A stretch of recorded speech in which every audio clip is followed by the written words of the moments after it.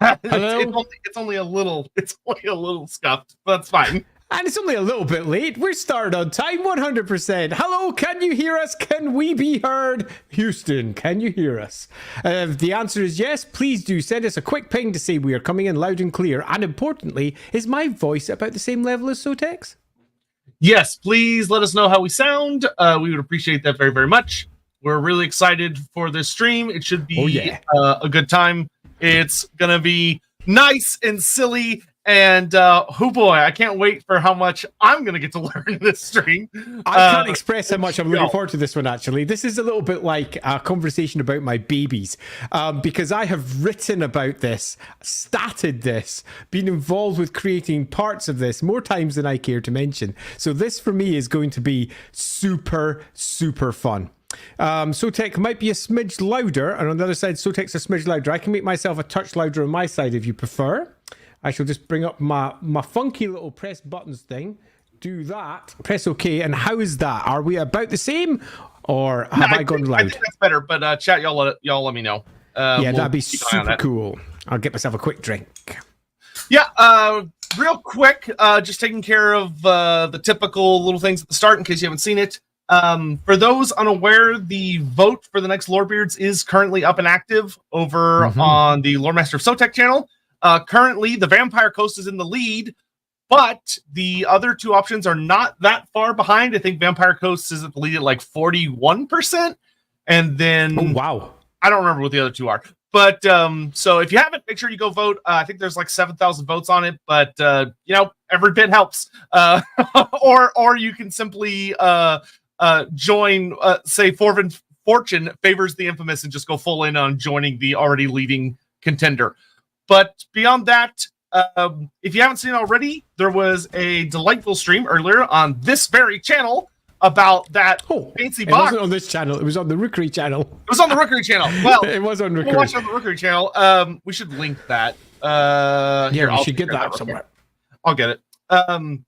But they actually unboxed Dark Deeds. So if you want to see Dark Deeds with all of its delightful clothes off, you can go check that out. And it's quite scrumptious. So make sure to pop into there and see what that looks like, which it should actually be arriving for people that pre-ordered it pretty soon. Yeah. Just so if anyone out there has pre-ordered their Dark Deeds and wonders when it's coming, the order has arrived into the US, so it's currently making its way to warehouses or is there. We've yet to get confirmation, which means that they're getting unpacked, sorted out, added into their distribution system, and once that's done, it gets sent out to all the distributors and the pre-orders. So as soon as they've finished all their paperwork, they will be sending emails out to everybody. So Dark Deeds is almost here. UK, you've got about a 1 week extra wait because it's going to be shipped across the water to the UK warehouses, where exactly the same process will begin as it arrives at Modiphius HQ down in London and then gets shipped out from there across to Europe, Australia, the rest of the world, and wherever else you might have potentially ordered it from. Excellent. So other than that, make sure you join us this Sunday for... Oh, Lord, what are we talking about this Sunday? It's... I know, and I was thinking about it just earlier. I have now forgotten. Black Crag. That's it, Black Crag, of course. A Black Crag. It's going to be a good one, that one. Gorfang. Yeah, looking forward to that. Particularly because we're going to be able to talk about something we don't often talk about, which is orcs and how they work as a society as well, because this is pretty much the biggest orc settlement in the World's Edge. So that's going to be a super fun conversation to have, because we can hopefully dive a little bit deeper than just warg, warg, warg, warg, warg, warg. And that, I think, will be super fun.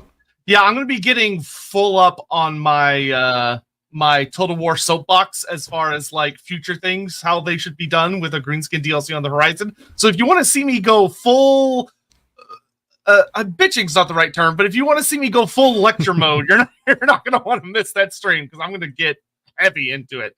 But I think without any further ado, we can go ahead and hop into tonight's fun, which should be a good time. I'm going to go ahead and pull us over to this screen. So here we have our tier list. And you may notice that there are a couple of little bonus things on here, which I think I could see from Andy's furrowed brow I will not be involving myself with some of this. What is this heresy?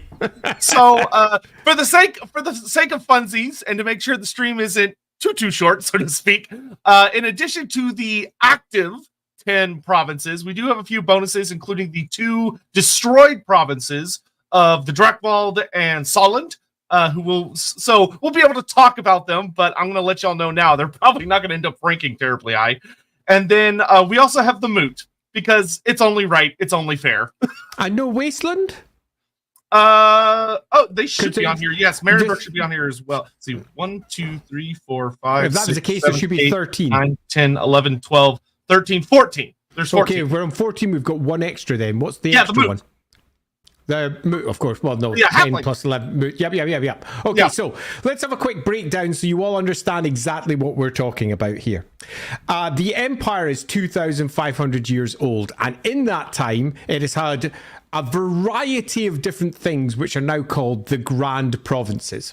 So you can understand exactly what these are. These are the biggest chunks of the Empire that get to have a vote as to who the next emperor will be. That's broadly what a grand province is. There's also a bunch of areas in the empire called provinces. These are smaller areas that do not get a vote. Now, these smaller areas are normally inside one of the grand provinces, but at different parts of history, they haven't always been. We'll be discussing those as we go through each of the grand provinces in turn. So, for example, when we dive into Stirland, we will also be discussing Sylvania. Not the Sylvanian families, although the Dracs might pop up, but we will be most certainly talking about vampires and the difficulties they have. So these are provinces in comparison to the grand provinces, which are the ones that vote for the next emperor. And we could pretty much choose provinces from almost any period of time in the Empire's history because they have changed a lot. Even in the last couple of decades before the whole world goes boom, they change quite a lot. And some of the grand provinces of the Empire when the world goes boom are only provinces just a decade or so earlier. They weren't given a vote. They weren't that important, but the politics changed significantly. Now, the provinces we're going to be focusing upon, the grand provinces that is, are those that were the grand provinces at the end of the world. If you want to put a date on that, say 2520 to 2522, that's a good grounding point. Now, many of these grand provinces will not have been grand provinces relatively recently, and we will cover that as we make our way through them. It's also worth adding that we do have a few extra provinces on top of this. One of them is, as already discussed, Solent. We'll discuss exactly what Solent is, where it came from, and other names that it may or may not have gone by over the course of time when we get there. But Solent was, to cut a long story short, blown up. We also have the Drakvald. The Drakvald, which is, again, to cut a long story short, a dead province. It's been blown up. But there's a reason we're including these. These are not random inclusions. There's a discussion that we'll have when we get there.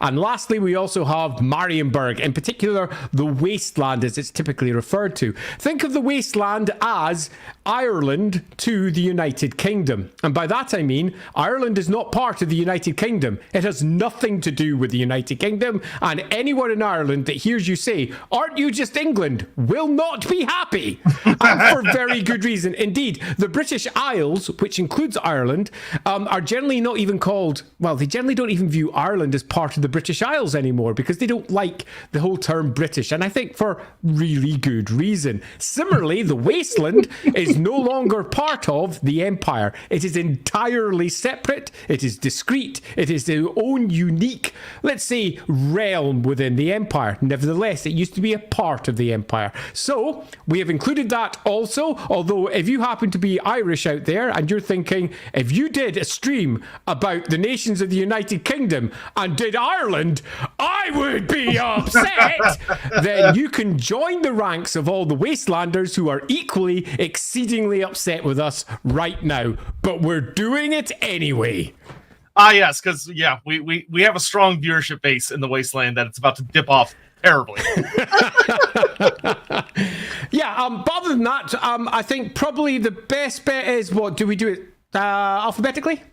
Yeah, I think just doing it in the order is presented, and if for some reason we feel exceptionally compelled to jump to somewhere else in the list, we can, but I think just going down alphabetically will be really good. This will also be kind of the typical thing of we'll check in on like super chats and stuff every once in a while, just make sure that we're catching everything. So we'll actually knock in the ones that came in right here at the start of the stream, and then we'll get started with Averland. Indeed, good old Averland. I also say that, indeed, I am wearing my Dark Deeds seal on my hat today. That is purely because you should be buying the game. Yes, especially because if you buy it now, you'll actually get it pretty quick. So that will be particularly exciting. So, Singe Master, Talabekland rocks, praise King Tal and Aisha okay. Not quite the right names for the dogs there. The dogs? The gods there. You can tell it's midnight over here for the gods there, but most certainly in the right direction. We'll be getting that when we get to Talabekland. In fact, I'm going to make a pretty strong argument for Talabekland that might surprise many of you. Obviously, we're not going to be rating these ourselves. We're going to be leaving them for you to rate, but we are most certainly going to be going deep into the discussion on that. Am I going to have to do the rating polls this week? You'll have to do the YouTube one. I could take care of Twitch. Yeah, let me just dive over to YouTube while we're doing that. Yeah, it's very easy to do, but yes, you'll have to do it because YouTube is picky about that. Let me just go sort that.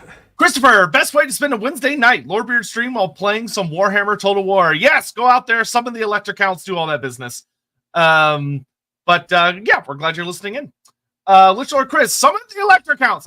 Okay. Well, I was on. It's time to judge their provinces. I really don't think the electric counts in particular would enjoy this stream. There would be a lot of angry old man shouting coming from various directions, and one angry woman as well. Yeah. Bishop of Cheddar, Sotek Nandy. We don't like to get political. 3 drinks later, right? Provinces. Yeah, exactly. Oh, this is going to be really hard. I mean, because some of them are. Oh, it's going to be tough. I'm going to find this stream quite difficult to engage with because for me, they are all S or they are all D or they're all the same. None are better than the others. They all bring very different stories to the table. So I think perhaps it's worth, maybe before we go, having a small discussion as to what makes a province S, A, B, C, D, what actually matters. And to a degree, that matters to you out there who are watching. So if you've got anything that you think really matters for ranking these, drop them into the comments now so that we can get an idea as to what you think is important. Yeah, it's going to be interesting to see how people evaluate the provinces because there's a lot of different metrics one could use to evaluate provinces. Holy Art is, yay, Moot for parties and life. The Moonland does have some good things going for it. It's got sometimes some Children of the Corn vibe things going too, but mostly positive things. You're right. Sean Schultz, which province would you like to live in and why? I'm going to be honest. If I had to choose, I'd rather not live in the Empire, to be blunt. But assuming I was trapped there and I had to take up residence somewhere, I personally think I would probably go to Talabekland. Interesting choice. Let's see if that changes through the course of the stream, because it's quite possible that through talking it all out, that you might find that there's somewhere else you like. And equally, as you're out there, if you've got any questions as we're going, so for example, if we're working our way through Midland, pardon me, and a particular question comes up, do bring it up in the chat. Hopefully others will answer. Obviously, if any super chats come in, we will directly tackle them as we go, because this is an opportunity for us to take a really good look at each one of those grand provinces. And if you have any questions, do bring them up. Matthew Laurie says, started Vermintide recently, so Skaven and Total War 2/3 are annoying. But fighting them in Uberstrike is fucking terrifying. Yeah, there's this whole thing of that when you go from the Eagle God perspective into the first person perspective, Skaven are kind of fucking spooky. And keep in mind that the Vermintide, the Uberstrike 5 are very well trained, good fighters, and Skaven are still very scary. So you can imagine what it would be like to just be a normal person. You're gonna die. It's gonna go really badly, probably. If that's all of our initial super chats, then we do have a question, and that is, what makes a particular grand province S ranked? What makes it more important than other Grand Provinces? Or alternatively, to flip that over, what makes one of the Grand Provinces D-ranked?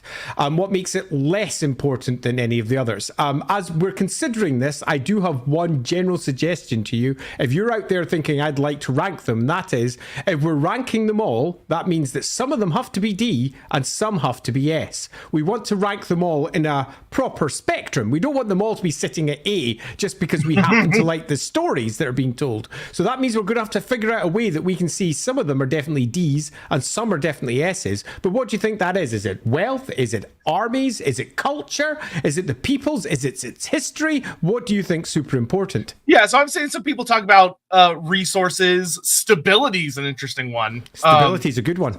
Yeah. Culture, how close they are to winning cultural victory. I'm just going to bring up Eisen's comment because it actually made me laugh. Can't wait for Bellland to come S tier. If you watched our last tier, everything that was named with a bell pretty much came out on top. They don't have that elven bullshit tactic this time. They can't save them.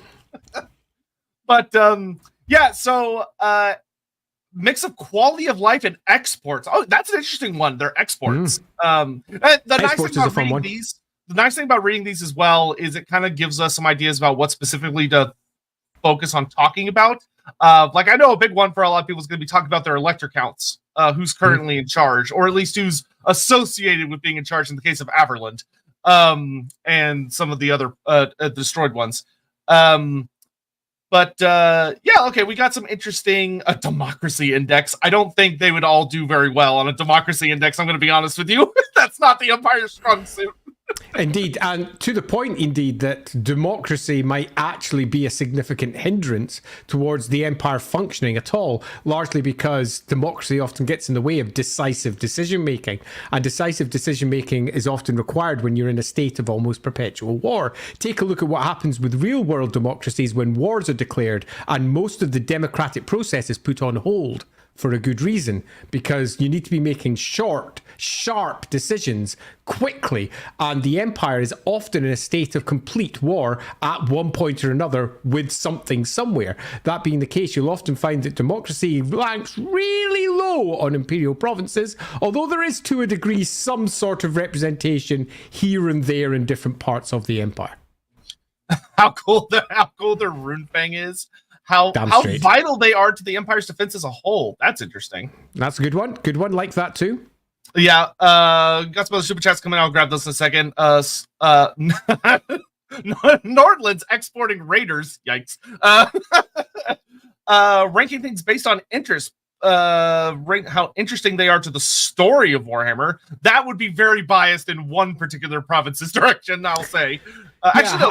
Two of them would probably be very heavily biased. As we make our way through, there are going to be some provinces which are going to be very difficult for us not to talk more about, largely because there's so much written about them. And I'm purposely, at least from my side, going to curtail that to a degree, because it would be easy, for example, to run on and on and on and on about Reichland, because Reichland is the core province for many, many games, novels, and more. So to a degree, we could be discussing it from that perspective, but I will try not to because that sort of, makes it less fun. Yep. All right, Biofoot, remember to factor in the number of fishmen in each province. That's not going to be a very high number. It's going to be pretty low in most cases. It's going to make it super easy to do, though. T-Blam, Carl needs to reclaim the Lorelorn for his 100% authority, except to be part of the Sigmar legacy, Algie. Yeah, I actually have a open discussion thread with the developers of CA about that, because I have been grumbling about that a bit, of why does the Empire have to conquer the Lorelorn? It doesn't make any sense. Ricky Chapman, in our role-playing game, we're currently going from Kislev to Nuln in Vampire Land, Sylvania, currently, and almost got bisected by a Beastman Vestigor. That'll happen. Oh, ouch. That'll happen. Ow! Mary Sleepdorf for new Emperor and his pony for Empress. Oh, Daisy. We will get to that, but it's going to be tough. Yeah, I don't think we should advocate for horses marrying people. The Empire's truly going to the dogs. Watchdog, which province that births the most witches? Okay, that's an interesting one. That is an interesting one. All right, I think it's time for us to go ahead and get things rolling. So the first thing we're going to do is we are going to be talking about Averland, but for the sake of when we're in the discussion, we want to have some cool stuff to look at. So instead of being on this screen, we go to this screen. So this one's really good because you get an opportunity to see the core pieces of heraldry for each one of the 11 grand provinces of the empire. And you'll also note that the primary cities of Talabheim, Altdorf and Nuln are included. That's because they are, in many respects, city-states in their own right, but they don't have individual rights to electoral votes. So they will not be counted as individual locations for this ranking. So Altdorf is part of Reichland or Nuln is part of Visenland. We'll get onto that later. Okay, you can see my mouse on here, so I can mess around with that's things. Perfect. So that gives you a quick way of having a look at the entirety of the old world, which is down in the bottom right-hand corner, and also each one of the primary grand provinces of the empire. I am personally really looking forward to this and seeing where it lands, because I'm going to find this tough. See, it's good that we included the moot. The map includes the moot, so obviously the moot have to be included. They've got a vote. Yep. Yeah, all right, absolutely. So we are beginning with Averland, right down here in the south with the big old angry sun face. Andy, would you be so kind as to give us an introductory statement about the province of Averland? Yeah, well, I'm just getting rid of the giant map that's on my screen over on my side too. While I move back over. Okay, so Averland. Now, let's start, hey? So, Averland. Averland is in the very, very south of the empire. You could argue it's sort of in the southeast, but broadly speaking, it's the south of the empire. If you take a look at the overall empire map, you'll see there that it extends right into the south section. And way back in time, so we're talking 2,500 years ago, it was populated by a tribe that are now called the Burgundians. So the Burgundians filled up the entirety of the area that's now called Averland, and these were horse people. They used to go to war using cavalry and chariots and similar types of warfare. And the Burgundians were, in the greater scheme of things, a relatively warlike people. And I say relatively because they weren't the most warlike of all of the peoples of the empire.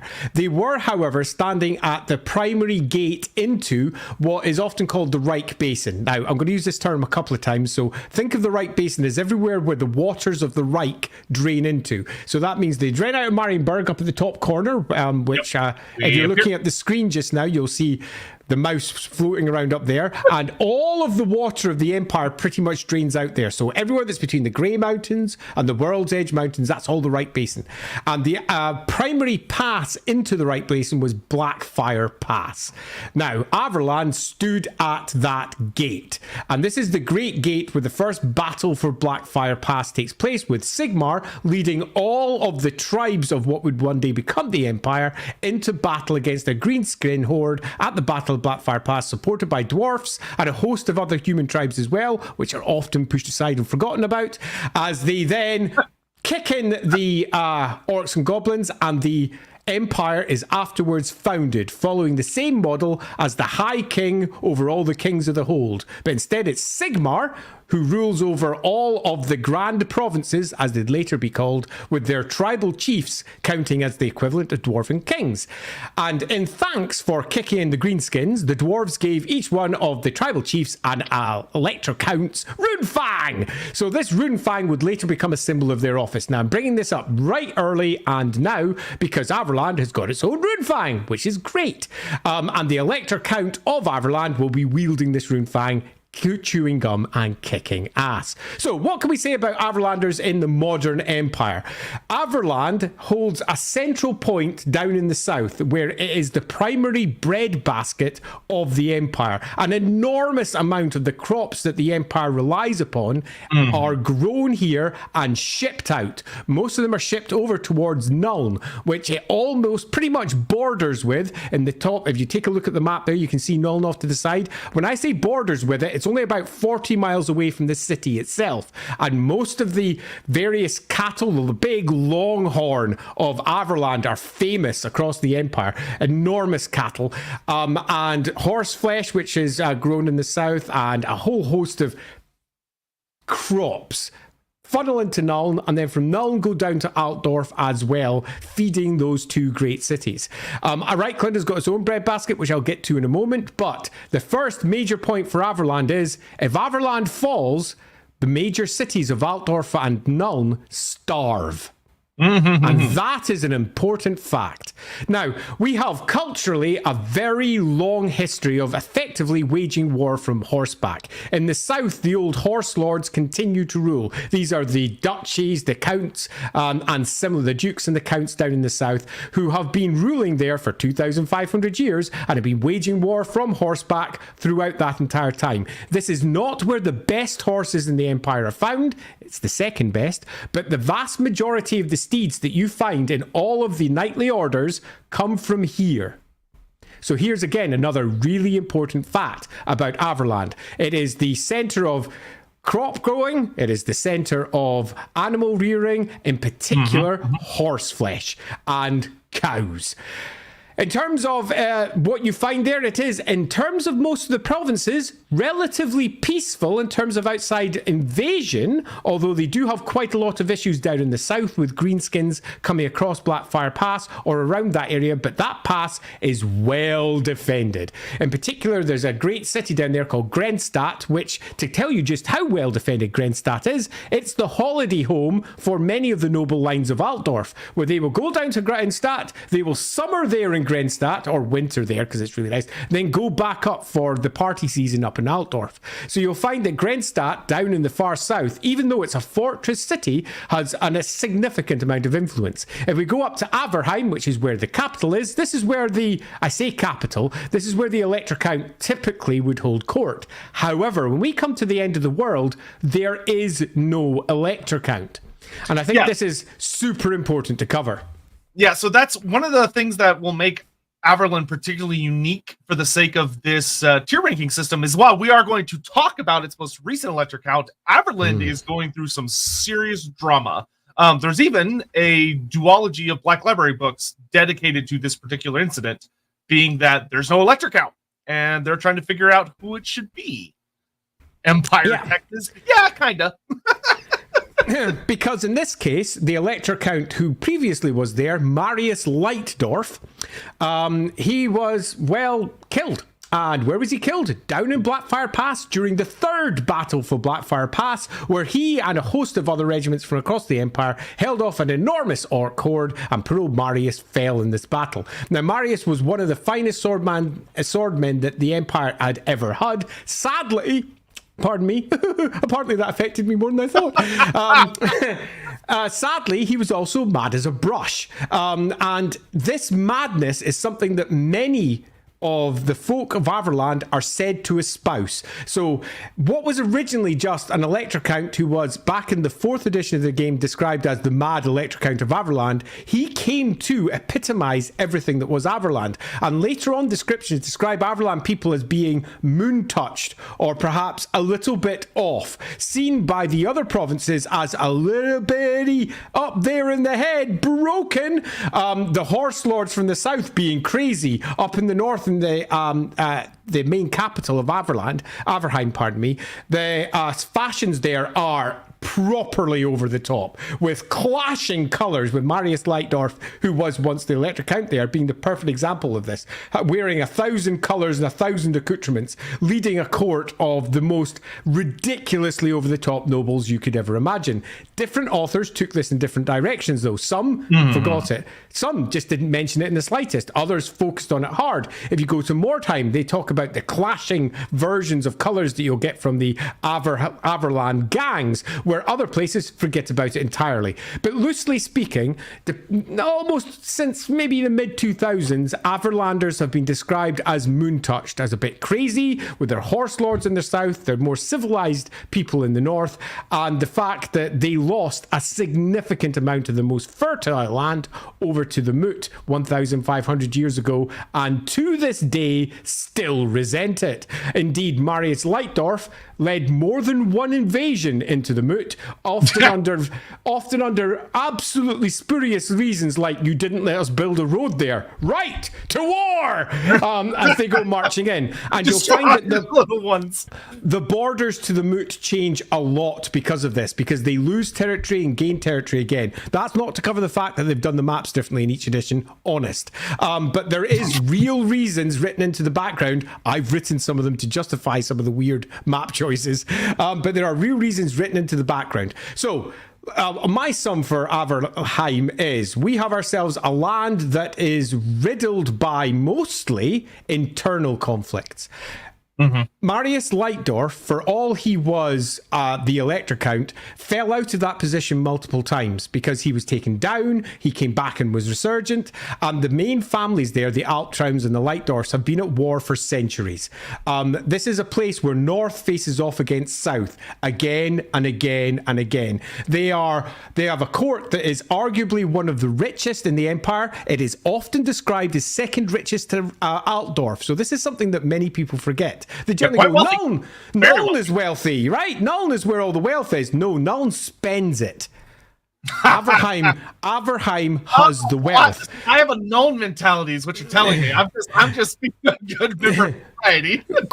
I also have a Nuln mentality. Hence my enormous beanbag that I've just spent £200 on sitting in the corner of my room here. It's truly huge. You could sleep 3 people on it.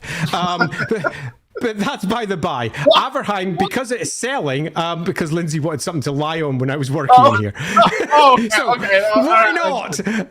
So whilst Averheim has one of the richest courts, has the most extravagant and over-the-top nobles, it has the biggest bread baskets, it has the best, second best horse flesh, but the best overall, let's say, cultivation of animals of all the imperial provinces.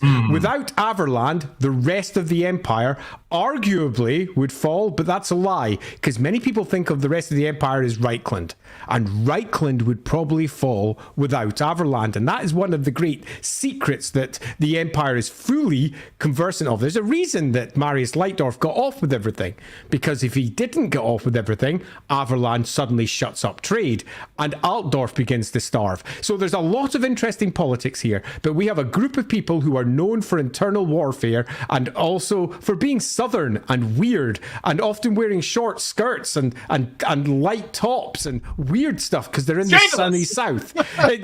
Utterly scandalous. In terms of religion, they are primarily Sigmarite, if you're wanting to look for a single religion that dominates all others, although they've had multiple different religions over the course of time dominating the region, particularly when they were conquered by other people. In general, though, Averland is the place where you get your horses and the place where you get your crops, and its nobles are rich because of this, and they're a little bit potty.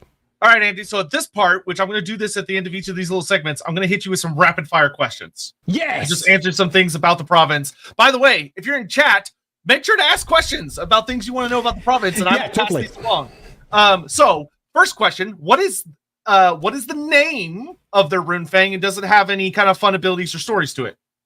Okay, so I'm going to bring up my document on this, actually, and I'm going to mention it to everyone so that I can go get it. So there's 2 stories to this, because the Runefangs were originally set out in White Dwarf, and then someone else came along and started overwriting it. So some of the Runefangs have got triple, quadruple, and in one case, quintuple names, which immediately makes it tough to ping them down. I did an article to sum it all up where I messed them up a little bit, but on purpose. I'll get to that in a second, because I'm going to get a link to that while I'm speaking in the background. And hopefully, oh, no, that's the Wikipedia one. I don't want that. I want my one. Do you want to answer a different question while you're looking that up? No, I'm bringing it up so that I can post it in chat. Oh, okay. So let me just post that in chat now. So this takes you over to the World Anvil article, which I popped up the Runefangs. Now, the reason that I'm using this list is because it takes into account everything that the various settings have got. Now, if you go up and check up the list on Wiki, I don't know, what do you call the Warhammer Wiki? Whichever one it is that's out there. You'll find it's ever so slightly different, but there's a reason for that, and I'll go into it when I go through each ones. Now, the one that's here is Mother's Ruin, Rinti Kolak. And do you want to know how much is written about good old Mother's Ruin? Fuck all. Literally nothing. This was one that I had to do a certain amount of work for to try and ground it into the main setting.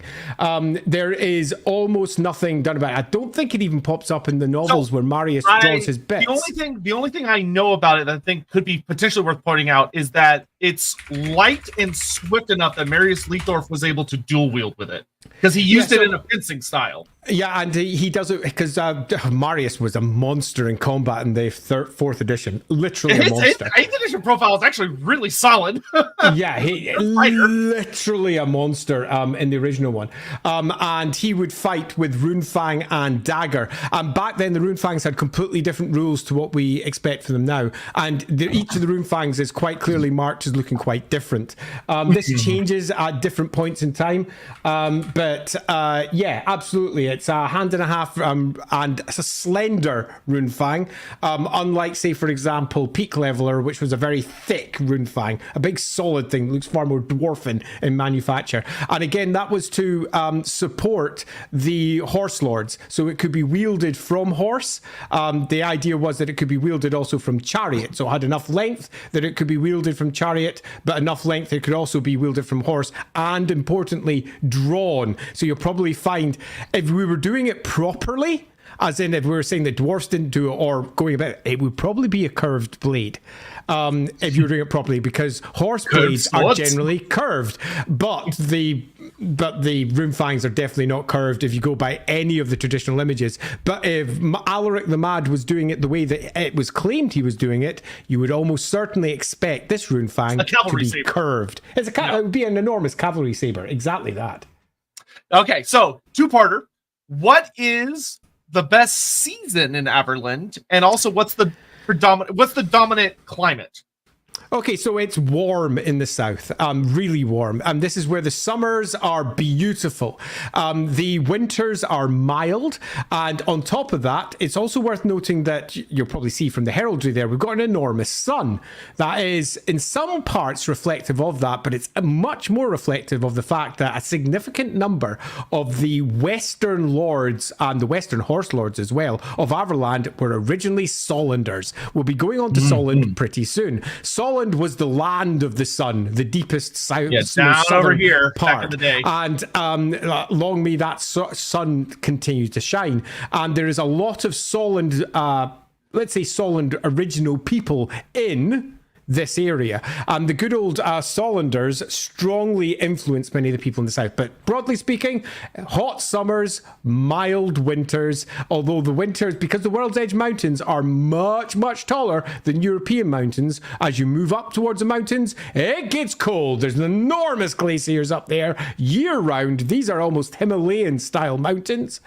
So these are proper big. And that in turn means that when it comes to the wet seasons, you'll often find many of the rivers go into spate, one of the reasons why the area is so fertile. So that means many of the banks burst and the rivers swoop down. That's one of the reasons why Altdorf is so built so high on the confluence of the rivers, largely because when the flood waters come down, they have to be able to swoosh past that city. Okay, and then another really good question I saw. What would you say is their... how well do they get along with their non-empire neighbors, so the dwarfs and the border princes? Yeah, so this is one of the reasons why Averland's so rich, is because it's the primary trade route for most of the World's Edge Mountain and down into the southern Black Mountains down there. Dwarfs. Most of them trade through Averland. Now, there's a little bit of Averland that sits between the Moot and Sylvania. You can see Carrick Varn marked there beside Blackwater if you're looking at the map. And this area is disputed territory, as in both Stirland and Averland claim it. But the local lords there ostensibly swear to Stirland, although they haven't passed taxes on for almost 100 years. Yeah, we listen to you guys, so, we're just not going to pay you. And one of the primary reasons for that is because they get rich off the taxes of the dwarfs that pass through on the old dwarf road that makes its way up towards Averheim. They are independently rich, which means that they are more like an independent state inside the empire. Averland, in turn, is rich off the taxes it's picked up from the dwarfs. The dwarfs themselves, they trade locally and tend to, and often, stop at Averheim and then return back to their holds, meaning that much of the stock that they are trading deeper into the empire is handled entirely by merchants and merchant houses that work from Averheim. Averheim is a surprisingly influential city in terms of the overall empire as a whole. You've got to remember that there are very few dwarf holds in the Grey Mountains. Most of them are in the south, and they all move up through Averland and into the empire from there. Some dwarf trains will move all the way up to Talabheim, indeed all the way up to Middenheim in the far north, but the vast majority stop at Averland, making Averland again one of the richer provinces. The role-playing game in particular often forgets this, because they often just get focused on just the empire and forget about the borders and what lies beyond. But you'll find that the empire right here, quite often just a Reichland. But you'll often find if you move down to, say, for example, the war game, take a look at the heraldic book for there, for example. One of the core facts, it doesn't say it's very little in there, but one of the core facts is Averland is rich. And it's like Averland is one of, if not the richest province. Yeah, there's only one province that's richer, but I will argue that richness there is perhaps not necessarily the best word. If you want to have an individual who is independently rich, Averheim, in particular, nobles, are some of your best shouts. These are the ones who are going to swan in with all of the ridiculously over-the-top clothing, enormously wide dresses, draped with jewellery, because they are independently rich. Indeed, they even have a god for this. His name is Dahagli, the god of tailors and seamstresses, and he is responsible. He is responsible for many of the crazier outfits that are worn, and they are ported down to Nuln, which is in many respects the trend-setting capital of the empire. But Averheim is where most of them are sourced from. Yeah, Averland has a pretty good relationship with Tilea, don't they? Yeah, they do. Averland is a pretty good. I mean, Tilia's kicking over the vault down to the other side. Because they don't have a great deal of need for mercenaries, they themselves are relatively warlike. They've got a large standing cavalry in their state army. One of the things that we often forget when we're playing Total War and when we just play the Warhammer game is that you get state army cavalry. They pop up in the novels here or there all over the place, but there's no real cavalry in the Empire army. They're basically just knights. But in the Empire army, the state army has got lots of just normal horsemen. And they might be called a variety of names depending upon which novel you're reading. Some of them more famously called demi-lancers, for example, in Riders of the Dead, or just, we're calling in the units of cavalry, and they all arrive, and you're like, so what Empire unit is this? Everyone glosses over that fast. No, there's halberdiers over there. It's halberdiers. Don't worry about it. But they have enormous regiments of just cavalry, and obviously a lot of knightly regiments are based down here too. But broadly, they don't need the great mercenary forces from Tilea, so most of their good relationships are largely through trade. And similarly, with the border princes, broadly, they're seen in a positive route, because whenever large hordes of greenskins or equivalent come, it's often the armies of Averland that come up into Blackfire Pass to potentially drive them out and also take all the riches of the border princes while they're there. But, you know. Okay, last three questions real quick. So, number one, what is the greatest threat to Averland as far as things that are like within and around it? Averland. Averland is by far the biggest threat to Averland. It's so rich that internal warfare is consistent. They are constantly squabbling, and there is a reason that other provinces think they're mad. It's because richness has made them go mad to some degree. Averland is sadly its own worst enemy. Okay, second question. What is a unique unit or weapon that Averland really heavily contributes to the rest of the Empire? So I would say if you're looking for something, again, we're keeping this simple. This is where we're getting our cavalry from. And I'm going to say this isn't the best cavalry. I will get to that later. But the majority of the best bloodlines of steeds come from here. Okay. And then the last one would be, what is the worst thing about Averland? It's inconsistency. the fact that throughout its very long storied history, there has been constant internal divisions, and that has meant that the other provinces, which can generally be relied upon to be what those provinces are, you can never be certain which way Averland can go. There's only one thing you can generally say broadly certain for Averland, and that's that when you ask something of it, it'll probably not be the expected reply. Okay, a great last actual thing from Cole Patterson. Does Averland still use any chariots in war? Pistoliers on chariots would be hilarious. Do they have any Byzantine-style hippodromes for chariot races? Definitely the last part of that, there's absolutely no doubt, particularly given the strong influence of the southern part of the old world, like Tilia, upon the southern part of Averland. I would argue that Visenland is more strongly influenced by Tilia than Averland, but the influence is still strong here. As to using chariots in warfare, it's almost certainly become obsolete. The chariots, just like in the real world, are not the best war platforms. There are better options, but you do get things like the war wagons. The war wagons, interestingly, if you go with the official version, also include Hochland long rifles, so the gods alone know where they actually come from. But let's not worry about that too hard. Hey, I would definitely suggest tell Grim Assembly of that. Grim Assembly will be like, absolutely not. But regardless, the core of the war wagons would probably be somewhere down here if you wish to place them somewhere, because this is the big open rolling plains. It makes sense Their that chariots they would be would working evolve down into here. war wagons. I like that. Absolutely. All right, and with that, it's pretty much vote time. The only thing that I would be able to add is that really fun little fact about Averheim is that Marius Leitdorf is insane / paranoid / genius enough that he saw the end times coming enough that he made the Averberg, which is a big fortress in the center of Averheim, into a quite literally impregnable fortress that actually held out surprisingly well against Archaon's hordes for a good bit. So kudos to him on that one. Yeah, if you're looking for military might, Averland is surprisingly capable. The problem is that no one wants to come in and marshal it and try to bring it under heel from the external. Like the Emperor doesn't do it, largely because they're so powerful independently and rich. So in terms of our, if I remember correctly, good old YouTube only has 4 options, doesn't it? It does. So okay. So what am I going to offer in this one? I'm going to make a decision on your behalf here and say that Averland, under any rating, is definitely not F tier. It does a lot. I'm not saying it's S tier. I'm not saying it's A, B, or C, but I'm definitely saying that it's not F tier because there are places in the Empire which certainly contribute much less, have weaker forces, have less evident influence on everyone else. So I'm not going to put an F in this one unless Sotek says no. Put an F in.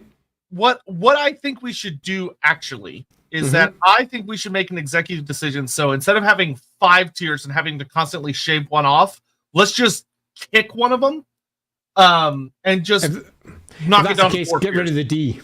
Yeah. So I think we're going to just do S, A, B, C, T. Sounds good to me. I'm good with that. And assuming you're all good with that one as well, I'm going to put the poll up right about now. Okay, so that's my poll up. You can start voting over on the hopefully the channel you're watching right now. Yes, it is. Yep, it is up and running, and I've got the Twitch one up now as well. Superb. Right, so if you're going to get my view as to which I think is the best, as you're all sitting there voting out there. You should wait until they've finished before you say that. Yeah, I don't want influence to vote too much. I, as the less educated person here on the Empire, I'll say what I'm going to vote. That sounds like a good idea. What are you going to vote? So I think listening to all that, the thing that's important to me is without Averland, who would have stopped the unicorn invasion, right? Like that was the key thing that they provided for the Empire. But in all honesty, I think for me, between the fact that it's quite literally like the ranching center of the Empire, while also the breadbasket of the Empire, it does have some like problematic aspects going for it. It's not necessarily as important on like the global stage, especially when a lot of that is in the north. So like when it comes to the Great War against Chaos, so to speak, Averland tends to dodge out on a lot of that. Not intentionally. Yeah, the good old soft underbelly of the Empire. Yeah. So the soft Southerners taken to an ultimate degree. I think for me personally, though, they provide enough big importance. They have enough fun, big important characters. Famous cities have participated in a lot of really key roles and ideas. I think for me, they're A tier, but I wouldn't do S tier simply because they don't I don't think they play enough of a significant role in like defense against the northern powers. Yeah, I think that's fair. They're very much the flyover state of the empire, in that, it's not either side, but it's definitely in the middle. It's an interesting one for me. They even managed to dodge Tarmakon. I mean, come on. Yeah, they did. He snuck over and went out the side. Yeah, he just went a little over. Yeah, it's a toughie for me in this one because I'm wanting to try and ensure that all four of our ranks have got a clear position. Averland is an essential component of the empire. Of that, I just don't doubt. It is, as we say, the breadbasket, but it is so utterly inconsistent. It is riven by internal conflict. It is too rich for its own good, meaning that it often goes in a different direction to what the rest of the empire would prefer. And whilst it is nominally generally supportive of the emperor as a whole, it often is just so caught up with its own internal conflicts that the rest of the empire is just left reeling. Or worse, it gets a leader that is just so inconsistent that you just don't know what it will do next. So for me, it doesn't provide anywhere near the power that it could, and the nature of it would make it much less capable than it should be, and it for me is a B. And poll B, interesting. Poll is over. Okay. So, hey, wow. Real quick, I want to say thank you all for actually voting. That was awesome. A lot of people were not super participating in the last one we did, and it's probably because it was short notice. Over a third of y'all voted, and they're like over 100 votes. Awesome, great. But that is a hefty A. That is a hefty A. Agreed. Hefty A. So, thank you very much for the vote. That's a clear vote for Averland as A. I don't disagree. I think that if Averland went to full potential, it would be the obvious S tier of the Empire, but it doesn't. It just doesn't. Making it an obvious A choice. However, I would argue that it's so internally riven and contributes so much less than it could that I would easily drop it with a B. But it is ultimately more taste than anything else. So, funnily, I thought this was going to be alphabetical, but for some reason, Solid is next. Interesting. Why? It's actually not inappropriate, though. Like, I think it's appropriate. It's perfect. Okay, so we're going to very briefly cover the land of the sun down in the south. Solent. Solent is known for... Solent is known, sadly, primarily for one thing, and that's getting its ass handed to it by greenskins. And when I say handed to it, I mean... Gorbad! I mean Gorbad Ironclaw wiped it out and took their Runefang. The Solent Runefang, which again goes under multiple of different names, was captured and went missing for centuries. This happened all the way back in the 1700s, as I recall off the top of my head. And the people themselves that used to live in the area were the Menegoths. The Menegoths were one of the tribes of the south, obviously, that Sigmar bound together. Not a notably warlike one. Indeed, they were generally seen to be relatively peaceable, although in some versions, the exact opposite. There's one description of them where they're literal fanatics.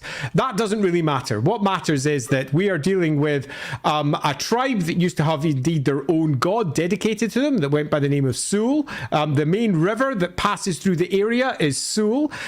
They nowadays, where Solent used to be, is caught between Wisenland and Averland.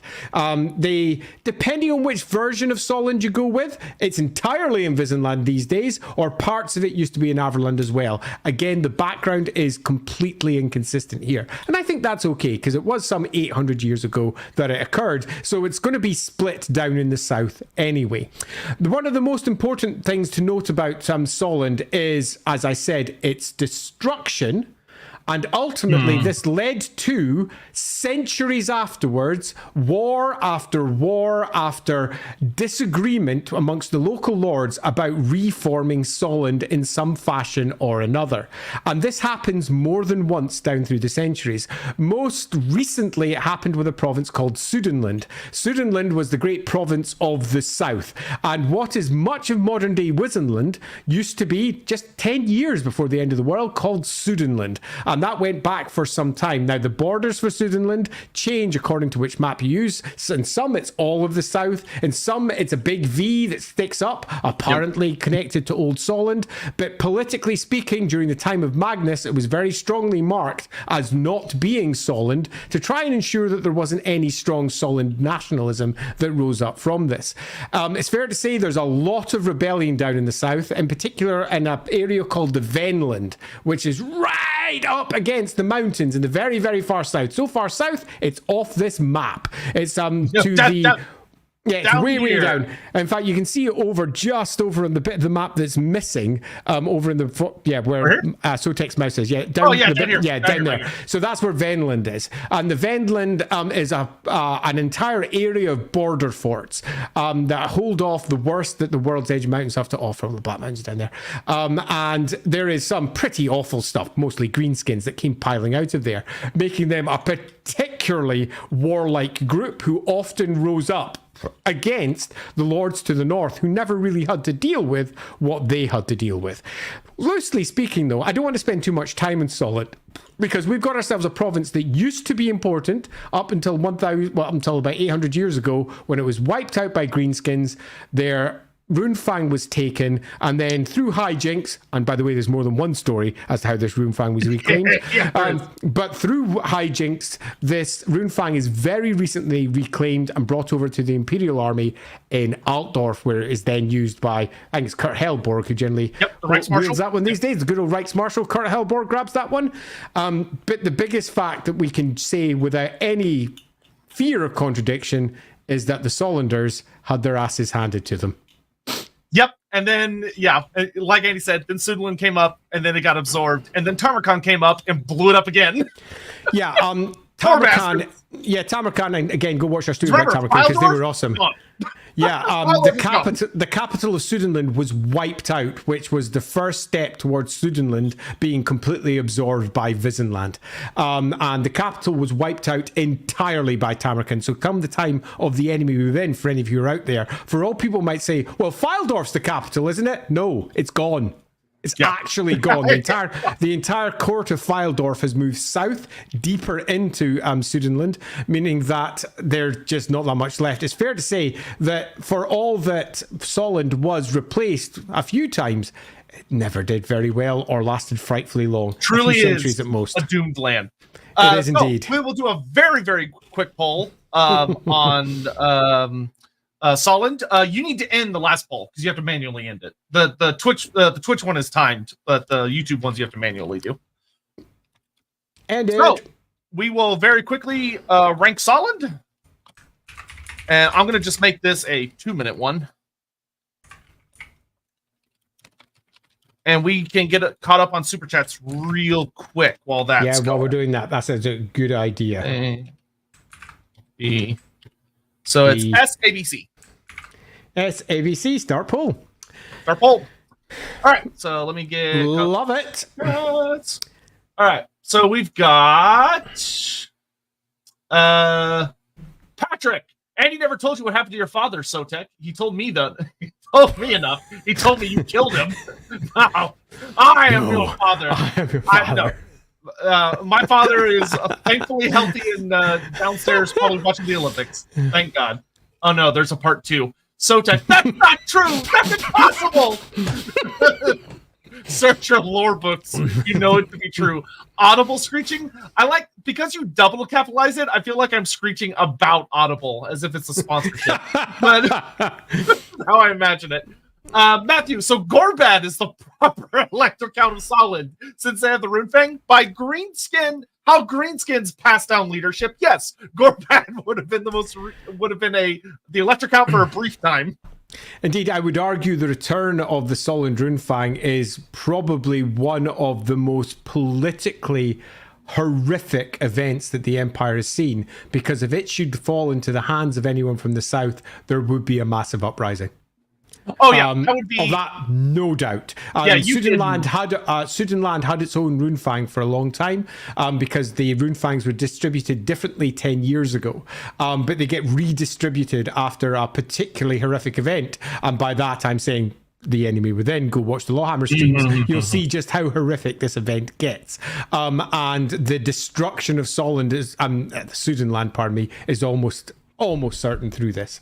Yeah, so, you know, if you had a party of people playing through the enemy win, they just happen to find a weird sword called Barracool and show up and decide they want to side with a particular group of people, you could cause some pretty serious turmoil at that event. That would be a thing. We have an extra sword to hand out today. Who's gonna get it? Yeah. True fact. We've got one more coming. One more coming in before you want to do it, since we got one from a holy artist there.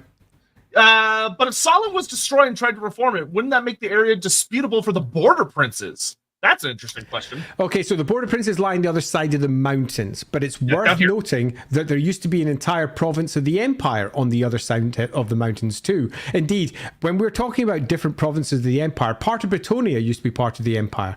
Albion used to be part of the empire. Newland, it was called.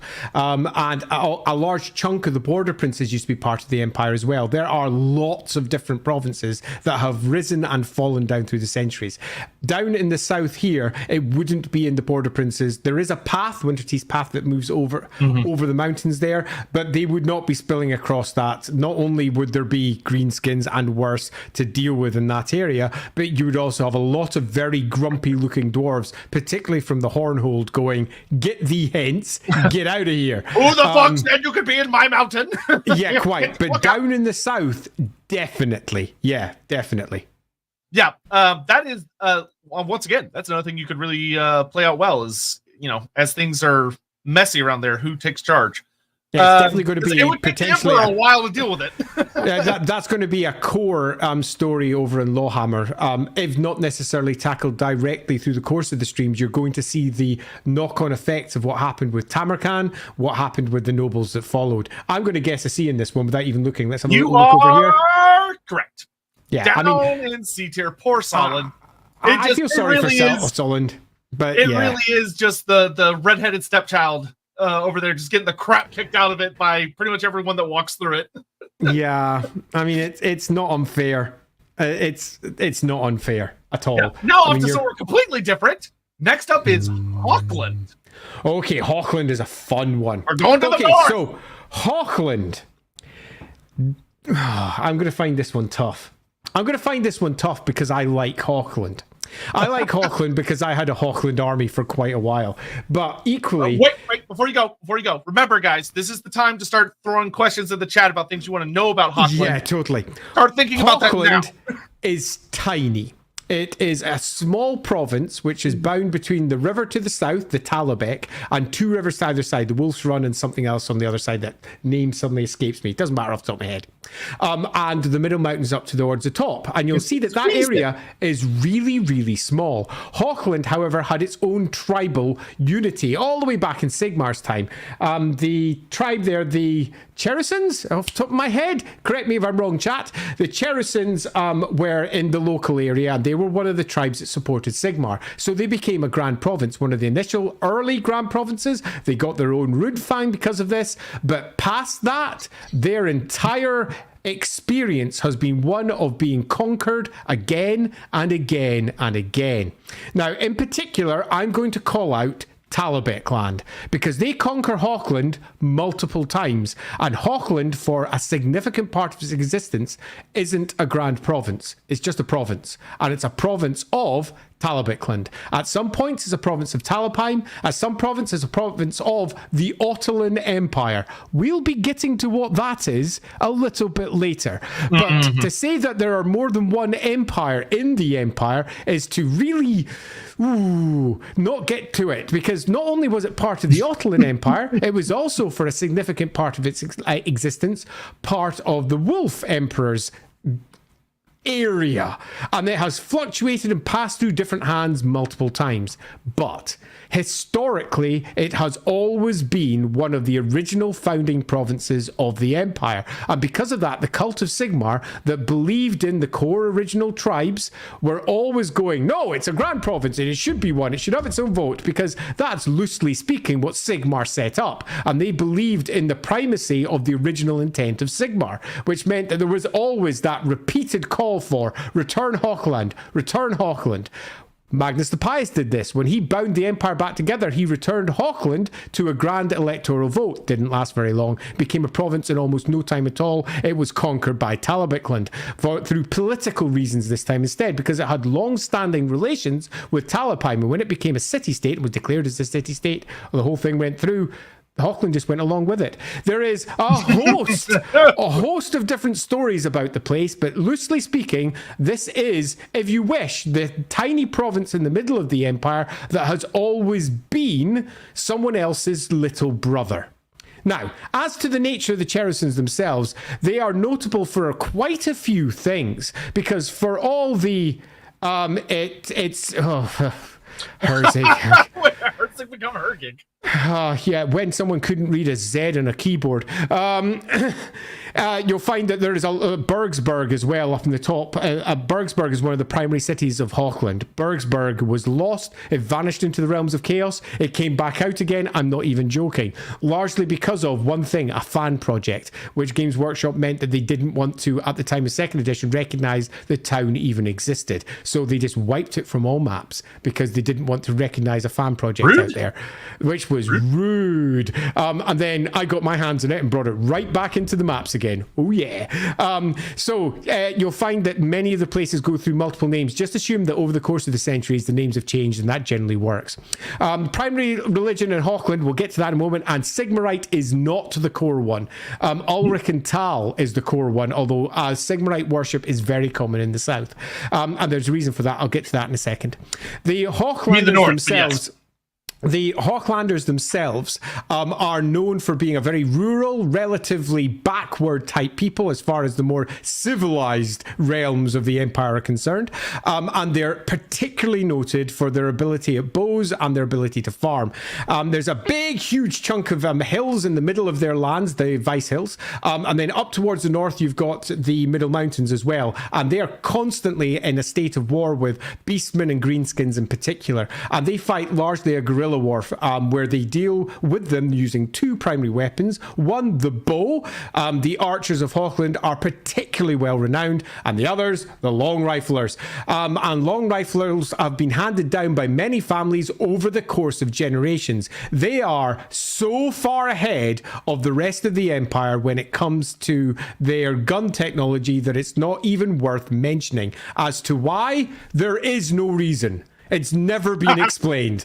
I have a reason why for my version of the Empire, because it was important I understood it, but the rifling technology of the north here in Hochland has been long sought after by Nuln, who have been looking for a method to effectively industrialize the process. It hasn't happened. It's still archaic artifacts, the Hochland long rifle. They are very protective of those long rifles. They are exceedingly protective of them. And as I say, they're almost all heirlooms, and they are very good weapons. Of that, they're almost second to none in terms of the quality and the accuracy of their weaponry. Having said that, though, it is not the most populous of provinces, and it has been conquered multiple times. That's one of the reasons why their primary religion doesn't really exist per se. Because of Talabheim, its proximity, Tal, the god of Talabheim, the god of the wilds, is one of the primary deities there, and throughout the course of Hochland, as is Raya,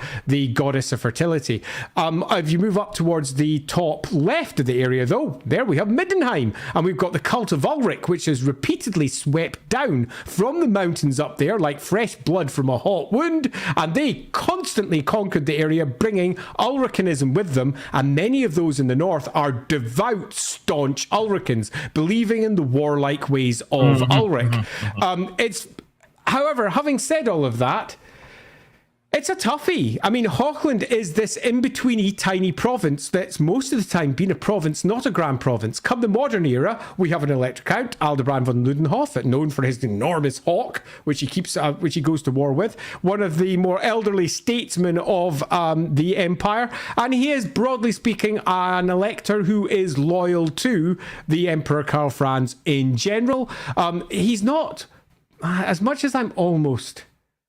I mean, I don't want to say it, but he's not particularly known for anything other than hunting. I mean, the area is known for its hunting already. It's known for the great ballads of hunting and the great stories of hunting. Yeah, host a lot of really famous hunts for everyone to come enjoy. The nobility. Because of that, it's often seen as a satellite territory to both Talabheim and Altdorf. The nobles will often go up to Hochland to have some of the greatest hunts you can have. Because as you move up, particularly into the World's Edge Mountains, they've got all manner of horrendous creatures up there, which they also hunt.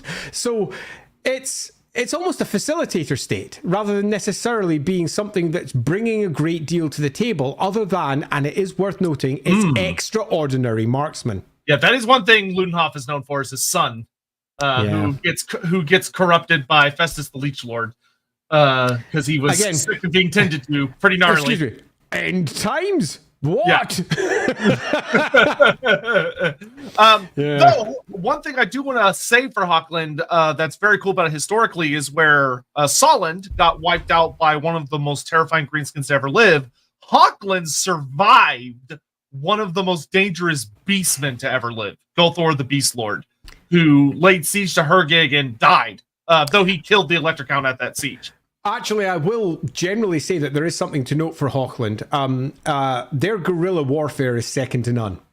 Literally second to none. They've been fighting through the Drakvald forest, which is the great forest that spreads across it from Middenheim all the way over to Hergig, effectively.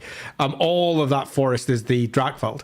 And they have been fighting guerrilla warfares within there for a long time, meaning that the province has really never, ever fallen. Ever. So where Solland, with its proud knights, went to war with the Greenskins and was shattered. The sun fell. The sun of the south, which was seen to be one of the most noble, strong provinces that the Empire had, was cracked.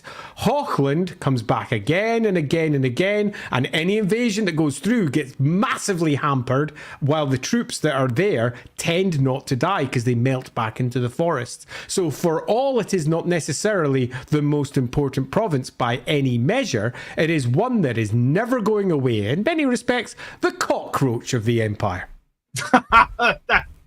that is certainly a way to put it. It's a survivor. It's going to get up. It's a survivor. Rapid fire questions from the chat. Does Hochland have the smallest population of the Grand Provinces? Easily, yes. Only Nordland would argue that. Even Nordland is not as small as Hochland. Nordland's population has, particularly in recent years, massively grown.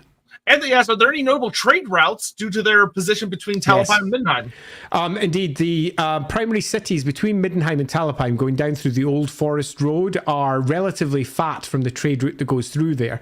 It's also worth noting that Hergig has benefited significantly over its relatively central position. You'll notice Hergig on the map, if you can see it, that's the ostensible capital, because that's where Aldebaran Ludenhof is. But you'll note, like any of the Grand Provinces, the capital will change according to who the elector counts are. At the moment, it's Hergig. And it's relatively fat off the taxes as well. But Hergig has it's pretty defensible too. It is survived. Yeah, it's a big city. Yeah, it's got its own College of Wizardry over there. It's got its own. In fact, it's got its own a lot. Pretty much anything you'd expect from any of the imperial provincial capitals, Hergig has recently been building. So it's doing relatively well for itself. Question: with the Middle Mountain being there, why aren't there any dwarfs there? Because the dwarfs left the Middle Mountains a long time ago. Yeah, go watch our. Oh God, what stream was that? Go watch our Slayer stream and our Midnight stream. Wow, that's going back a bit, isn't it? Yeah, we talked about those, so go check those out. I'll answer that in a couple of questions. After the War of the Beard, the War of Vengeance, put your own spin on that as you prefer. The dwarves withdrew from the Middle Mountains, and according to the background, depends upon how many dwarves used to live there. In some versions, there was a whole host of holds up there. In other versions, there was only a few trading posts and nothing more. In the most recent iterations, there have been holds up there in the past, but not for several thousand years. Has Hochland ever produced an emperor? Yes, all of the provinces have. There you go. Let's see. Do you know, is there a noted caliber on the Hochland long rifle?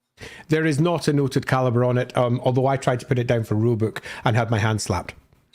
I'm not even joking. It's like, stop that, Andy. It's like, okay, right, I'll stop that. I will note, because I've seen just a small handful of people ask about it, the Brass Keep is not part of Hochland. It's up in the Middle Mountains, and it's its own... Strictly speaking, Brass Keep actually sits on the confluence of Hochland, Middenheim, or Middenland, depending, and Nordland, stroke Middenheim, and Ostland. So all of them, it sits on the confluence because it's basically right in the center of neutral territory in some respects, and is not the best place in the world. And there is a long historical reason for why Brass Keep was not claimed by any individual site. Yep, and people that go there tend to not come back. Yeah, it's a cursed place. Yep, Ricky Chapman, any unique creatures in the province of Hochland? So, the answer is yes, but I'm going to sadly not provide any examples. The reason the answer is yes is because each of the provinces have got their own unique bestiaries. They've got their own unique local creatures, and it's mentioned in multiple places. But you tend to find that some of the provinces get more detail than others. Hochland is the bastard stepchild of the Empire. And by that I mean, no one bothers adding extra detail to it. No one bases their novels there, or if they do, they pass through it. Take, for example, Riders of the Dead. Riders of the Dead has got a lovely section where they start off in Talabheim and end up in Kislev. And basically, Hochland is nothing more than a layover place where they drop into a couple of motels as they're driving by. And that's all Hochland matters to them. And that generally is the case for most books. I think the only major story that takes place in Hochland where they get a lot of juicy details is the Ravages of Gothor storyline. Yeah. Because it focuses on the Elector Count at the time, who was a bastard, but he was really good at defending.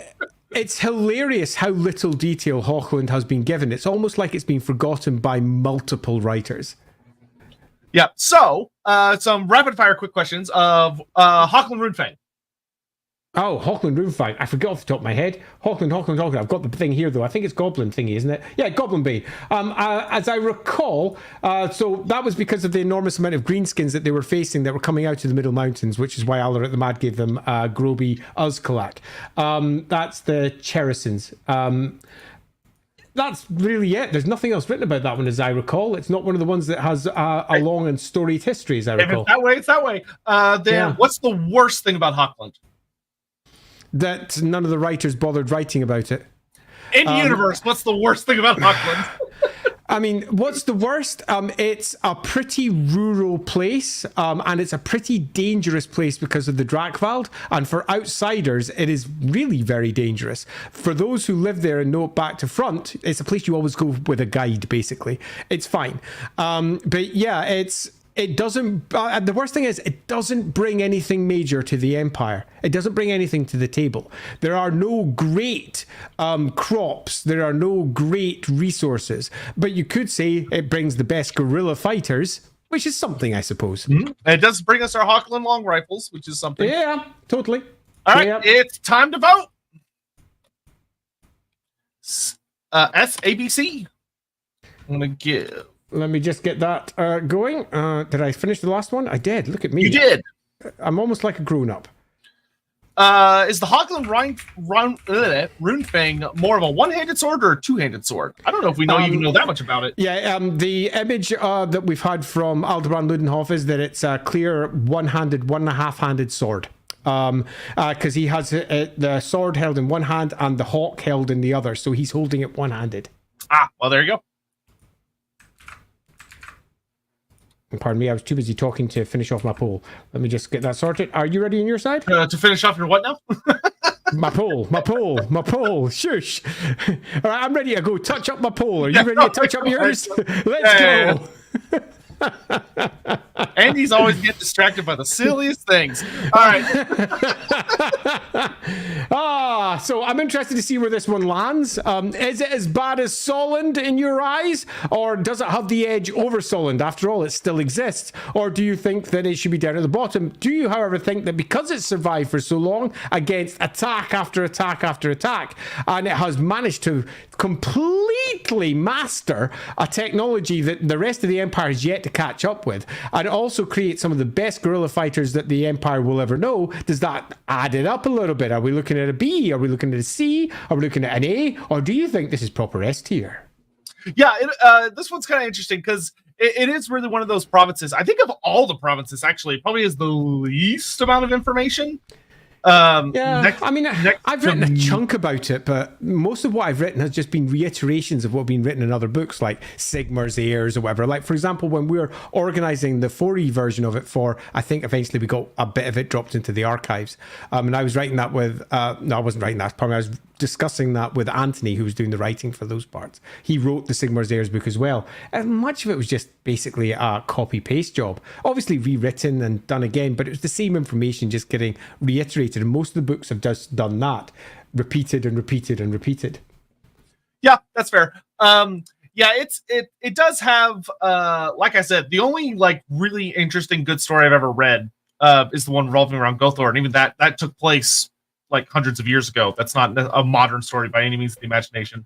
And it is a province that, like Andy said, it has been absorbed many times. It does keep popping back up, to its credit, but a lot of its defenses can also be very heavily weighed on the fact that it doesn't, a lot of its people are able to live a very rural existence and just sort of exist living between the lines, so to speak. Mm-hmm, mm-hmm. But I think we can actually go ahead and call it because that one is pretty heavily weighted. I'm going to guess. I'm not looking. It's going to be a C, isn't it? I'm going to look. It's going to be a C. It's going to be a C. It's a C. It is B. B. B. That's what I meant. I meant B. I was looking at it from the. I was expecting the D. To be I saw a lot of people in chat saying very average. Like it feels very average. Like kind of just mid the road. It is. And it's interesting because now looking at that, Averland is definitely ahead of Hochland. I mean, there's. Oh yeah. I mean, it seems clear this is pretty appropriate so far. Most objective marks that should be the next one. Where are we off to next? We're off to. We're Westerland. off to the rebel land. Wasteland. The wasteland. I think we should maybe leave that one to the end because it is so separate to the rest. It's not really part of the Empire. Can you just shift it along to the end? Yeah, I'll just slap it over just there. Like that. There we go. Yeah, that'd be perfect. Off to Middenland. Middenland. Oh, Middenland. Here we go. Bad. Right, so the big, vast tracts of open Drakvald forest that extend from the River Reich in the south all the way up to the road, the great trade road between Middenheim and Marienburg, the Great North Road. And that is the south to north land of Middenland. It goes up to Middenheim in the top corner, all the way over to the river that bounds the border between Hochland and Middenland to the side. Now, this area is surprisingly big. A lot of people forget how big, but it's also worth noting that this entire area is almost all forested. But this map makes two huge mistakes. And these two mistakes are worth detailing before we start discussing what the Middenlanders are like. Mistake number one is the Midden Moors. Now, you'll notice the Midden Moors are marked here. And the Midden Moors are marked as coming from Marienburg in terms of where the water comes from. They don't. Some of them do, but they also connect down to Karaberg, which is underneath it. Okay, so there is water that comes from the area that's sort of Midden Moors there, but when it says it's forested, it's not. That entire area does not have forest because it's an enormous marsh. A huge swampy marsh. Some of it are moorlands. Some of them are more like the bogs that you would expect from Northern Europe. So think like peat bogs and similar. So less a swamp and more a bog. And that's one area that's very different. The next one is the Schadensumpf. Now, the Schadensumpf is much further north. So where it says the Great North Road, where the word road ends, all the way up to the border with Nordland, that entire area is an enormous, and I do mean enormous, swamp. The far extremities of it to the eastern side are about 110 miles away from Middenheim. And this swamp is where the very first Fimmer stories were ever written.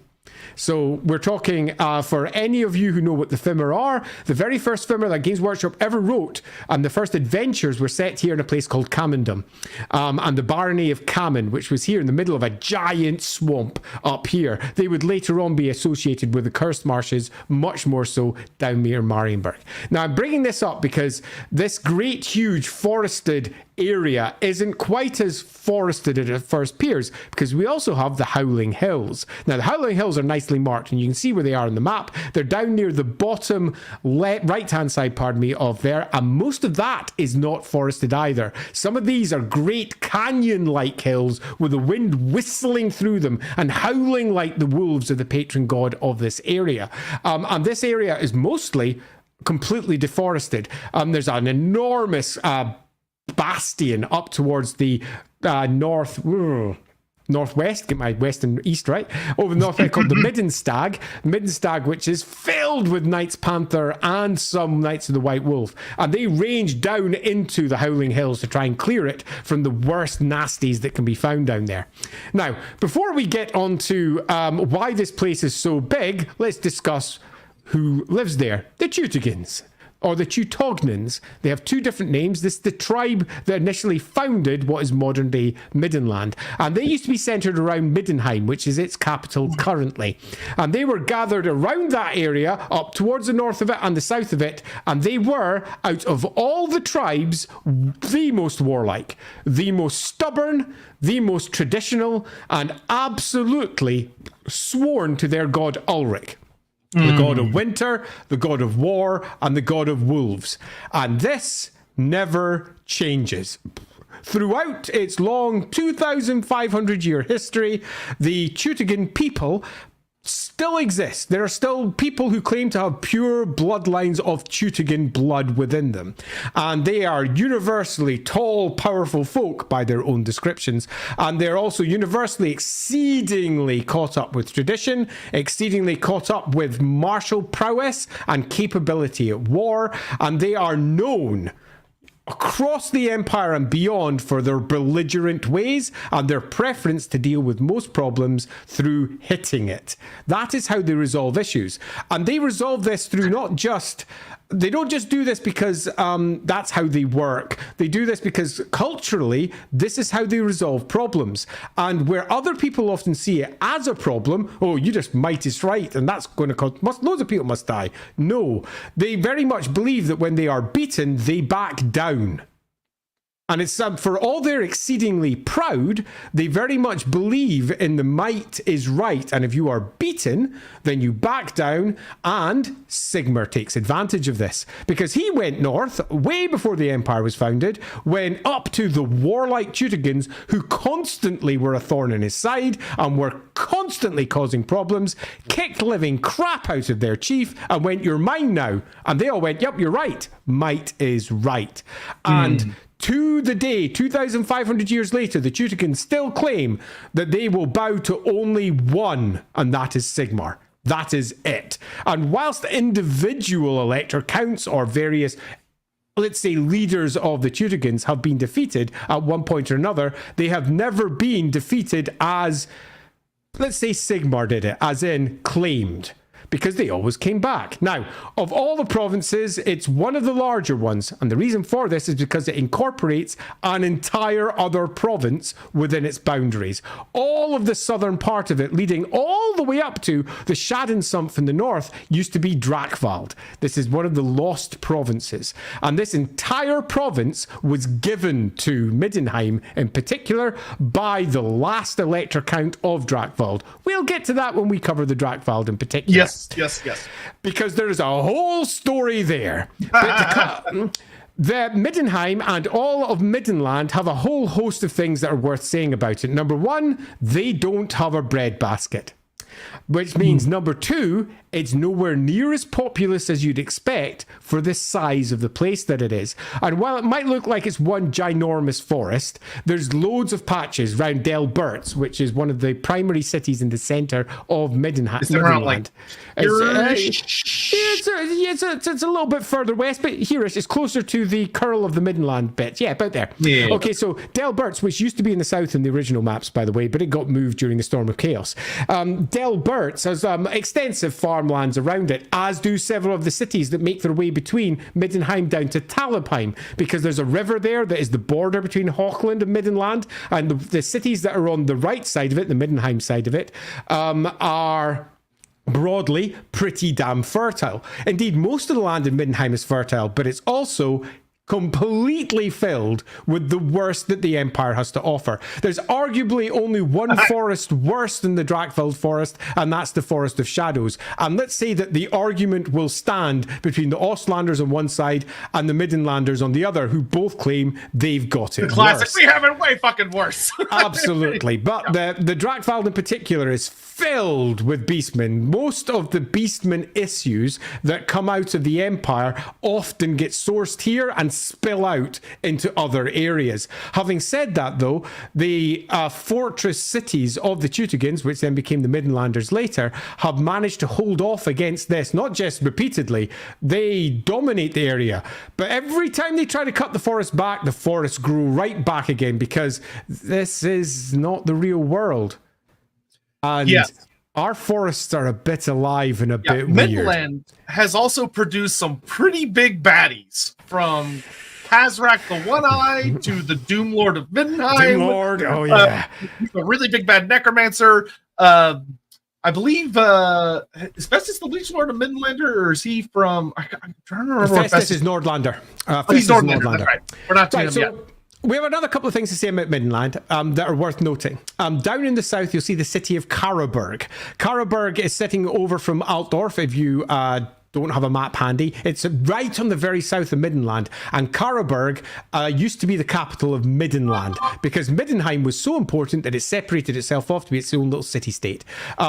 That's one way of putting it. In truth, they lost all of their land. And there's long discussions to be had as to exactly which side won out of all of that. Come the modern day, Middenheim rules all of it, including Karaberg. But you'll find many writers forget that Karaberg is not ruled by Altdorf. Indeed, many forget that it's on the Middenland side, and they just say, it's part of Altdorf, isn't it? It's a recon force. There's the classic note that the Karaberg Greatswords supposedly got their whole famous thing by defending Karaberg from the Midlanders on behalf of Altdorf. Which is beautifully daft if you know anything about the cities. But that's fine, because we can easily justify that by showing that Karaberg has been taken, or not necessarily taken, but allied with different forces at different times. The Bildhofens in particular are known for coming from around Karaberg. The Bildhofens are the family line of Magnus the Pious. He was who bound the empire together 200 years ago. Without the Bildhofens, there'd be no empire. So without Karaberg, you could argue there'd be none, although truth be told, Magnus was from Nuln, but let's not discuss that too much. To cut a long story short, Middenland are filled with barbarians who are used to fighting. They are known for being exceedingly stubborn and wanting to get their own way. They're also known for their hatred of black powder weapons or any real technological innovation, although many individuals completely ignore that nonsense. They are known for their deep connections to the cult of Ulrich. They're also known for a primary division between north and south, and this is cultural as well as political. In the north, it's all Teutogen, Middenheim, war, winter, wolves. In the south, strongly influenced by the Drakvald roots that they had, a completely different tribe in the south, often ally with Altdorf, often don't get along with those in the north and the northern lords. They have a completely different mentality, but Ulricanism in the south is as prevalent as it is in the north. So when we're saying the south, Karaberg, there are great temples to Ulrich and Karaberg in a way that Altdorf has only got like a couple of them, where Karaberg definitely has more. So Ulrich is the primary god here. That's a Lawhammer joke for those that are watching. Hey, Richard, it's not unfair. So we have a north-south cultural divide, and this has been a divide that has politically also been the case. Middenheim has often been completely separate to the southern part of Middenland, and they've often been ruled separately. The Bildhofens have long ruled the south, for example. Middenland has also been ruled from Delberts, the capital that used to be in the very, very centre, the middle of Middenland. That, in many respects, harks all the way back to the Drakvalder times, and you've got the Drakvald deeps and all manner of ancient dragon holds that are held in the mountains that are not far away from the Shadensumph. Nowadays, there is as many dragons kicking around the Drakvald forests as there are wolves running around Scotland, in that there isn't. But one presumes that come a great rise of magic or a great incursion of chaos, some of the old ancient dragons. Yeah. And if they're going to wake up anywhere, it's going to be down in the Drakvald deeps, where the old dragon lines of the Empire line still rule to this day. Hochland is great, or as we called it once, Hoochland. Thank you, Ricky. Hoochland. Ithian, what is the average Midlander experience with vampires? Are they taught about the dangers if they work for part of the guard? Thanks, guys. Okay, so vampires are a cultural part of Middenland in that Middenland had the Vampire Wars. And the Vampire Wars reached up into Middenland and extended all the way to Middenheim. And they have stories that led back to some 500 years ago, up to around about 250 years ago. And culturally, they fought off and generally believed that they beat the vampires.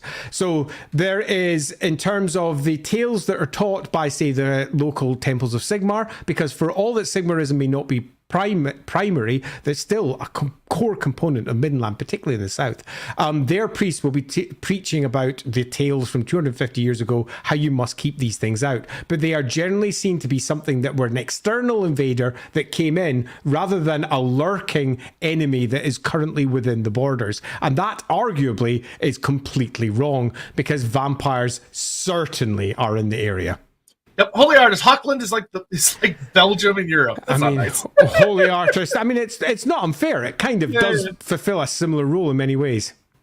Lars, hey, how do you guys feel about the suggestion Belgar wasn't the one to establish Fold in the Eight Peaks? So, if you're talking about the new Arcane Journal, we'll talk about that kind of at a later date. But what I will say is that the dwarfs multiple times throughout their history have established footholds in Carragate Peaks that lasted for a little while, and then they eventually got their shit rocked and forced to retreat. Belgar was not the first to establish a foothold. He's just the most recent, you could say, in if you're looking at 8th edition timeline, and he actually managed to really get stuck in. Obviously the Arcane Journal is saying that 200 years ago there was another who managed to get a decent foothold, but they might change the canon a lot, but I would say that it's very possible that we are simply going to see them be a failed expedition later in time. We'll see. Yeah, although it wouldn't surprise me if they accidentally would not surprise me in the slightest. Yeah, Darius Rose. I think we both have the same opinion on how that might turn out. Yeah. Darius, would you say White Wolf / Tutankhamun Guard are the best fighters in the Empire regiment-wise? Also, Ludwig versus Kurt Helborg, who's the best melee fighter in the Empire? Easy in both cases. The first answer is no. The White Wolves are certainly one of the most capable fighting units of the Empire, and a surprisingly large one. It's because unlike the other knightly orders, they're willing to take in non-nobles. It means that they have a significantly larger pool that they draw from. They draw in mercenaries, soldiers, all sorts. And for all they are a northern god, largely drawing in troops from Middenland, Hochland, Ostland, Nordland, there are still temples elsewhere in the Empire, particularly Talabheim. Talabheim has a huge Temple of Ulrich, bigger than arguably the Temple of Sigmar, and for good historical reasons. We'll get to that when we move over towards Talabheim. But every single Temple of Ulrich has got a unit of Knights of the White Wolf, and they are there. They are, much like all fighting forces, somewhat variable. They fight through the summer. They winter in their temples, and they're of a variety of different companies that you'll find, but they're not necessarily the most elite. They're too broad to be the most elite. Many of them are. The Teutocan Guard in particular are very good. The Gold Company of White Wolves are also exceptional. That's the bodyguard to the Ulrich himself, who's the head of the cult. But I wouldn't necessarily say the best. Between Ludwig and Kurt easily. Ludwig Schwarzhelm, just look at his stats. He's rubbish. He's fine. He's fine. He's a really good swordsman, but he's the Emperor's champion. He's not the best swordsman. He's generally described as the best swordsman. He just isn't. There's multiple examples of better swordsmen in both the literature and the game. And we've got well-known figures like Kurt Helborg himself, or Marius Leitdorf, who is by far the better duelist between the two of them. Then you have lesser well-known figures like, say, Johann von Mecklenburg, who would probably eat Kurt Helborg for breakfast. And if you want to tie that into our discussion today, he would almost certainly be the Elector Count of Solent, should there ever be one, kicking the Toppenheimers out because they are wannabe rulers. Okay, so quick ones. Midland's culture does have any links with the non-chaos culture of Norska? No. And this is an interesting one, but yes, I'll answer this briefly. The Teutogen tribe came across the World's Edge Mountains and were almost certainly what many would refer to as a chaos tribe, as in they came from the northern wastes and they settled in the empire. But they are 100% normalized to the local community. They're not chaos worshippers. They never were. Ulrich summoned them, according to their own myths, from across where they were to the what they refer to as the holy hunting grounds, the sacred hunting grounds of Ulrich, which is the area around Middenheim. And then, or arguably all of the Reich Basin, depending upon which story you go with. And so they arrived in. Later on, the Norse were, well, they were local to this area. Yeah, they were here. And they were driven out northwards, and they were driven to where the Teutogens came from, and large parts of the Norse tribes then fell at a later date. Yep. Redwood, are there large numbers of children of Ulrich to be found in Midland? It's the only place where you're likely to find them in any numbers, but I wouldn't say large numbers, no. Although you might find that at later dates they decide that, you know what, we're going to do an Ulrich army, and children of Ulrich, they should be one of our units. Yeah. And suddenly they proliferate, but as it stands, children of Ulrich, as in those who believe they are descended from the god Ulrich himself and can shapeshift, are in relatively low numbers. Hagen, are there any exports other than beastmen, and knights who specialize in killing beastmen from Midland? The Knights Panther, the richest order in all of the Empire, has its primary chapter house in Middenheim. That's worth noting. But exports, I mean... Lumber, I imagine, from Midland. Yeah, but I think you get that everywhere, really. Look at True, the Empire. But It's one gigantic source of it. Dracula oak is considered pretty top tier. Yeah, that's sure. But you know, I can make an argument for similar things in most parts of the Empire. Middenheim is. Do they have notable mining, quarries? Yeah, they do, particularly up in the Middle Mountains and then through the Drakval Deeps, and then into the Howling Hills. There's a host of them there. They've got, but then most parts of the Empire do. The Empire is a mineral-rich place. I would say, in general, Middenland is the heart, the beating drum of war in the Empire. If you're looking for somewhere that represents the desire to conquer and push out, it's Middenland. And that sometimes is a benefit and sometimes is an advantage. They do produce all manner of different local, let's say, trade. But broadly speaking, so do most parts of the Empire. But they have, I'd say almost without compare, a far higher level of martial competence. They are constantly at a state of total war with their own province. If you're looking for the total war province in the Empire, this is it. They're always up to it. And they have obviously the border with the wasteland over on the side as well.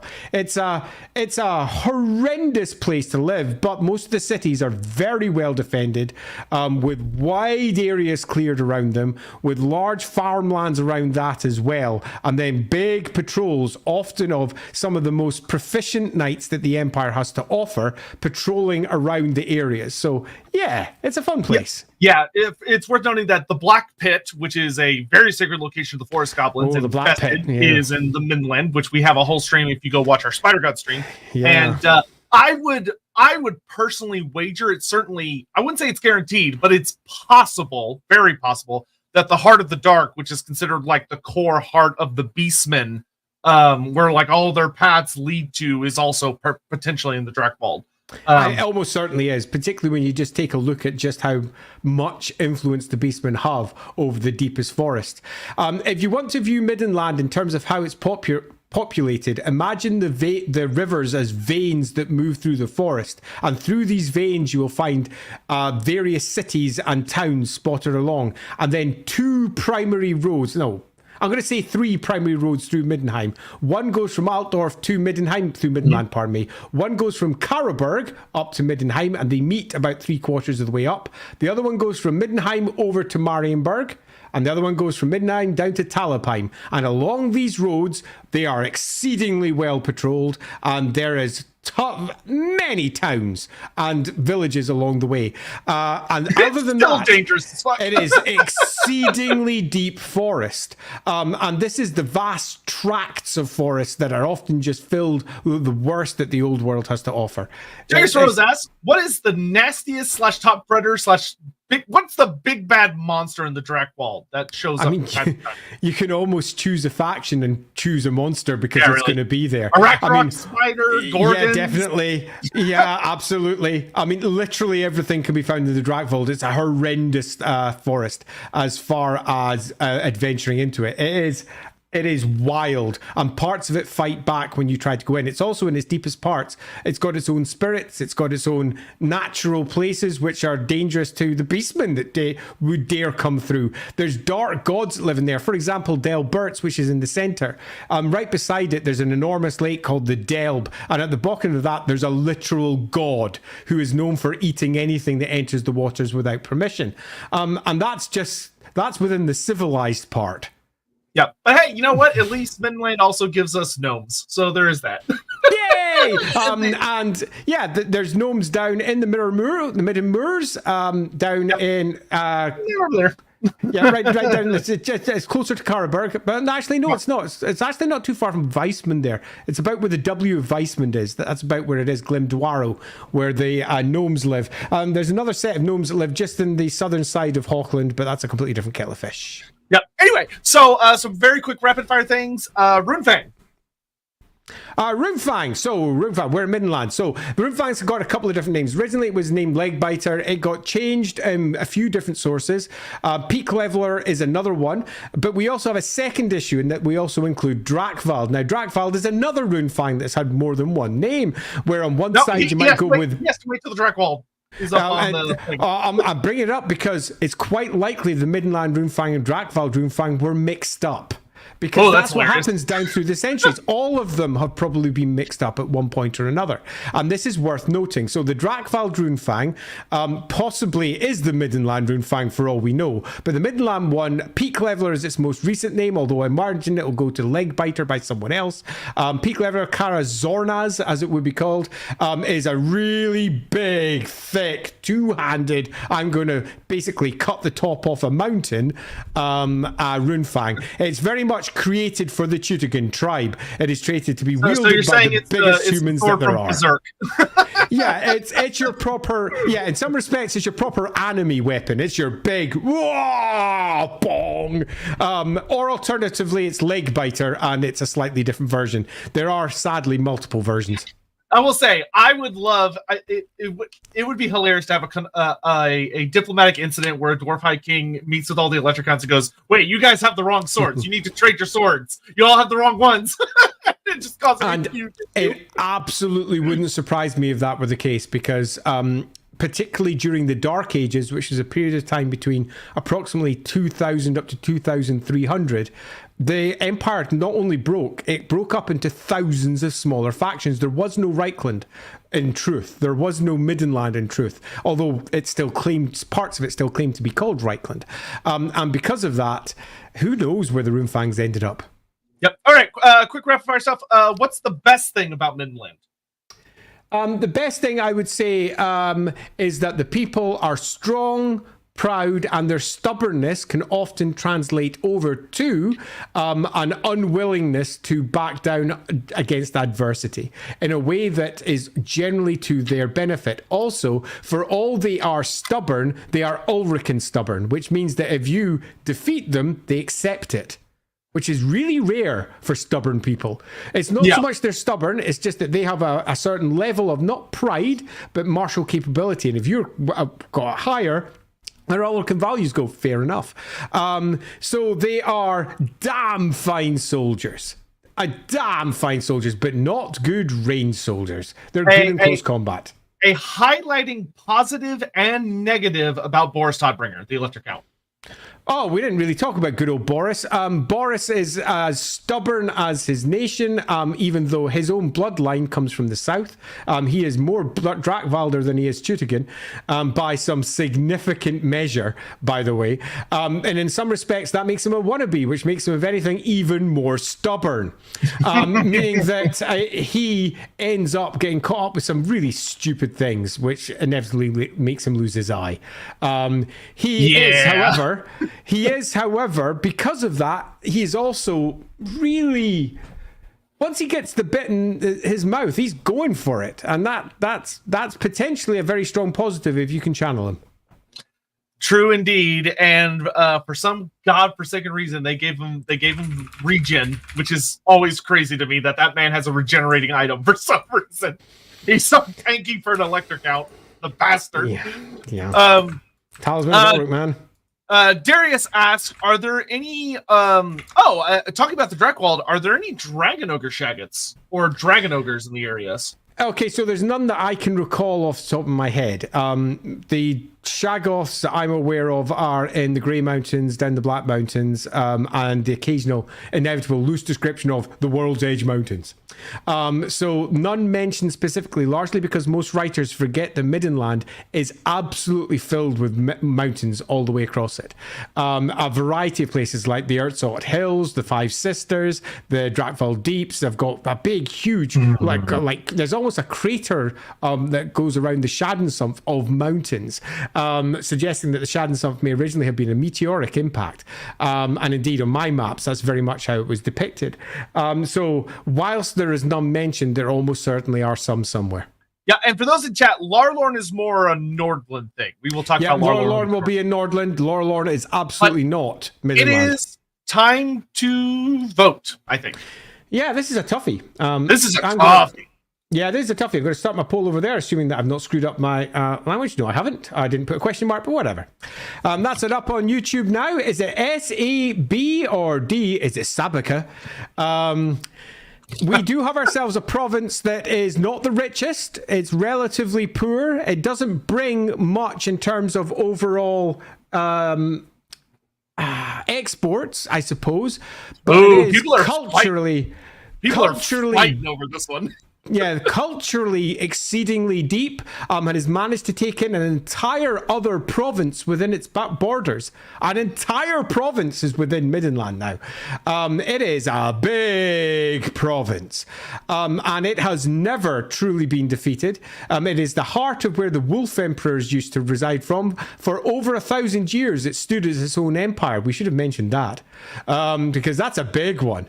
It's true. It was its own essentially nation. It was its own nation from around about time of 3 emperors. So we're looking at, I think, no, it wasn't that long. It was about 500 years, where it stood completely separate as its own empire, and the capital was in Middenheim. So this is a place that has, constantly stood and has fought off against the other provinces with ease. It did, however, once lose the cult of Ulrich, as a small commentary as we go, because there was a massive falling out between the Elector Counts, or indeed the Emperor as it was at that point, the Wolf Emperor, and the cult of Ulrich. So they hiked it down to Talabheim. And that story's hilarious. A massive Temple of Ulrich was built there, and Ulricanism became a core component of being in Talabheim. However, let's cut a long story short, they fell out with each other in the end. Our Ulrich went back to Middenheim, said, can I come back? And the local Elector Count went, sure, but only if you never have a rival dynasty. So the entire cult of Ulrich swore that they would basically never have children or indeed have sex. Totally followed that. They 100% follow that. The Valgiers, for example, which are the current line that is not the Horn Dog province at all. No, sir. No, not the slightest. The Valgiers, which are the family line that effectively become the Grand Master of the Knights of the White Wolf and the Ulrichs. The way they work it is they become White Wolves, join as Grand Master, have all their children, and then go technically technically. They don't break their rules. So we've got ourselves a province that used to be the center of empire, has never been defeated. But is it S? Is it A? Or do you think it's something else? That's for you to decide. I'm giving them the full time to vote because they are neck and neck. Like this is. I'm going to go have a look. If Christ, it's really voted, close. If Holy you have crap. not voted, you need to vote because this one is down to the wire. This one's it's ticking up and down and ticking up and down. Oh, I love it. Is it S? Is it A? Who knows? Okay, so currently it's literally neck and neck, S and A over on YouTube, in a way that is awesome. Does the fact it used to be the center of its own empire sway you? Andy, end the poll. End it. Time's up. End it. End poll. End poll. Oh, wow. The poll ends 50-50. So, it ends 50-50, but on Twitch chat, A beat S by 2 votes. Oh, it's an A. So Twitch chat comes in from the top rope and just barely pushes it over into A. I kind of love that. And I don't think that's necessarily unfair, because it's always good to have a little bit of space at the top. So now we get to do a choice between Averland and Middenland. Not even a question for me. I think it's super easy for me to choose between them. What do you think? For how close the chat was, I think it's got to be top of A. I agree completely. So if you didn't realize, whenever it's whenever we get more than one on the same tier, Sotek and I decide which one goes above the rest. And in my case, I agree completely. Averland is in some respects untested in a way that Middenland is constantly tested. And Middenland has stood that test. Middenland's one of the main characters, just to put it very bluntly. It is, but it doesn't mean that a main character can be a bad guy. It can be all the way down at sea. It's a fantastic province. It really is. Having said that, I would say it is a core province of the Empire and is beautifully placed there. Love it. All right, next up, Nordland. So we're going just north. Oh, Nordland. Okay, so Nordland, we've got a completely different thing. So here, we literally have the bastard stepchild of the Empire. Oh, yeah, big time. Okay, so what is Nordland? So who is Nordland's great tribal source? No one. There isn't one. Okay, so this isn't one of Sigmar's original provinces. No. So where the frick did Nordland come from? Nordland was composed of a whole host of a mixture of Ostlanders and Middenlanders, and to a degree some Drakvalders that moved north, who came from like the old Vastjuten tribe. So that's the tribe that is in many respects over in the wasteland. A host mixed up in Nordland with a lot of Norse. Nordland is the original homeland of the Norse. And this is often forgotten about. The Norse used to live mostly in Nordland over into Ostland, and this was where all of their territory was held. This was their territory during Sigmar's time. And then after the Great War against the Greenskins that Sigmar won at Blackfire Pass, Sigmar, rather upset at the peaceable Norse not joining in with them, went to, let's be blunt, genocide. I'm not even going to put this sweetly. He went to town on them. Oh yeah, and he went to war hard. And some people were pretty horrified by just how hard he went on them. But he drives them out completely and over into the oceans. Some of them move into Kislev. Some of them go further north into what is nowadays Norska. Sigmar did nothing wrong, says I feel like there being a Fallout symbol as his avatar is perfect for that statement. That is Sigmar did nothing wrong. Beautiful. And the territory of Nordland would long be this outside of the province's area, but it gets conquered repeatedly. And there's a few things to note about why. First, there are 2 key things to note about Nordland. Number 1 is the Lorelorn. The Lorelorn forest you can see marked there over on the far left-hand side beside the symbol, but the Lorelorn is right underneath that Nordland symbol. Oh yeah, it's big. The vast majority of Nordland's territory is the Lorelorn forest, and this forest is not ruled by any humans. It is an elven forest. These are elves who are more akin to the original elves before the split, before the sundering of dark elves and high elves, and arguably wood elves too. They are, in many respects, wood elves because they live in a wood, but no more than, say... That's about as... Yeah. Yeah. As far as it goes. But you could say the same for the Avalorn elves in Ulthuan. They live in a wood. You don't call them wood elves because they're high elves. The Lorelorn elves, the Aeonir, are loosely their own group, and they do not let anybody into their territory. Not that there hasn't been a lot of war concerning this, and there has been a lot. At points, the Middenlanders were peaceable with them. At other points, the Middenlanders were at direct war with the Lorelorn, and often, particularly in the southern reaches, on the winning side, because holy shitballs can Ulricans fight. And they're pretty damn good at it. Don't think of this as a peaceable area. There's a reason that Nordland was somewhat in flux for most of its history, because there was lots of war taking place here. War between the Middenlanders and the Ostlanders, war between the Nordlanders, as in all the human people that were kind of living up there, and anyone beside them, war between the elves and the Midlanders, war between the Norse who came raiding over and anything they found. This place was pretty much an enormous war zone, but during the course of time eventually became pacified largely by the Midlanders and became its own province, not grand province, province. Now, province is a large area of the empire which self-rules. So it got its own prince up there from Salzamund, and it largely self-rules, Salzamund being the capital of Nordland. And over the course of time, it was sometimes independent, particularly during the Dark Ages. During the Dark Ages, most parts of the empire became independent. But for most of its existence, Salzamund and Nordland has been ruled by Middenheim. Most of it. It's been ruled by Middenheim. It's been a part of Middenland, and was for a long time part of Middenland. However, something happened. Now, I'm going to say something because there's multiple stories on this. And there's also multiple points when Nordland becomes its own grand province. In some books, it's been a grand province for over 1,000 years. In other books, it's only been a grand province for 8 years. But that makes no sense because there's Elector accounts of Nordland mentioned in some novels all the way back to like 2480. So there is a lot of conflict in the lore. And I do mean a lot about Nordland. It doesn't really matter because what we can say for certain is that not for a very long time, not for a long time at all, Nordland became independent.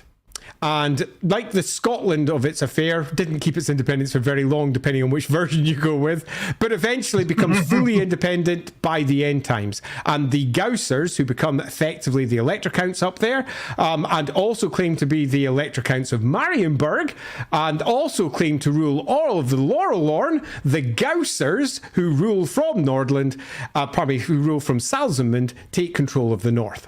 Now, what are the people who live here? Think of everything that the Norse offer and mix that up with everything Middenland offers. And that is the Nordland folk. They are universally known for being belligerent, traditional, extremely sweary, and I do mean extremely sweary. They're tough, though. They're very tough. and warlike. But perhaps surprisingly, they also have the best navy in the empire. And this is something that is frequently forgotten. Now, depending on your source, this navy is either extremely new or it's been around for over 1,000 years.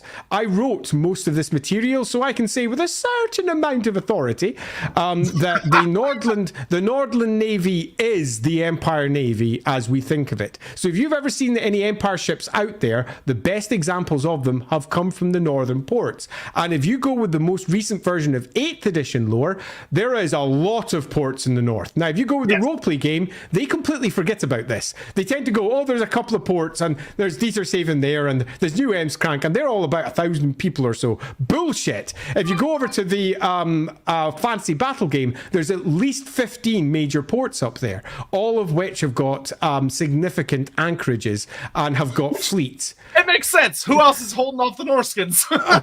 And the Norskins have to be held off by something. So you'll find that the roleplay game often forgets what the battle game offers because many of the people who write the roleplay game don't read the battle game as deeply as they should. So So we have ourselves a big force. And historically, some of that also comes from Marienburg, where Marienburg, many of the Marienburg noble lines fled up into what was vacant territory, effectively, in Nordland. So they could take hold there. Many others went up into Reichland, and that's why Reichland has got the first fleet, and the second fleet of the Navy is up in Nordland. And it is by far the most powerful Navy, maybe in the old world now. And that is worth noting. Spicy. It's a spicy take, but it's a more powerful Navy than the Wasteland. It's a more powerful Navy than Kislev. It's a far more powerful Navy than Bretonia. I was going to say, we're going to get some angry letters from Bretonian fans. yeah, but by the modern lore, the Bretonian Navy is crippled in comparison to what it used to be back during Man of War times. In Man of War times, it was the best Navy that the old world had. But they changed that, and they went, yeah, no, it's full of knights. All the ships are walking platforms for the knights to charge off of, meaning that... Yeah, so funny. Oops, that's not the best Navy, dude. That's nothing more than a close combat platform. You're basically orcs. That's what you are. You're a bunch of Bretonian orcs. What are the Bretonians doing over there? Ramming speed. Take them closer. Now, if we are being realistic, that is nothing more than empire-centric nonsense, because the Estalian Navy is certainly better, and the Tilian Navy as a whole is probably better. But if you go by the Empire is the most powerful in the old world, which Games Workshop loves to do, it's arguably the most powerful Navy. So it's very easy to sideline Nordland because it is basically the bastard stepchild. But Nordlanders, for all they're seen as absolute barbarians by the rest of the other provinces, do hold the most powerful navy, have been hosting and warring Norsemen for 2,000 years, and they have this unexpectedly powerful position, and the loss of Nordland from Middenheim is incalculable, because it used to be, until just a decade ago, ruled by Middenheim. And the loss of the most powerful navy by what is Middenland is enormous. Huge. Real quick, AVP Lycor, was fun watching. Before I go, I have a quick question that may be very bland. How destructive was Gothor the Beast Lord to the Empire? Thank you, have a great light. So, in the sense of, like, his lasting impact, it wasn't... He was extremely destructive, but he wasn't able to take Hergig. Hergig checked him at the end.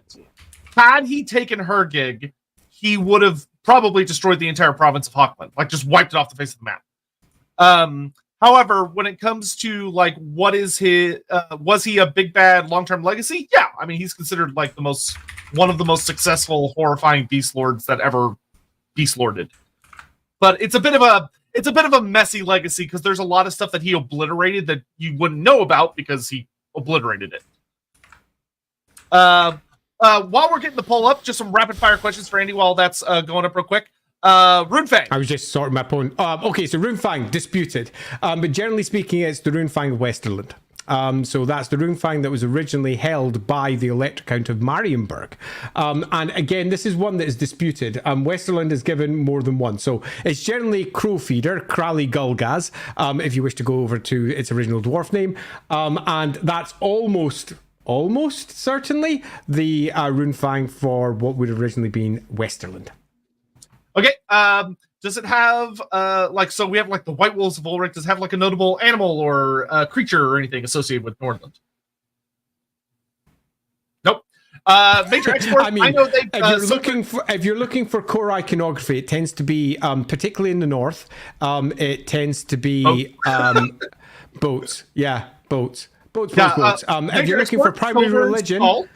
Silver and salt. Salzman has got his salt. The Silberhugel right beside it. They've got their silver. But having said that, though, most parts of the empire, as we said before, their primary exports are they all equal out.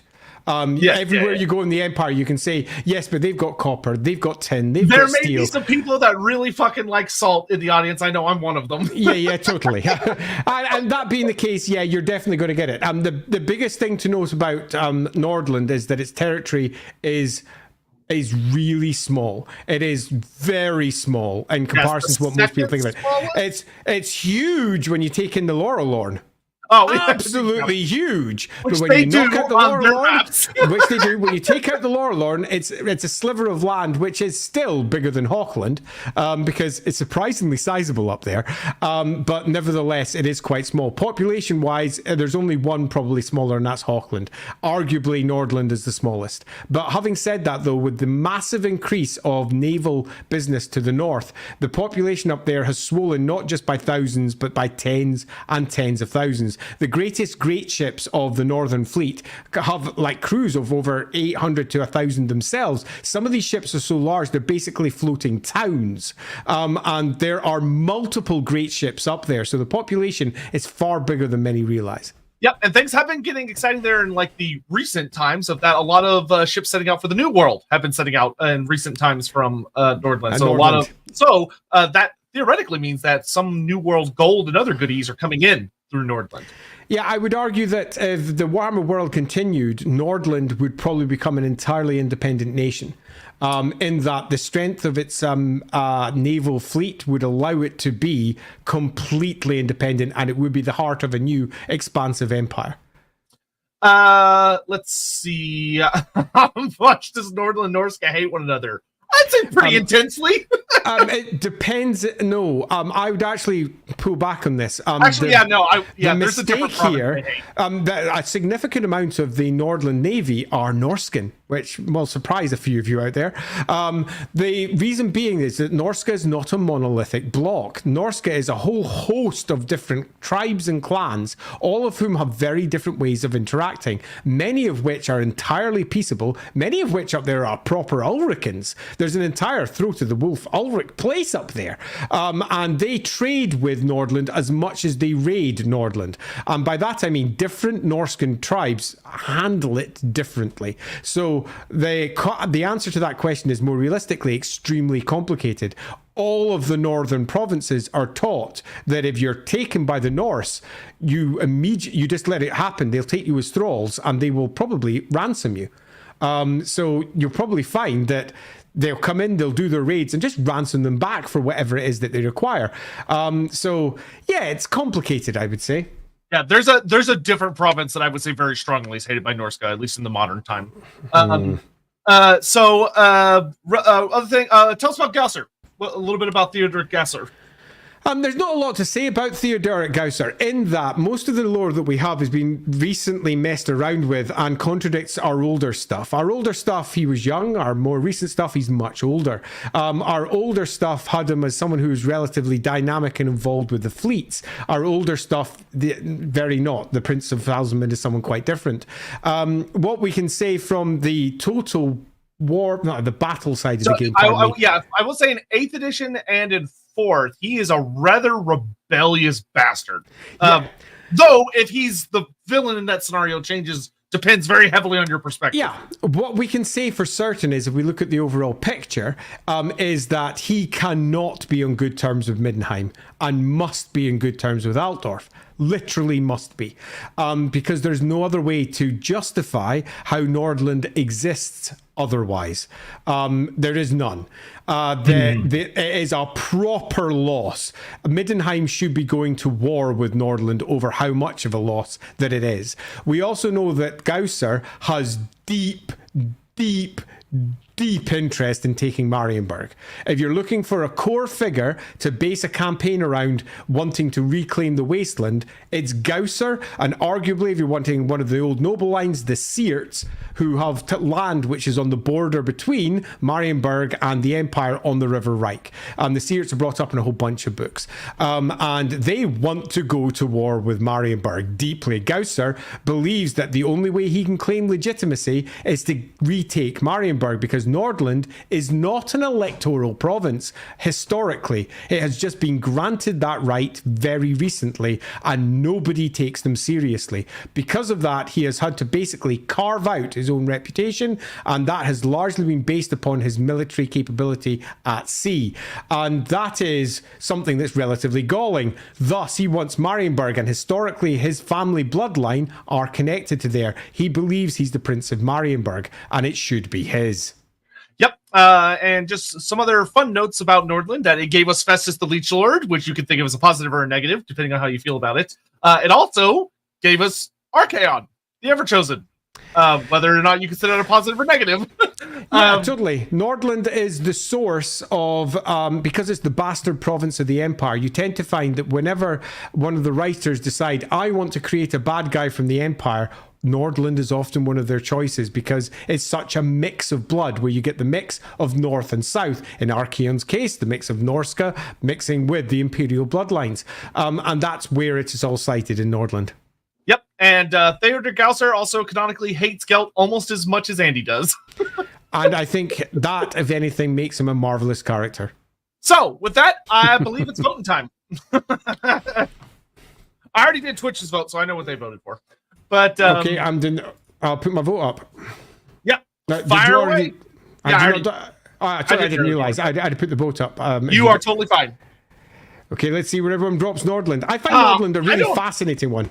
I don't actually know where I want to vote on this one. This one's hard for me. Yeah, neither do I. It's really tough because we've got a small population. We've got ourselves not much history. We've got ourselves a bunch of people that most of the Empire don't even view to be from the Empire.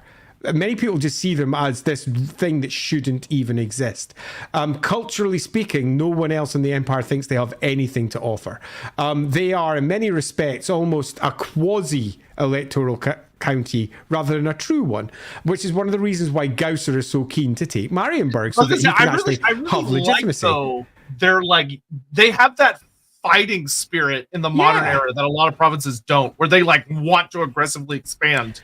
Yeah, quite. And the Lorelorn, it's like a massive loss. I mean, it's like one gigantic diplomatic hole in their armor, in that they don't rule any of that for all they claim it. And it makes them look weak to try and claim that they rule something they don't. Gausser literally claims to be the Prince of Marienburg, which makes him look like a frickin' idiot. An actual idiot, because he is not. And he is not the protector of the Lorelorn. He is anything but. He's never even been in there. So there's some definite weirdness going on with the province, but nevertheless there is this sort of fighting plucky spirit. They do have an enormous navy for all it is relatively recent in terms of its true capability, and it's powerful and held in the north. It will become the primary launching point for various naval attempts to move out into, say, Albion, according to which version of the background that you go with. So Nordland is this interesting launching point. Yeah, it's a really interesting province, and it's really, really tough to play. So I'll be interested to see what you all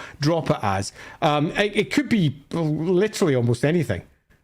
Yeah, you could see that the people agree. It can literally be almost anything. Yeah, interesting split in the vote there. Yeah. 42 up there. 40, we'll give them just until the next minute here ends. Yeah, that's very interesting. Interesting. I'm thinking we can go ahead and... Yeah, I'm going to call it in a moment. There's still a couple of people moving their votes around because I can see the numbers not going up, but the numbers are changing. I'm going to call it on this side now, which means that we are calling it over on this side on a mighty 48%, pardon me, say B, which is 41% above it, so not enough to take it off the B, and 10% below. So that's definitely a B over in here. Is there any movement on Twitch on that, or are they largely the same place? Also landed it on a B with C close behind. Interesting. So that being the case, I think between that and Hochland, I mean, to me, it seems fairly obvious that Nordland is probably the plucky pretender that's managed to get above. And Hochland would be horrified by that. But I think it's probably the better of the two. Do you agree, or do you think Hochland has it? No, I would agree. I mean, Hochland, I love Hochland, but compared to what Nordland contributes, especially to the Empire as a whole, Hochland's just not even close. Yeah, and plus Gausser's just like more like a nice, like Hochland to me almost comes off more as like a protected park for like hunting more than anything else, with one really cool city. Yeah, I think I broadly agree with that. Hochland is, we need to put the pedal to the metal a little bit. Yeah, look how many we've got to go, and we've gone 2.5 hours already. So yeah, you know what? We might do a part 2 on this. We might. Let's see how it goes. Yeah, because we're not halfway yet. Yeah, we're not, but we can move when we have to. Okay. Anyway, okay. So Ostermark, let's go. Okay, before we do that, given that we have done Dragvald, we have covered all those, and we've already done Soul. Yeah, go ahead. Drop Dragvald in. Yeah, sure. Drakvald. Okay, so Drakvald will be nice and fast. Okay, Drakvald used to be the core of the middle. They held off against Middenland. They were hard enough to do so. They were hard enough to fight off against the extraordinary, let's say, belligerence of the tribes to the south, Altdorf's tribes in this case, and also the Teutons over from Marienburg. They sat right in the middle. They were the dragon that sat at the center. And to cut a very long story short, they were killed by Skaven. There is many ways to describe this story, but I'm going to keep it really short given that they're not a core component of this stream. And we'll simply say the Black Plague came, it decimated the empire as a whole. There have been a successive run of very bad emperors, and they had all been Drakvalder emperors to make it worse. And the eventual last one with good old Boris Goldgather, no, not Boris Goldgather, who was it? It was Boris Goldgather. It doesn't matter what his name is. I'm pretty sure it was. Yes, it was. Gatherer, who holed up in Altdorf while the rest of the world fell apart, gathering rune fangs to himself. There's a reason they got all mixed up. Generally, everything going wrong. And the last Elector Count from the north, good old Manfred, then deals with the Skaven that are running across the land. During the course of this, there's a massive war happening in the Drakvald, which decimates it. No more. It's like more than one, I think less than 1 in 10 survives in this entire area. And it's really bad. Manfred passes over the rulership of all of the Drakvald to Middenheim. He becomes emperor during the course of this time too. And the Drakvald is just wiped out. This becomes a central battle zone for Wood Elves and the Empire for a long time. The Drakvald goes, it eventually just becomes Middenland. Cut a long story short, what used to be the heart of the north in the same way that Solent was the heart of the south was plucked out by the Skaven. The Skaven, for all they are largely forgotten by modern time, did succeed in wiping out one of the great clans of the empire. One of Sigmar's great clans, tribal lands, if you will, was destroyed. So yeah, that's them. Interestingly, just as a small aside there, Runefang was called Beast Slayer according to one source, or alternatively Dragon's Tooth according to another. That's Drak Tuki or Gori Drengaz if you want their names. And Drak Tuki seems to me much more likely. Dragon's Fang for Drakvald. Drakvald, yeah. I mean, that makes sense, right? Particularly given that Alaric made it for them. So yeah, Draktuki to me seems the far more likely of the two, but you can name them anything that you want. The very first name that was given to them, though, was back in the White Dwarf article, and that was Beast Slayer, which is Gori Drengaz. That Runefang, that's now held in Altdorf too. What else can we say? That's a very quick summary. Have you got anything you'd like to add about good old Drakvald? Unfortunately not, because especially due to them being wiped out by the Black Plague, they kind of missed out on a lot of the major villains that would come later down the line. And with them not around, it very much allowed the Beastmen to become a much more notable issue than they had been prior to that, which is interesting. Yeah. You can also argue that because of the failures of the Drakvalder bloodline that was ruling, because they were the emperors at the time. They were ruling from Karaberg. They were ruling from wherever they could get into, really, as the whole place was falling apart. Because of that, the empire eventually completely fractures into the time of two emperors. As Talabheim declares itself independent. Then not long after that, well, a few centuries after that, Middenland does the same and declares itself independent. So we end up with the time of three emperors, with one emperor that is the electoral emperor, one that is the Ottolan Emperor, and one that's the Wolf Emperor. And we have that for hundreds of years. So, yeah, it's fair to say that because of the failures of Drakvald, the Empire collapsed and Sigmar's dream almost came to an end and would not be brought back together again until Magnus the Pious in 2300. What you're saying is they're S tiers, what you're saying. 100% S tier. Never liked that empire. Let's get that poll up and running. Let's get their poll up and running. I'm too busy being amused by that one. Drakvald.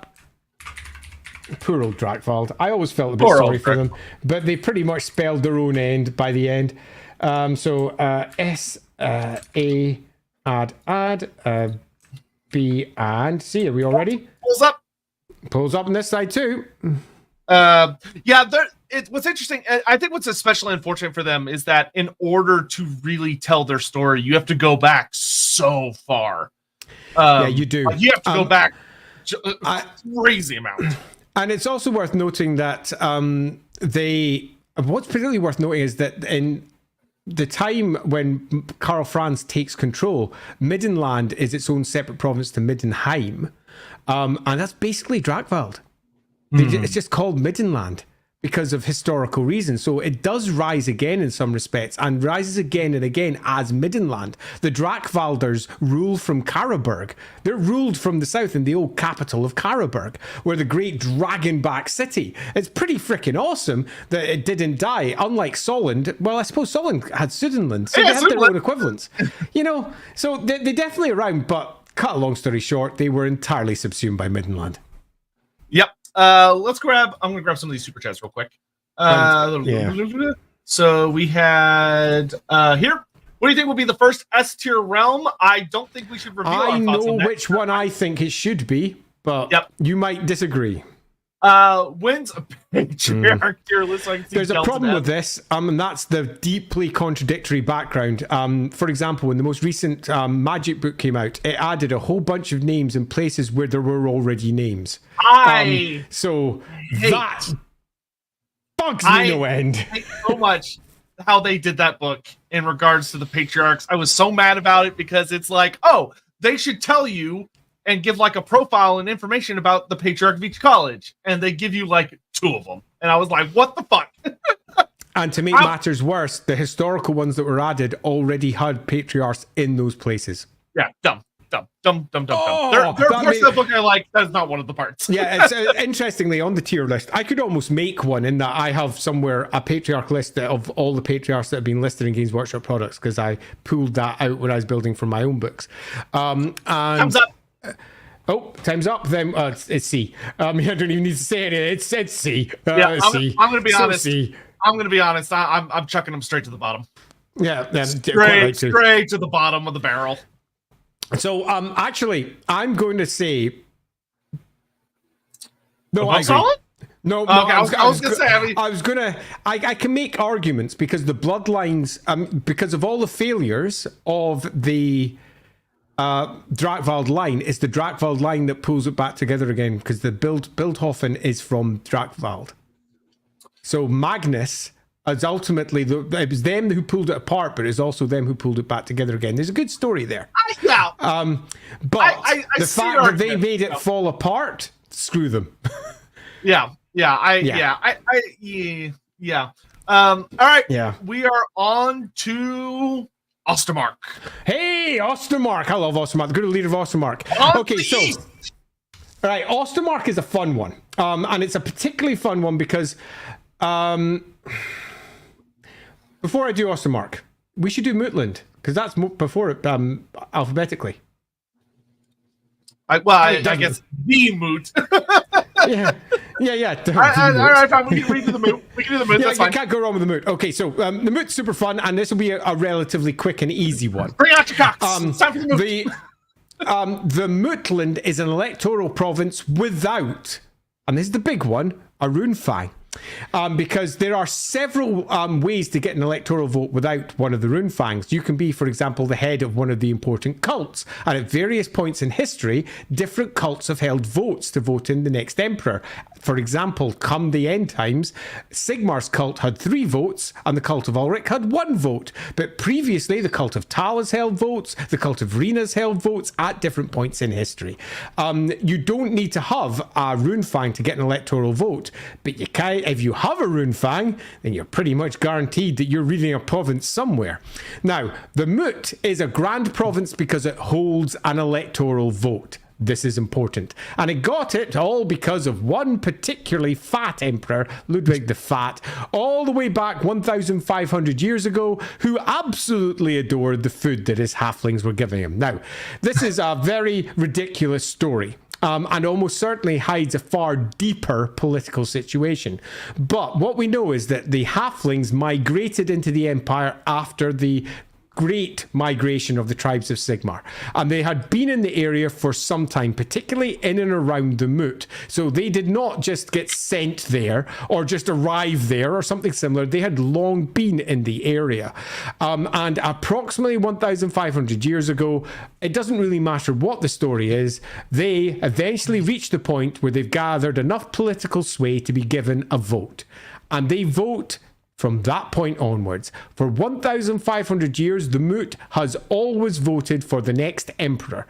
Now, when the empire completely collapsed, they sided with the electoral emperors that were held over in the west of the empire. So you're looking at Marienburg, so Westerland, Reichland, Wisenland, and similar. They sided with that lot, but only generally.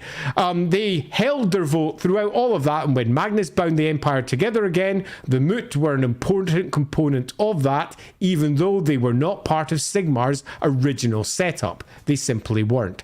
Now, the Moot is sitting on the confluence of several rivers and is in some of the most fertile regions that the empire has to offer. And they have a significant amount of crops. And I do mean a lot. When I said earlier that the Averland is arguably pretty much the breadbasket for many parts of the empire, the Moot is also this, much to the dissatisfaction of Stirland and Averland, both of whom think that their territory has been taken by what is now the Mootland. And indeed, this has caused, during invasions, the borders to shift. Sometimes the Mootland is just a small triangular chunk. Sometimes between those rivers. It moves further up, closer towards the World Edge Mountains. Other times, it's just a circle around the area. The original land they were given was a circle around the confluence, and it has shifted as various wars have fought over time.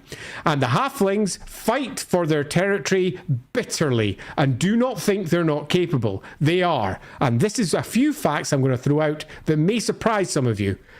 Never conquered by Sylvania. Yeah, the vampire counts have never conquered the Moot. They've never done it. And that is perhaps surprising, but they have been facing off against the undead and the stirring naughtiness of Sylvania throughout their existence. They're fully aware of the hell that can come from there and have basically figured out how to channel them into Stirland easily. It's also worth noting, and something that's often forgotten, Moot has the biggest ogre population in the empire by a big number. There is a lot of ogres in the Moot, and that could be arguably one of the reasons why Sylvania tends to go in a different direction. You know what? We don't need to worry about them. I'm also going to give you another potentially non-canonical reason for why it's the case. We have strong evidence that necromancy doesn't really work very well against non-humans, anywhere near as well as it works on humans. And if it's all halflings and ogres, that makes it tougher. It's a different fight. But if you go over into, say, for example, Stirland, you can wheel up to them and say, hey, join me in life or death. Your choice, man. Go up to the halflings and they're like, yep, we're just going to sit here with our bows and we're going to shoot you all day. And we're going to keep shooting you all day till we're all dead. It's going to take a long freaking time. Go somewhere else. Plus, they go underground. It's also worth noting there is, in some very rare parts of the lore, which I wrote, a gnome settlement very close to here as well that are perhaps responsible for holding off large chunks of the potential Sylvanian invasions up to its northern border. And the reason that the gnomes were put there was to help justify why the Moot had never been properly taken, given just how easily Stirland and Averland took chunks of the Mootland at various points in its history. It obviously can't be that hard. So that being the case, there needs to be some justification for why the undead were held off. And a gnome community there, in fact, the capital of the gnome community, makes some degree of sense of that. Beyond One thing that, I also like about them is that they're very diplomatic. The Moot, super, like, you would be shocked how good their relations with Zufbar are. Shocked. Yeah, so what we have ourselves is a grand province that's held for about 1,500 years. It hasn't been ruled by that many. Indeed, it's never really truly been ruled. The elder of the Moot, who holds the vote, he's about as close to a noble as an elf, as a halfling can get, but they're not really nobles, as they represent Mootish concerns over wherever the capital may be. And there haven't been that many of them, because obviously halflings are much longer lived than humans, generally at least twice as long, and they generally don't get into as many wars or die of going to war as much because they're generally peaceable. They generally always come to terms with people around them. Averheim and Eichstätten, which is ostensibly the capitals where the current elder of the Moot lives, at least, have constantly been at loggerheads in that they have very different views as to who owns their land. Old Stirland, which is the large chunk of land which Stirland claims to the north, which is full of the old forest and et al. That part, as far as Wertbard's concerned, should be theirs. All the Averheim section, they think it should be theirs, yet they've held them off diplomatically again and again and again, often by sending them exceedingly good cider or pipeweed or other gifts, because they are a charitable people. They've got good relations with the dwarves over in the World's Edge Mountains, good trade deals up with the dwarves in the World's Edge Mountains that passed out into there as well. They've got a long-standing patrol against Sylvania off to the side, which again, if you're going to take over their territory, you have to take over that too, which is... One of the things I do find it so delightful that of the three big bads of the Vampire Wars, only Conrad attacked the Moot. Yeah, Manfred and Vlad didn't. Which is and they also, it depends which Moot history you go with, but they didn't conquer it. They went like that through it. Yeah. It's a fun thing. Generally speaking, it's a great wee corner of the empire. The weather down here is generally always mild. The food down here is luscious. They've got tree men sitting inside the Altern forest to the north. They've got gnomes sitting over up to the northeast as well. Worth noting as well, surprising criminal element. Yeah. Smuggling. Yeah, they're also a hive of criminal activity as far as the rest of the empire is concerned. But, and I think it is very worth putting a but here, because hey, you have to. What? They don't offer that much to the empire as a whole. Occasionally really. You get small mercenary troops of halfling archers, but they're not the most warlike. They don't really pay attention to any of the great religions of the empire, the great cults. They're not Sigmarites, they're not Ulricans, they're not Talites. They don't even pay that much attention to their own gods. They don't do much. They provide some food, but most of the food they eat themselves, and they export the excess. And trust me, when it comes to halflings and ogres, there's not an awful lot of excess. The excess tends to be goods you can't eat, like pipeweed. They sell a lot of pipeweed outwards, and that gets them, let's be honest, not a lot of money. The Moot isn't rich. It's not the most poor province, but it's one of the poorer ones. There's a reason that they don't generally do very well in the great political scheme. It's because they have no great concern with politics, and they've got not a lot of money and not a lot of influence. What they do have, though, is pretty good standing with everybody, because pretty much everyone, to a degree, goes, well, it's just them, innit? And they kind of let them off with everything. So broadly speaking, the Moot is mostly inconsequential, and it's indeed kind some of writers, the protected child of the empire. And most provinces kind of forget about it, but simultaneously, when it gets to true trouble, it digs its heels in hard, its furry heels, and it fights. And it fights, and then you get a surprise when the tree men come out of the forest, and the ogres come. And then, for some reason, your northern border is bound by illusions. And what the hell is happening here? No, halfling has got spells. Help! Nevertheless, it's been conquered multiple times by other parts of the empire. So do not think of this as some unconquerable province. Quite the opposite. It's been conquered again and again. It's just somehow held against Sylvania in a way that, say, Stirland didn't. Yeah, they have had some ugly run-ins with ogre tribes and greenskins especially. I mean, some ogre tribes have just come in and eaten tons of them, because because there's a lot of ogres there doesn't necessarily mean they'll be on side. Yeah. All right, let's get the vote up.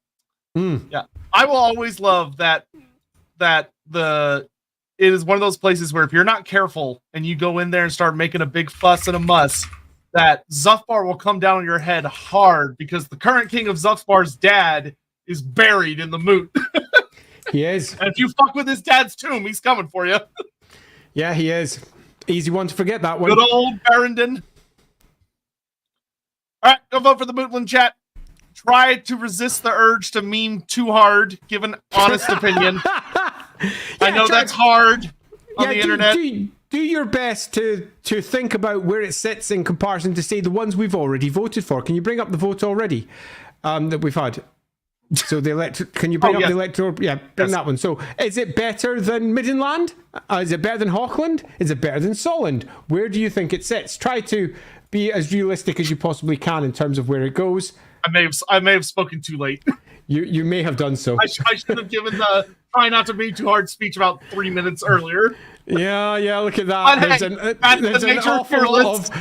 There's an awful lot of, I think, crazy votes going there.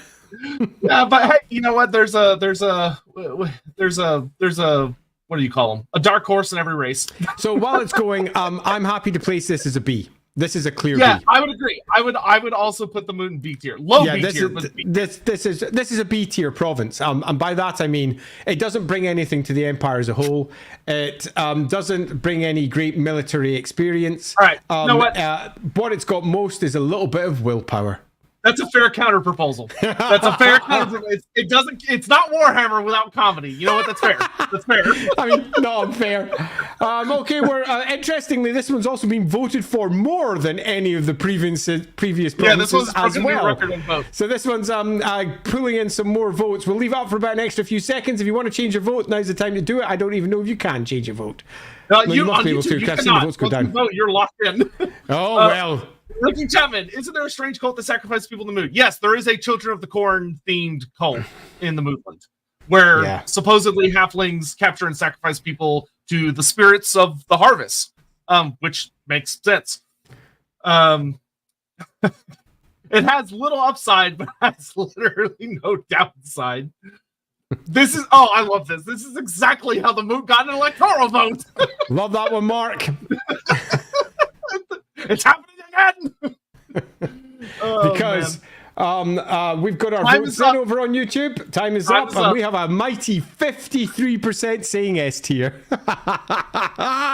So that means the Mutland with its giant cock, and yes, it is indeed represented by a giant cock, a standard joke about halflings in general and their particularly large cocks, brings us to... Well, we're on Ostermark now. Please say we're on Ostermark now. Let's go. Let's go. Back to the actual empire. We're back finally with proper folks of the empire who were founded by Sigmar from the Ostrogoth tribe. Now, the Ostrogoth tribe are... Oh, this entire place is interesting. The Ostermark is not the province we see today. So I would just like to start with this one because it's really easy to forget this. The province that we see today is only part of Ostermark. Ostermark used to extend all the way past Kislev to the World's Edge Mountains off to the side. There. Okay, now see the River Erskoy? That used to be its northern border. And that used to be its northern border all the way to the World's Edge Mountains. Yeah, so Ostermark was one of the larger provinces, much like Talabicland was one of the larger provinces. And its province has always lain in the shadow of the World's Edge Mountains. It has always had that slightly darker, spookier tone. In terms of overall gods, depending upon which source you go with, the Ostermarkers are either devout Sigmarites, devout Orcas, devout Talites, and then it kind of all got... put up two devout Morians.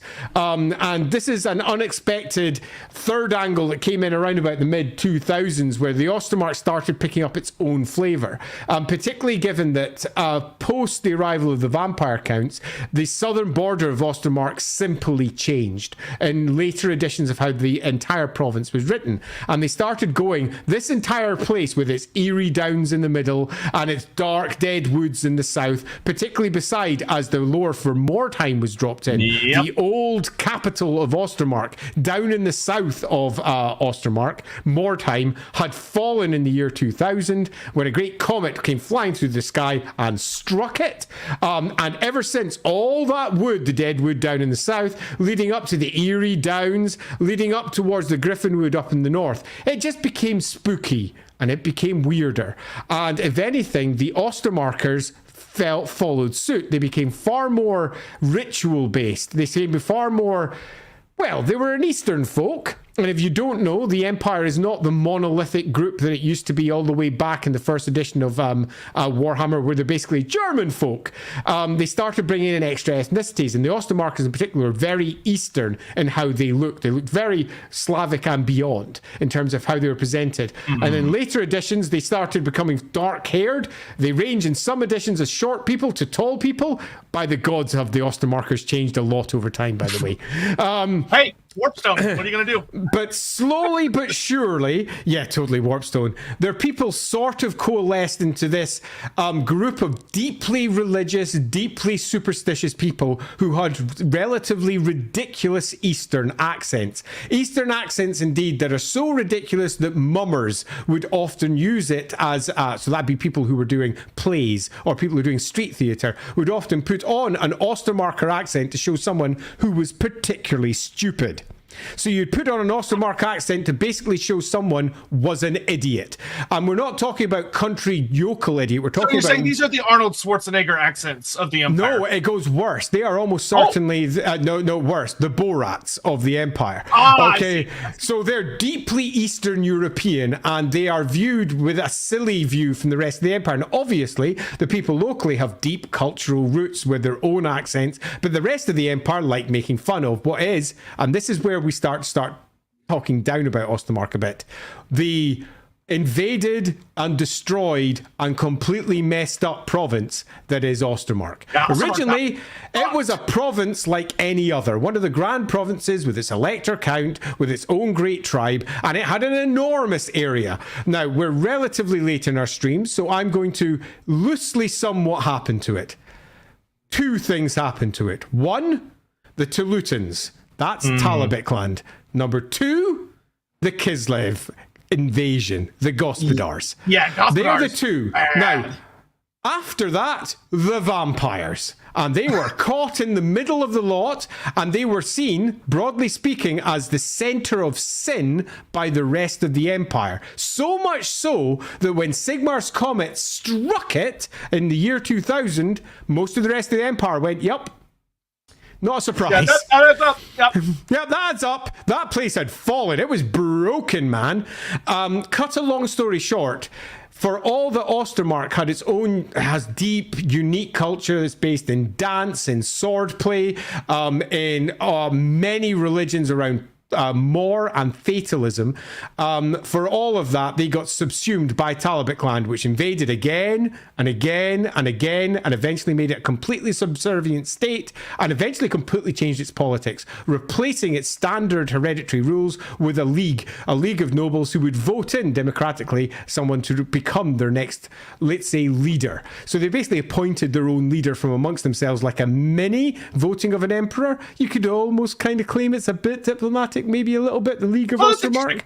Okay, so that's a little bit of a thing, but completely underneath the heel of Talabekland. Completely, because in the year approximately 1500, the Gospodars came across the World's Edge mountain like a tide, a frozen tide, and they took out over half of Ostermark and claimed it as their own. They wiped out two other tribes that were in the local area, completely took over the Ungals as well. It was pretty much a shit time to be over in the east of what was the Empire at that time.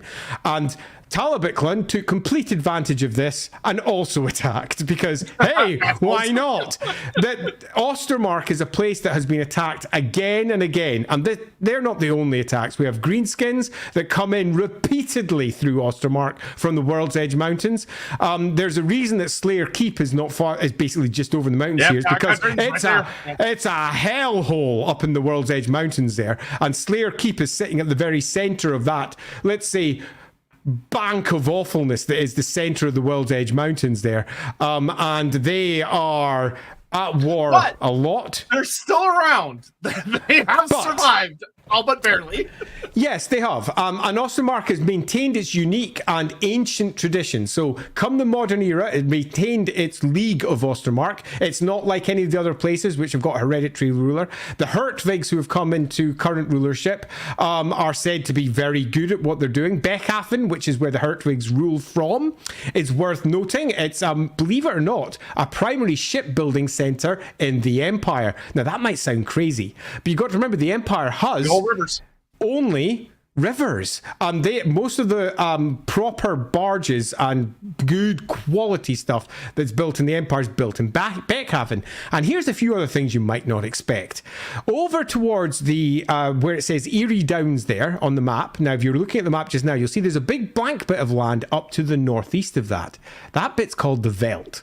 And the Veldt is special because the Veldt has the best horses in the Empire. And I do mean the best.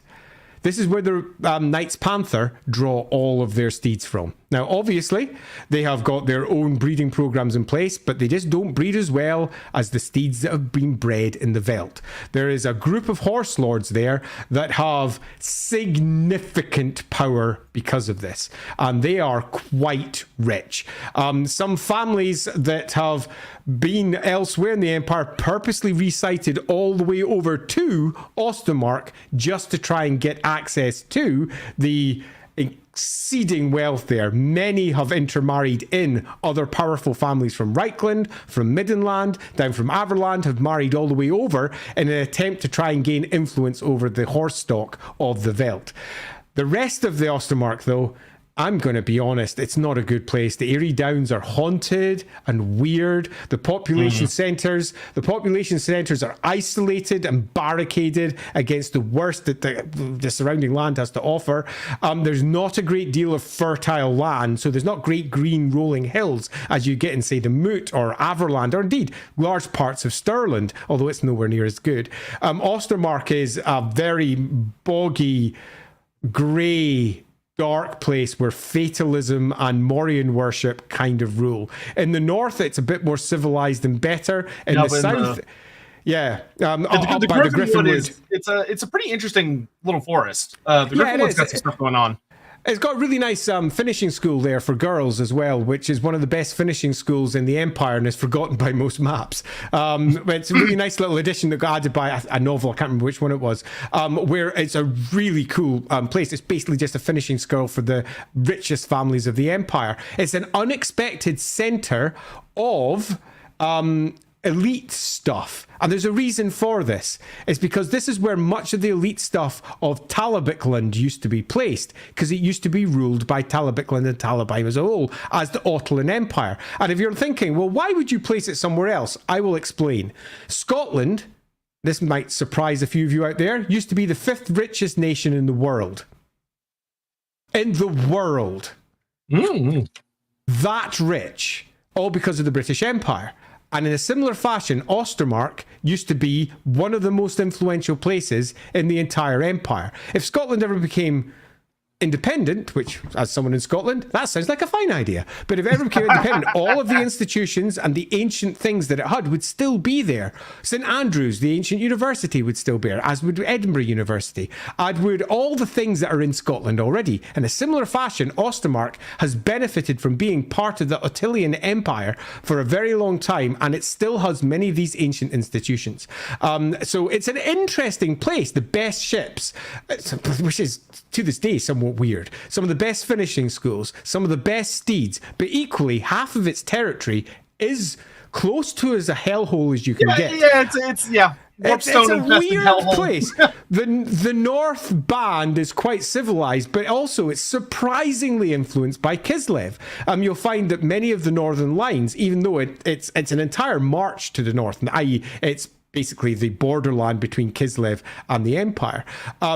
Most of them have married into the boyars of Kislev at some point in their past. So there's an awful lot of crossbreeding of the bloodlines there.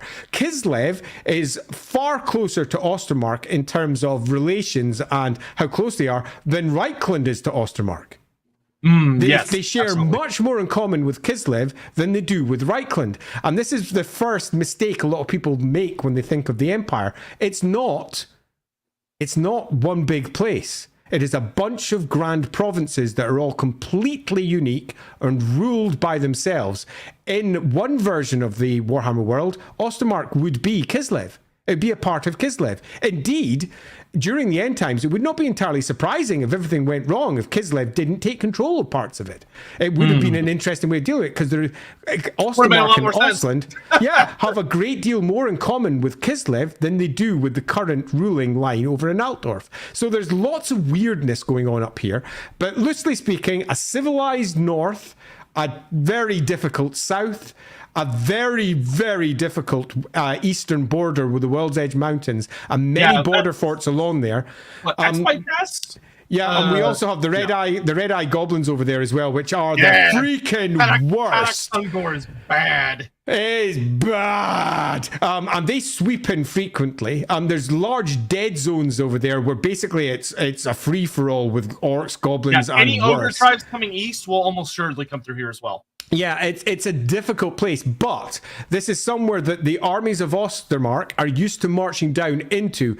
The western zone often falls and is then later reinforced by the particularly capable troops from the north. The Ostermark military is strong, but like all of the eastern provinces of the empire, relatively poor. The only rich part of Ostermark is the north. Real quick, Runefang. Oh yeah, Runefang. So I'm gonna pull up my bit for this one because there's more than one again. So we've got Troll Cleaver, because obviously of all the problems that they had, and got to remember that it used to butt right up to north where Troll Country came down. That's Troll Miraz, I believe. Let me just double check the language. It's indeed Troll Miraz, Divisor, Troglodarum. So yeah, Troll Miraz, Troll Cleaver. It's said to be a very big blade, but there's never been a depiction of it. Yep, very, very cool. And I want to, so that's Ostermark, which I saw some people asking earlier about the symbol. That is actually a manticore, because that's a reference to the big badass who was the first ever electric out, because he went and killed a manticore with that Runefang. Totally did, which is pretty damn fucking awesome. And I don't think he killed it with the Runefang. If it did, it was pre-Runefang. You're right, it's pre-Runefang. Yeah, pre-Runefang.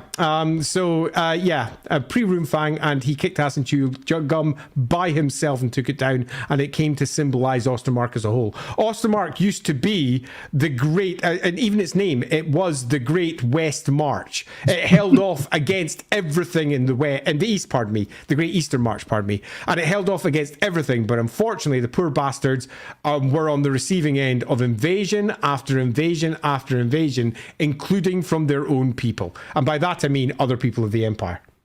David says, so Total War Warhammer 3 has replicated that very well. Poor bastards going to hit from all sides between Drycha, Azhag, and Vlad, smashing it early. Yeah. 100%. Yeah, it's sadly completely true. It is a pretty tough place. Ricky Chapman says, the Red Tooth Tavern in Mordheim, given an F tier in my opinion, got too close to Mordheim in role play, and Beowulfs are watching us from the woods. Yeah, gotta watch out for those Beowulfs. They're pretty nasty. All right. I think we've answered all the main... any last-minute thoughts, notes about the Ostermark Elector count, Hertwig? Yeah. Hertwig was interesting. I mean, he was sort of given a little bit of extra detail over in the end times, but not a great deal. As I recall, large chunks of the East fell. It's the classic story of Ostermark. And then he swept down. He does have a battle dedicated to him right there. Battle of Hertwig's Folly. There he is, the Battle of Hertwig's Folly. Oh, that does not sound good, does it? No, if I remember right, I think he got in a fight with Talabayam and got his ass kicked. Yeah, again. And it's a really stupid place to put it, given how far away from Ostermark I know, it is. That's a little bit like saying... These two should switch. Yeah, that's an interesting one. Probably over here, but yeah. But this map, it's fair to say, is pretty poor in terms of where it places many of the things. It's loosey-goosey. It's a loosey-goosey, nice overall one. So I'm about to post a poll over on this side if you're ready to post yours. Launch when ready. Okay, I'm posting it now. So I like Ostermark. It's a embattled province that has survived, and it is a province that has brought. I mean, it's poor nowadays, except for a few rich families, and most of those are borderland families with Kislev. It's got strong ties to Kislev. It has a long history of well, let's be honest, warfare with Talabik land, and it doesn't like Talabik land, so there's some really nice grievances going on there. It has been a primary invasion route of the vampires up into Ostermark because it's a relatively easy push through dead wood there, and then into the Eerie Downs where you can summon up all manner of nastiness. It's a super fun place, but that doesn't make it a great place for hitting high in a tier list. It does provide a lot of really important shit to the Empire between ships and high quality steeds. It does have a lot of. It does defend one of the major entrances to the Empire relatively successfully. Though, granted, the Slayer Keep picks up a lot of the slack on that. It does. As I say, I like Ostermark, and I've long enjoyed using it in my various games, and I think. But over the course of time, it has been beaten by writer after writer after writer, and it got worse the second Mordheim hit. Before that, there was no cursed area in the south, but once that was added, and then that spread out significantly. Sylvania had already made it a bit dodgy in the south of Ostermark, but then it spread out wildly, meaning that it was no longer the province that it used to be. It makes for an interesting place. Looking like it's a pretty heavy, obvious vote at the moment on this side. Yes, I would agree. I think you are. I'll give it just another 30 seconds. But go vote. I think so too. But yeah, we'll say I do think they have one of the most kick-ass banners. I'll give them that. I really like that Manticore banner. It's a good banner. You can't deny that. It is a great banner. I feel a bit sorry for Ostermark, given that originally it would have been like twice the size, almost 3 times the size it is today. I want to say the old world is actually quite a bit bigger because of some stuff that's going on in the old world. It's actually quite a bit larger, which will be interesting to see how that plays out. Yeah, actually, it might be smaller. I'd have to go look at the map because I know Kislev is a little. It's different, but I'd have to go look. It moved Kislev. It changed Kislev, interestingly, geographically, almost back to the first edition version. So they went back to Warhammer First Edition, Warhammer Fantasy Roleplay First Edition, pardon me, and Fantasy Battle Third in terms of the mapping, rather than the 8th edition version that we were using. So that you can end the poll. It looks like an obvious B here. Big B, but that then kicks us into our court. Which is that's interesting. This is tricky. So Hochland in comparison to Ostermark. Okay, so Ostermark's population is significantly larger, and it holds a position of greater importance in terms. It is a march. It is holding off Empire borders in a way Hochland is not. But Hochland does hold off against the Middle Mountains to a degree. I think I definitely think it should be above Hochland. I don't know if it should necessarily be below Nordland, though. Yeah, Nordland seems a toughie. I would find it hard to say that it's below above Nordland. Nordland's fleet is impressive, and Nordland has managed to carve itself out of nowhere, where Ostermark's done the opposite. It's lost like 2/3 of its territory. Nordland's a rising star, whereas Ostermark's kind of always a fading star. I think I'm more comfortable putting it there. Yep, me too. I'm happy with that. Hey, Ostland. Ostland. Okay, we're over to the Adosies now. This one's a super easy one. Ostland, the territory of Ostland is... Pardon? I'm going to hit Super Chats super duper quick just to grab these real first. fast. Matthew, for food, pipeweed, and hot pots. No wonder it got such a high tier, all the pipeweed. And then Mark Telebeckland showing up to represent. We appreciate that. Thank you, Mark. All right. So, Ostland, take us away. So, Ostland is really quite an easy one. Now, you might notice this territory reaches around from Nordland in the north, all the way around to Kislev, and then down towards Hochland and Talabikland. Ostland is big. Ostland is also poor. This is the poorest of all the provinces by some significant measure. Ostermarkers are quite unlike most of the rest of the empire. Its original tribal origins are from the Adosi tribe, and those people were short, relatively dark of skin, with a darker, hair and skin, known for their preference for big, long moustaches. They're often depicted in artwork looking similar to Mongols, if you're looking for a real-world equivalent. They often have silver running through their various moustaches and hair as well. In terms of their speech, they sound very Eastern, and they use pauses for emphasis. So because of the way that let's say the natural use of their old Edosi language and how it translated into the modern Reichspiel, they don't use articles. That means the or a. So they won't say, look, there is a house. They'll just say, look, there's house. And a similar fashion to how Russian often doesn't use articles in its language as well.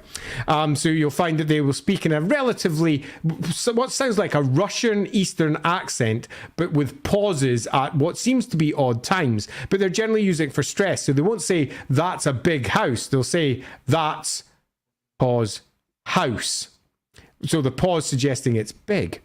So the people themselves are known for being as stubborn as the bull that is on their shield. Good old Guvauer, the god, is, or Nuthus the whatever, Guvauer the god is the god of bulls, and was the original god of Ostland. And they are stubborn enough that dwarves find them stubborn. And they are notorious for this. They are notorious for their short ponies that they ride into battle. They don't use the big war horses of the Veldt, for example. They use far more, again, much like the Mongols. They're more like using the tough horses of the north. And the entirety of the space between the Forest of Shadows up towards Erengrad, you can see this big, huge open swathe of land. That great northern march is one big war zone, and has been for a long time, with Bosenfels being one of the largest fortresses in the area, which is basically like mini Middenheim, which sits in the middle. There are lots of border fortresses all the way along here that, well, we're fighting off against Kislev, fighting off against the Norse, fighting off against literally anything else that comes their way, particularly the Norse. This is one enormous borderland that then moves into the Forest of Shadows, which is awful. The Forest of Shadows fucking sucks. Yeah. It sucks. Yeah, it's bad. Okay, now, we have a few things to say about Ostland in general. Now, the Edosis, back in the past, long had issues with their land. Their land used to extend right where it is currently, right into Kislev. But it didn't extend that far. Erengrad, you may notice, sitting up there in the north, they didn't used to hold any of that. They used to be held by the Ungol tribe. And all of that spare land used to be Ungol held, as did large chunks of what is that called Troll Country there, where Ostland didn't used to be so north. That used to be Norse territory. Then the Ostland land was largely from where Wolfenburg is all the way up the River Erskoi. And it got slowly squashed this way when the Gospodars arrived, and then pushed up when the Norse were moved out. So their land is not what it originally was, but they are one of Sigmar's original founding tribes. The weather up there is universally freezing because they're right beside Kislev, which is unnaturally cold at the best of times anyway. Most of the marches and a place it's called the Verge. The Verge is basically where the grass turns to the Oblast of Kislev. So the great grassy plains of Ostland start to freeze and turn to permafrost. That great area there is, again, it's got many a castle, including Castle von Raukov, where General Raukov, who would later become Elector Count Raukov, holds his court. It's also worth noting that the Raukov court has been called Rauken, Raukov, Raukovich. It's gone through a variety of different names. Hilariously, it's Rauken here, even though in this book it's Raukov, the Elector Count. Yeah, and to make matters even worse, it's also been placed in at least 5 different places. So don't trust this as a nice location for it. Just know that one of the primary fortresses there is a very well defended Horse Lord fortress in the borderlands somewhere. So in the north, we have a lot of Horse Lord borderlanders who are used to working by steed and using bow. As we move down into the forest themselves, we are now dealing with mostly hunters and trappers and generally poor folk. The capital of Wolfenburg, wasn't always the capital. The capital used to be in the south. It's only recently become the capital when the Raukovs took over, and is where the Raukovs now hold court. Wolfenburg itself is not the largest city. Much like most of the eastern provinces of the empire, it just simply is not a rich place. I was going to say, you want to hear something funny? Is that Total War did something to Wolfenburg. What did it do to Wolfenburg? Which is that Wolfenburg has gold mines in Total War. Fun. Interesting. Like it. It's one of the only places in the Empire you can get gold. I particularly love that because I remember when I was given, so this is just a tiny little anecdote, when I was given the core documents for what the Empire should be back in 2005, so I got the studio's list of everything it had to do, and had some lovely notes in there about how the Imperial Cross was formed and what the different parts of the Empire were like, and the Eastern Empire were universally poor. And they had to be done that. And they said, and there's a lovely little note that had come from the person who's running the line saying, if you dare mention the words silver or gold or any form of precious stone or metal for any of Ostland or Ostermark, your text is out.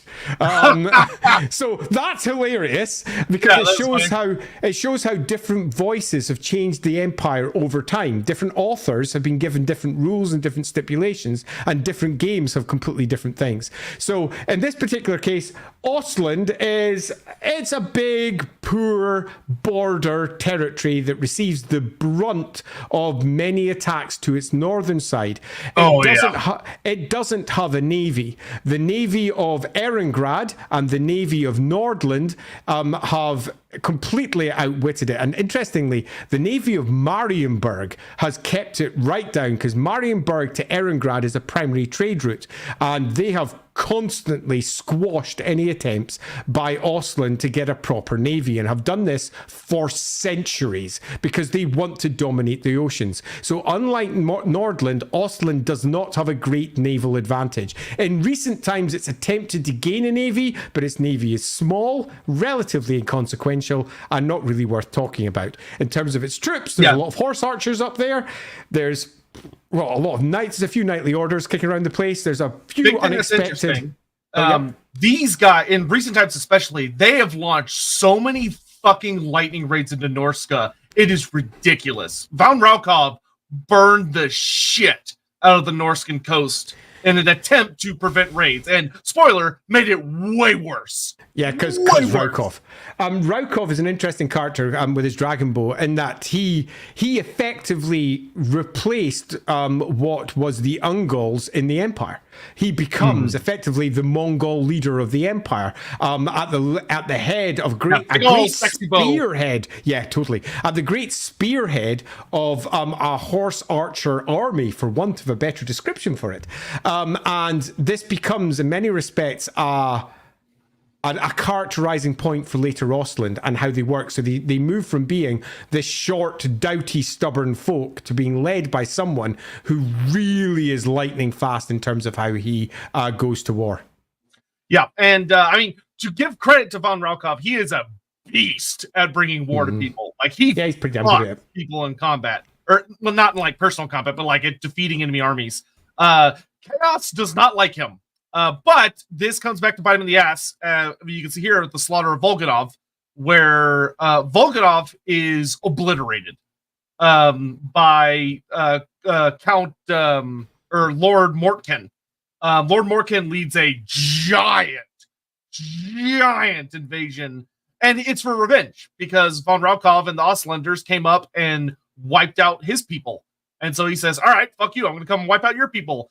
But to Ostland's credit, he gets stopped at Volganov, though granted he willingly dies, but he kills von Raukov's son, and then he basically just kind of gives up and dies, though it's more complicated than that, but that's the core tidbit of it. A few other notes worth noting, McNoting. Large parts of Ostland have been conquered by Middenland in the past. It used to be part of the Wolf Emperors. Equally, large parts of it were conquered by the Ottilians. It used to be part of the Ottolan Empire. Ostland itself has never really been the heart of its own empire at any point. It has always, broadly speaking, been either a part of the empire as a whole, and a couple of emperors have come from Ostland, obviously, or it has been a part of someone else's empire as they then conquered it. Is Ostland the largest province? No, it's Talabecland. Yeah, Talbot. And different maps show it in different ways, but Talbotland is the biggest by surface area. Do people still worship the Ox Yes. God? They absolutely do. Guvar is still worshipped, although Sigmarism significantly outweighs it now. Sigmar is probably Sigmar, then Tal, then Raya, then Guvar. Yeah, so Guvar is the bull god, right? And then Nuthis is the ox god? Nuthis the ox is in the star constellations. Oh, right. That's, right. It's It refers to Guvar, the bull. That's right. I remember now. Let's see. Any particular cultural traditions that stand out from Ostland? The interesting thing about Ostland is that a lot of the original culture was basically just, we think it's kind of Polish. And they went down this sort of Polish route for much of what they did with Ostland. And then they went, no, it's Mongol. And then different writers have just basically mixed it up like it's in a pot. So the best thing you can say is that, yes, they have lots of deep ancient traditions, much of which is tied to their relatively frugal lifestyles and the horse nature or the horse lord nature of their northern provinces. But the actual details for them are so inconsistent that I wouldn't like to pull out one because it's contradicted by the next. But if you're looking to create your own version, I would broadly say a nice mixture of Polish mixed with Mongol, because that's a natural mix, right? Yeah. And then interestingly as well, they deal with quite literally some of the biggest, baddest vampires in the Forest of Shadows. Zacharias the Ever-Living and his old boss. Oh my gosh. The founder of the Necroarch line, his student. Whose tower is down in the what's his face in Deadwood in Mordheim. Just above Mordheim. Oh God, I can't remember his name. And because you can't remember it, neither can I. And that's not just because it's 3:15 in the morning. But his tower is down there. I've even bloody put the... whatever. They're both a big pain in the ass in the Forest of Shadows. Yeah. They cause a lot of trouble up there. So it's worth also adding that there's a lot of kvass and vodka drinking around the area for Kislevite reasons. That they've married into the Kislevite bloodlines a lot. Melchior, thank you. Melchior, thanks. That's it. There's you almost went to a web search. There's a host of traditions that involve not liking male wizards, largely because of the Kislevite influence. But that's just wizard traditions across the Empire to a degree. No one likes them anyway. There is an odd tower sitting over in the Middle Mountains, which what's his name? It wasn't Hertvig. Can't remember his name. He's a gold wizard anyway, but there's a gold wizard tower up in the Middle Mountains, which is effectively a gold school of wizardry up there, which is quite fun. Yeah, there's lots of fun details there, but there's also, because of the enormous influence of the Forest of Shadows, so much awfulness there, so many beastmen in the area, so many nasty creatures that rise up from out of there, and it is the first province every single time that gets hit whenever chaos comes. Yeah, they've dealt with their fair share of Everchosens from Asvar. Actually, no, not Asvarkul, but the first one, Morkar the Uniter, and then during the Storm of Chaos, they got hammered. But of course, the Storm of Chaos didn't happen in this timeline.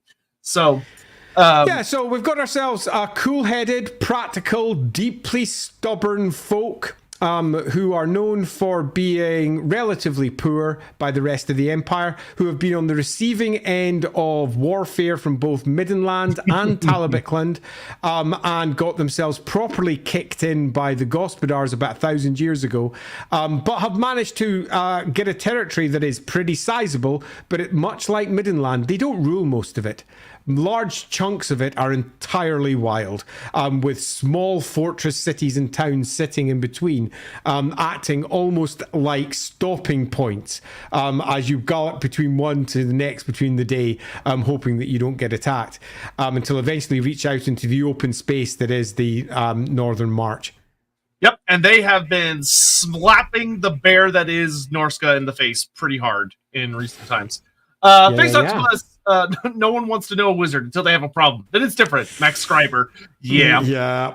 All right, let's get the vote up and rolling. Okay. Are you ready? Even though the Electrocount interestingly Okay, prefers not Runefang using is another Runefang. one with multiple versions. We've got Brainwounder, as it was originally, rather ridiculous name, which seems to have Brainwounder. literally nothing to do with Ostland. Then you've also got Shadow Cleaver, Thunder Shadow, the idea of swiping through its speed. That's Drawn Mornar, if you want to go for that name. So Thunder Shadow or Brainwounder if you must. Wow, Brainwounder sounds terrible. It really does. That's the White Dwarf time. article. The White Dwarf article that very first created the names for the individual ones went with some really freaky, weird choices. Yep. Launch when Okay, ready. I'm ready. If you're ready, okay, Pogon. Okay, let's set this one off. And where do you Go vote? vote. Ostland.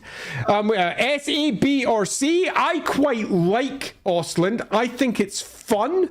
I think it's a really interesting province, but it is poor. It has some of the best cavalry in the Empire outside of the knightly orders. And it is constantly in a position where it can make lightning strikes into the hearts of other parts of the enemy, I suppose. It's a fun place. What do you all think? We'll find out just a moment, but let's grab some super chats real quick. Darius Rose, who's the biggest deadbeat dad and has the most bastards among the Electrocounts? Is it Vladimir von Relkov or Boris Todbringer? Boris. There you go. Yeah, it's definitely Boris. Darius again. Both are badasses, though. Also, love me some Mortkin. Why can't 40k characters be as interesting? Because 40k Chaos characters are not allowed to die. That's why. Yeah, They're there to print money. Yeah, so to tell good stories. So Ostland's a fun one because it bears the brunt of many attacks from the north, which means that it's much weaker than it would have been if it got the proper support that it should have from places like the fat belly that is Reichland, for example. Ostland is big on showing up to those elector meetings and being like, we need some, what the fuck, guys? Y'all need to send some people up here.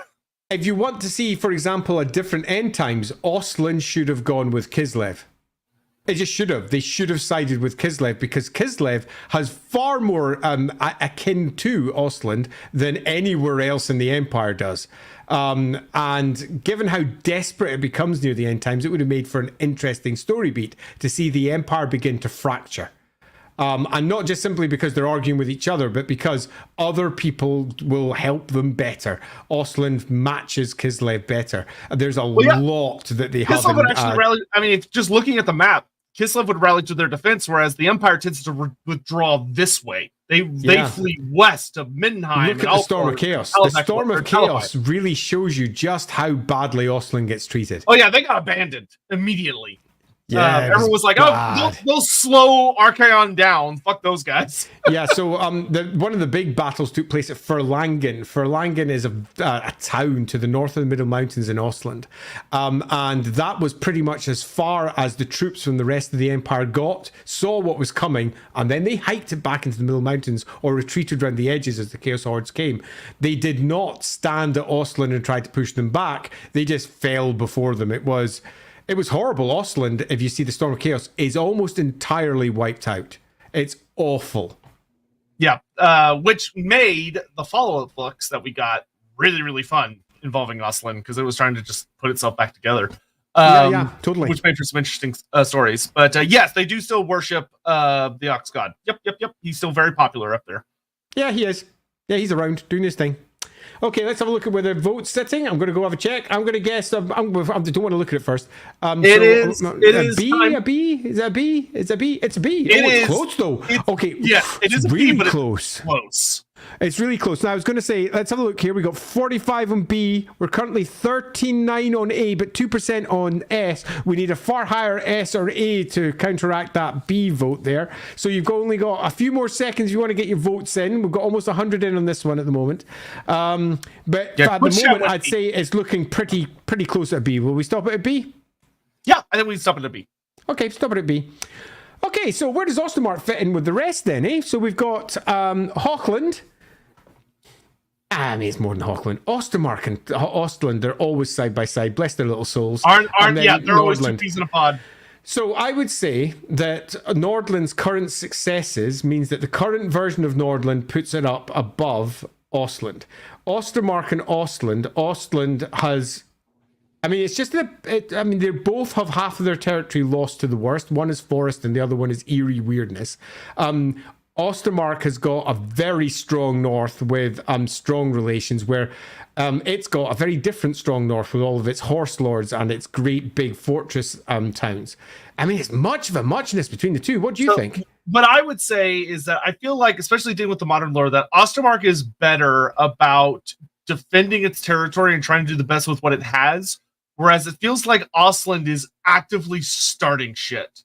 Like, it is actively attacking Norsemen, actively provoking war with other nations. So, given that this is the Empire, and the Empire is at its heart Sigmar's empire, and it's all about defense, not what Ulrich would want, which is attack, you should put it one up.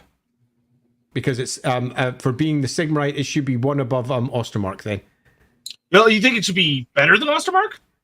No, the other one. Sorry, Ostermark should be one up. No, I was agreeing with you. I went briefly mad. Yeah, the speech of the orders ain't lining up here. All right. Oh boy, Reichland. Here comes Reichland. Here comes the big lad. Okay, so Reichland is exceedingly simple to say S2. I'm going to state it right out from the beginning. Okay, but I am going to see if I can make an argument, and I don't think it's going to necessarily come out well, but we're going to go. So Reichland is where Sigmar was born. So this is the heart of Empire. And this is where Sigmar, from Reichdorf, which is now called Altdorf, marched out and made diplomatic and in some cases warlike overtures to all the other tribes. He bound all of those tribes together from Reichland, which was back then obviously not called Reichland. It's the heart of the Reich, the Empire. It's the center of the Reich. And went down to Blackfire Pass, kicked in all the greenskins. And from this point forwards, Reichland was at the heart of at least some form of empire for the next 2,500 years. To kick through its history, we have ourselves, this time, the Unberagan tribe. Now, the Unberagan tribe are surprisingly warlike. Now, I say surprisingly because if you look at the modern Reichlander, your first thought isn't war. But I'm going to give you an analogy here, particularly given who wrote most of this stuff, that you wouldn't generally think of the Englishman with this classic, oh, I'm an Englishman, and think war. But they conquered everywhere they went. And Reichland's somewhat similar. And they follow a similar mode because many of the writers have imposed their view of what warlike empire expansion is into Reichland. Now, the Reichland as a whole, the Unberagan tribe, didn't go off and conquer much. They moved over into Bretonnia multiple times, formed provinces there, and then withdrew again, but have stood within their border pretty much consistently for 2,500 years. So you go, so that means they've been solid, yeah? No.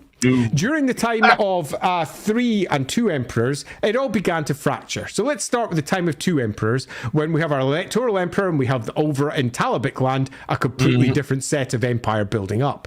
And Altdorf and all the cities around it came to the center of this new electoral empire. Things began to fracture then became the time of 3 emperors, and then in the Dark Ages, the Reichland is one of the provinces that completely breaks. And by that I mean, for all it's easy to go, so Reichland, that's one whole, right? No. In the south of Reichland, the Sudenvorbigland, it was independent. It was a kingdom down there. Then you had Vorbigland over to the east, another kingdom. So the Volfens were ruling one of them. I think it was the Lusens over in the other. We have our, over in the west, not the east, sorry. So that was Vorbigland, over there. The Sudenvorbigland is down by Ubersreich over there. It's fractures into multiple separate places. And whilst Altdorf claims it's all Reichland, yeah, it isn't anymore. It has completely fallen. And make it worse, the cult of Sigmar agreed with this fall because they were so certain that the electoral emperors had failed. So they thought they were better separate as individually ruled areas than as one. However, come the arrival of Magnus the Pious some 200 years ago, the Reichland, which is a fucked up province at this point, is bound back together as one body by Magnus. And he basically installs a secretary over it to rule it. And we have ourselves the Holzwigs, and then later on the Holzwig Schließdens, who will rule this place, which is the forebears of Karl Franz. And this is the province that we have. And Altdorf isn't big. Altdorf is smaller than Middenheim. Altdorf at this point is smaller, massively smaller than Talabheim and Nuln. It is a small city. But then things go wrong in the Empire. Magnus the Pious' line fails. The Unfager family who are ruling fail. Westerland, which is the wasteland, separates itself. It all starts going wrong for the Empire. And the first Wilhelm II, Wilhelm III of Reichland, is voted in as the next emperor because he is seen to be weak and seen to be somewhat useless. And he wasn't. Yeah, no, he turned that shit right around. Wilhelm the Wise, as he is later called. And Wilhelm the Wise turns it round and starts basically standing up to the rest of the empire and saying, we have to continue on with Magnus's goal, which is to keep the empire together. And let's cut a long story short. A few generations later, we have Karl Franz. And several successive emperors, all of whom were voted in because they were weak, turned out to be either exactly as weak as they claimed to be or not. And I'm going to be relatively blunt here. Most of them were bad. They're actually bad. Karl Franz was voted in because he was shit. I'm not joking here. He was young and shit, and Boris thought he could dominate him. The other Elector counts thought he would be useless as an emperor, which is why they voted him in. And to begin with, they were right. Now, according to some of the novels, they weren't right. According to some of the novels, they were so right it was ridiculous. According to some of the novels, he is the most kick-ass hero you have ever seen, ever. And it's really funny at just how much they changed Karl Franz's history according to at what point the novel was written. And it's fascinating, actually. He ranges from being someone who's about 5'10" and somewhat of a gentleman and urbane, to someone who's a deep thinker and doesn't really know what he's doing, to a gorilla of a man who could tear an orc apart with his bare hands. Okay, with a chin that's this wide, that he can knock people out with ease. So Karl Franz is an oddly divisive figure in terms of the writers. What is important is that post around about 2512-ish area, he becomes the Karl Franz we all know and love. And we're all quite aware of. And by this point, the empire, by dint of its position, Altdorf has become relatively huge in the empire because it is at the center of the trade routes of Nuln, Talabheim, Middenheim, and Marienburg. It had nothing to do with their ruler's capability. Nothing. It was purely its location, but it got big. And I mean big. It's the Rome of its era. But it wasn't recent. It wasn't, pardon me, like 200 years ago, 1,000 years ago. This is all recent in the last 100, 150 years. And it's got bigger and bigger and bigger and bigger. Come the time of Karl Franz's rule, it's the biggest city in the empire. And there's a few other things we can say about Reichland as well. Its power, for all it has been consolidated, is based on Sigmarite power. And Sigmarite power is all about defense, which means that it very rarely sends its armies out. So its armies tend to not get damaged like everybody else's armies. They only get sent out when there's a big threat coming, but they tend to follow Sigmarite doctrine, which is go behind your walls and protect Sigmar's empire. If it works, it works. Exactly. Meaning that Reichland's borders have very rarely ever shifted, but no one has ever really done anything to Reichland other than Reichland. The only people who've really conquered Reichland is Reichland. That's it. Now, Grom the Paunch may have swept through and done a lot of damage, but they picked themselves up again a year or two later and didn't really care, and Altdorf stood throughout. And come, as I say, the modern era, Altdorf's the biggest city. Because of its position, Reichland has become the richest province in the empire. And they have used it. Reichland is crisscrossed with canals. It's got, because it's had successive emperors in one place, it's got the colleges of magic because Magnus didn't want them in Nuln. Magnus, who was ruling from Nuln, went, yeah, no, I don't want them here. Plus Teclis said, there's a massive confluence of magic up in Altdorf, so hey, let's do it there. And he was like, off you go. Altdorf fucking sucks. It's a terrible place. You can do whatever you want up there. So they did. The Engineers Guild is centered here, and that's enormous because they have been partly behind the great expansion of canals, the great expansion of engineering marvels across this part of the empire. But you've also got to remember that Reichland is ancient, and unlike other parts of the empire, because it's constantly been relatively whole, the ancient dwarf roads that were set up during Sigmar's time still stand, and many of them are still there, like ancient Roman roads still being used today in Rome and in Europe. And somewhat similarly, we still have this in Reichland. They have, and I hesitate to say this because it's going to definitely influence a vote or two, the largest standing army in the empire, because they barely freaking use it. Now, that might make you go, but surely that costs too much. Yeah, it does. And they bleed the rest of the empire for it.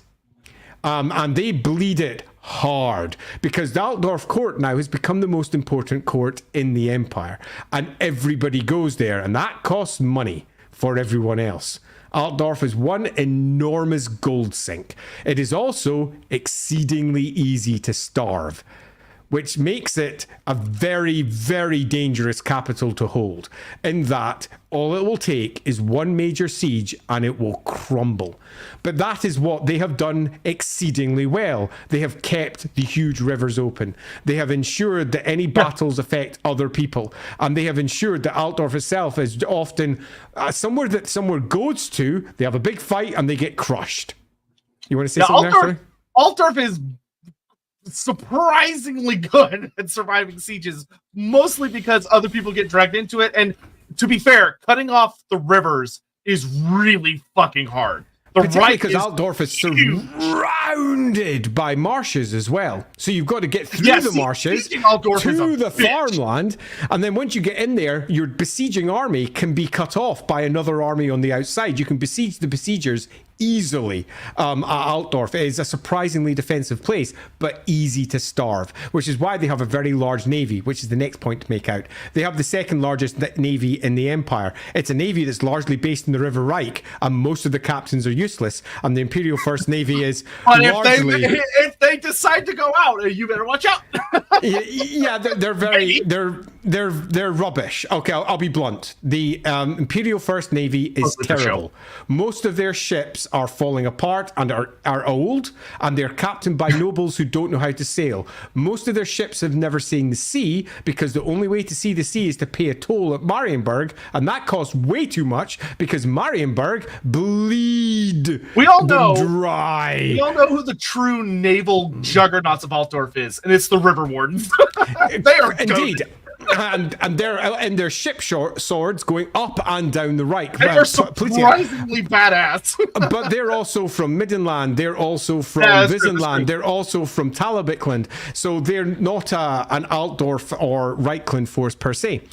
So there is a few massive positives to say about Reichland. So let's make sure that we've got them out. Number one, it's the center of Sigmarism, which means it's the center of the cult of Sigmar, and the cult of Sigmar is the most dominant cult in the empire, and it is basically centered here in Altdorf, and thus the Reichland. It is the most technologically advanced out of all of them. It is the richest out of all of them. It has the largest standing army.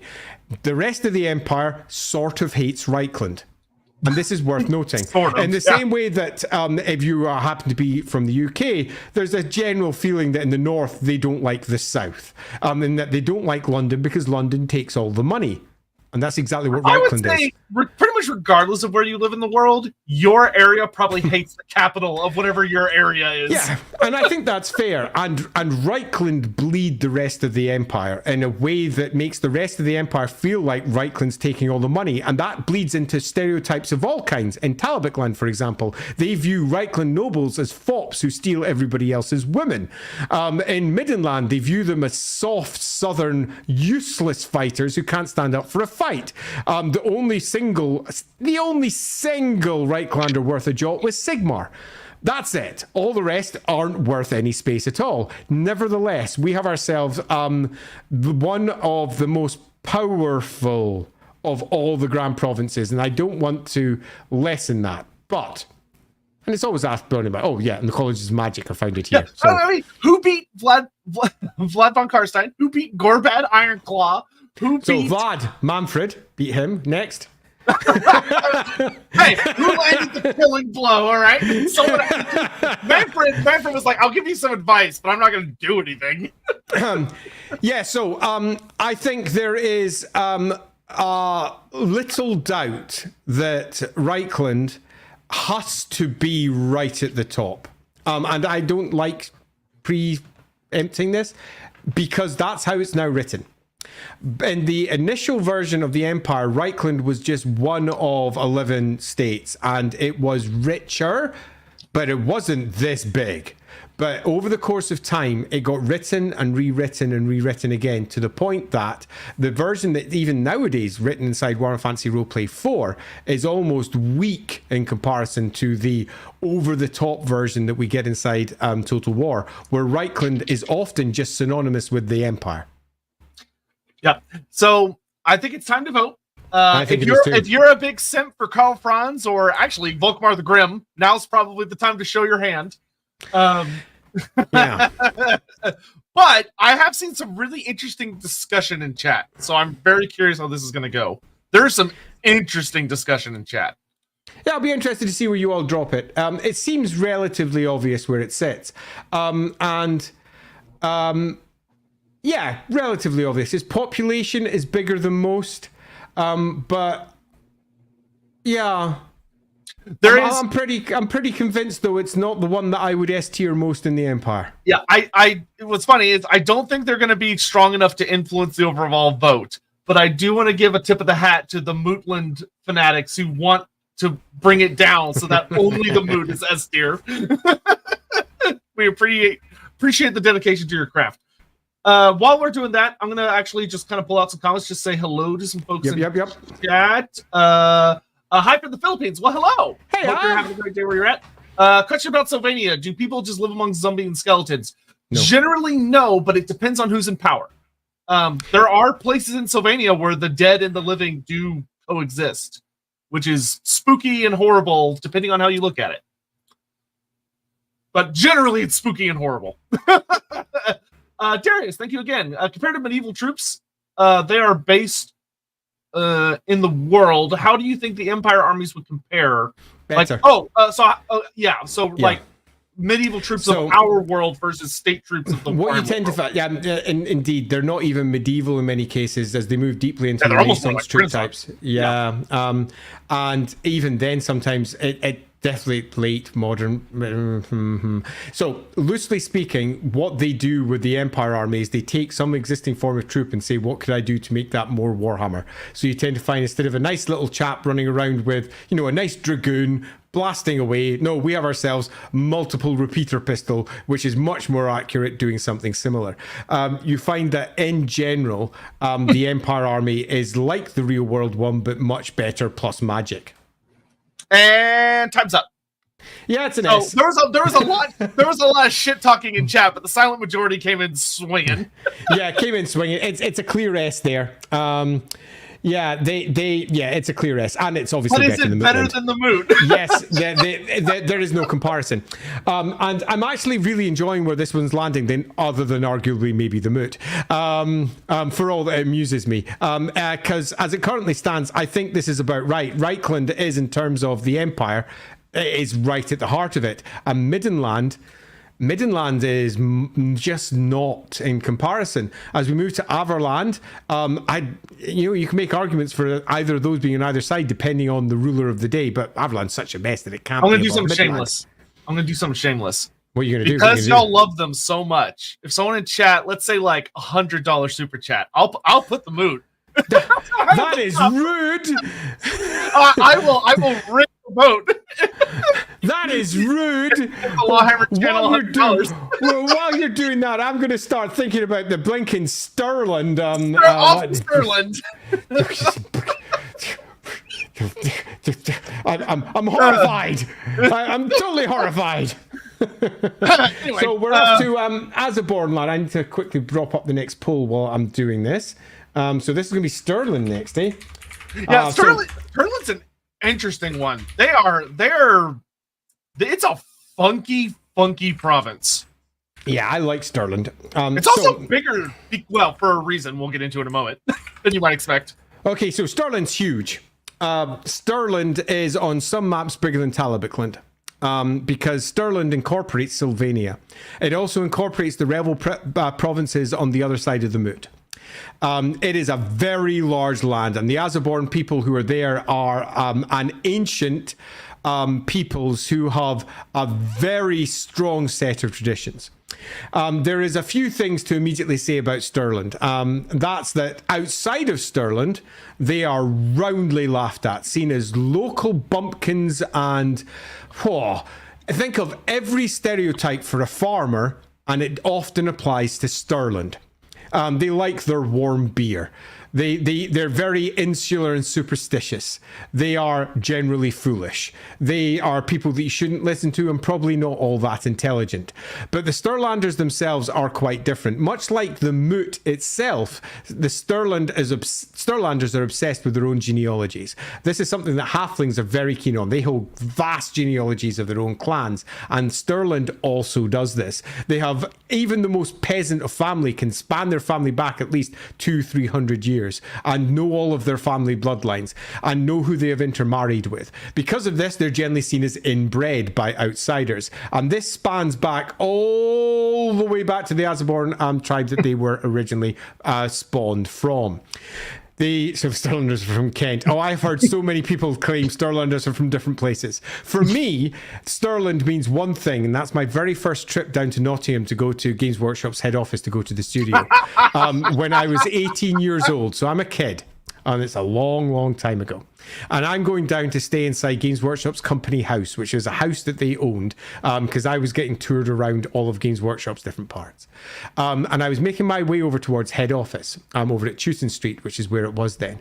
And I was driving along, and I was in the car with, oh gosh, I can't remember who it was, but he was basically chatting about Games Workshop, saying everything it was. And then I passed by Stirland Carpets. And I went, what? And he went, yeah, you'll find a lot of this. The closer you get to the studio, the more names that you're going to recognize. And I went, but seriously, Stirland Carpets? And they went, yep. And I was like, is that what Stirland's named after? And he looked at me and he said, well, what do you think? So there we go. Stirland Carpets. So my first thought of Stirland is Stirland Carpets. Most other people think of local yokels in their pubs gathering at night and telling strangers to keep out and being aware that out in the moor is where the danger lives. But I think that that's, generally speaking, an entire province of people who understand that superstition is important and that have ancient traditions to ward off evil. A lot of this comes from Sylvania. A lot of this comes from the Sylvanian folks and the original tribe that lived there, because it was a different tribe of humans that lived over in that area.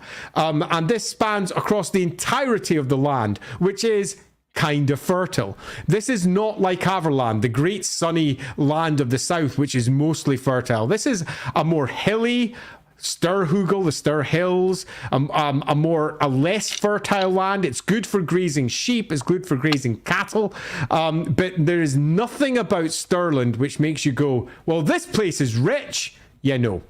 Well, this place is full of the best troops. No. This place has got the best farms. Oh, okay, I'm going to have to say it again. No.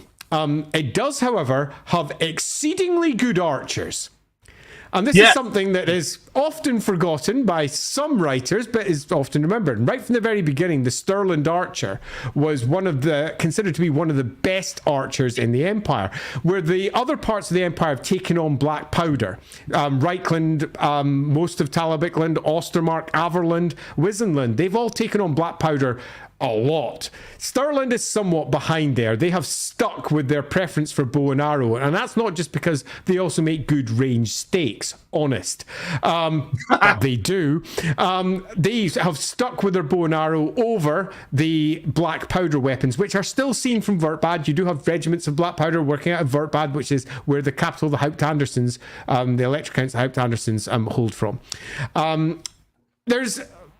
We've got not a lot of time, so let's just sum it up with many people view their armies as poorly equipped, poorly managed, very poor, equipped with lots of militias that are locally trained, with a bunch of weirdos who are obsessed with their warm beer and their odd traditions. And they're right. Yeah. Harsh. Some other quick but thing kind about of them is right. that they claim to own Sylvania. They were given that. Yeah, and they totally tax it and totally keep an eye on it and totally are not like, ugh. So yeah, they it's interesting. I had to literally do parts of this. I remember when I first mapped Sylvania, they had to pass over the studio when they used parts of that for something else, and they did try. They not only tried, they did. And they then did it less and less as time went on, because the place is huge and much of Sylvania was just wasteland and dangerous, and tax collectors didn't return. And then to make matters worse, it all got a little bit weird over there, and then the vampires came back again. But for a long time post Sigmar, Magnus, that place was fully taxed and fully owned by Stirland. But it gets less and less, and then as we pass into the end times, stops entirely, completely. The parts that aren't taxed are on the other side of the moot. But also, random fun fact for anyone that cares is that Stirland and Averland, but Stirland, they often get accused of being a little too friendly with their animal companions. I mean, if you take any sort of country bumpkin stereotype, the Empire will use it for them frequently. I mean, their rustic accents are used by mummers from across the Empire to be nothing more than a farmer. And if you hear a farmer on stage in the Empire, they will have a Stirlander accent. Yep. Stirlander very much was a nice guy. Let's real quick, Runefang, and we forgot to talk about the Reichland Runefang. If you want to double okay, so those. yeah, Reichland Runefang is another doubler. In that, let me see. I'm going to actually check it up on my list to make sure. I think it's Dragon. Yeah. We've got the Dragon Tooth Gory Drengaz mix up again. Okay, so quite likely. Oh yeah, so technically we did talk about it. Yeah, so we did. Yeah, so Gory Drengaz and Dragon's Tooth are the two Runefangs have almost certainly been swapped there. Gory Drengaz was probably Reichland's one. Speaking to the enormous amount of slaying that Sigmar did during his time when he was there, and the Reichland Runefang, assuming it was even made for Reichland, was given to them. So there's definitely a story there, because there's the Runefangs were given to the electors of Sigmar. Not to Sigmar. So there's a story there. Okay, particularly given it's Beast Slayer. And just up there is the Beast Man Central. There's definitely a story there. So yeah, they get swapped around, where if you're moving over towards Stirland, I think that's Orcure, isn't it? Yeah, Archiskundaz, Orcure. Yeah, just double checking that one. Which makes sense. Orcs are a problem in Stirland. Yeah, orcs are. They are. Yeah, particularly because they've got so many hills and other horrors there. Yeah. All right, it's voting time. And while we're voting, I will... Oh, Electric Out. Talk about the Electric Out real quick. Haupt Anderson is one that's gone through more than one variation. Oh, Haupt. Yeah. So yeah, Haupt Anderson, the High Andersons, so to speak. And on one side, we got some really odd lore with them being in their like 40s and 50s. On another, there's two of them and their children. And they've got a regent over them who's controlling them and intends to kill them because he wants to gain control. In another version of them, he's just a classic Empire Lord, and there's very little said about him. So the Haupt Andersons are one of those ones that, depending on the writer, gets used in a different way, because I don't think anybody knocked it down in stone over in the studio. Yeah. Real quick, I do need to do just a little... Oh, you're freaking kidding me, dude! What have you been doing out there? So let me get us caught up real quick to see so I can show you how bad it is. What's happening? Yeah. So real quick, Destroy to Create. Apologies if the answers are for asking. Will y'all be updating Lorebeards playlist? Yes, I'm gonna update the YouTube one and the online one. I should update my one too. I haven't updated my one since we started. I think. Yeah, we will update those. I'll go update the one over in Lawhammer as well. So they're all there up in the Lawhammer side too for the list. What's similar between the Moot and Reichland? They're both good at making their woes their neighbors' problems. Yeah, hey, it's good survival. 100%. The Reichland is completely protected on almost all sides. That's $10 for the Moot from Tabal. Okay, that's only 10. Another $10 seriously, from that's 20. Fire. That's 20. $50 from Mr. Oh, Pig. Mr. Pig, thank you so much. Well, Kicked simultaneously, seriously. $69.99. Tabal with another 50. Oh, thank you, but equally, seriously. For all the great content, but your opinions are wrong. The vote is superior. That's 120. Ricky Chapman. For the moon. Hey, Ricky. 130. Lawrence Holy Sarfinius. Just because you guys are awesome, make the long drives less lonely. I hope this is not a penny short. I don't know how to equal out to. You're fine. You're all good. So that's. Thank you so much, people. That's 220. And then the exiled one. Thank you very much. Oh, the exiled. Thank you. I mean, we kind of have to now, don't we?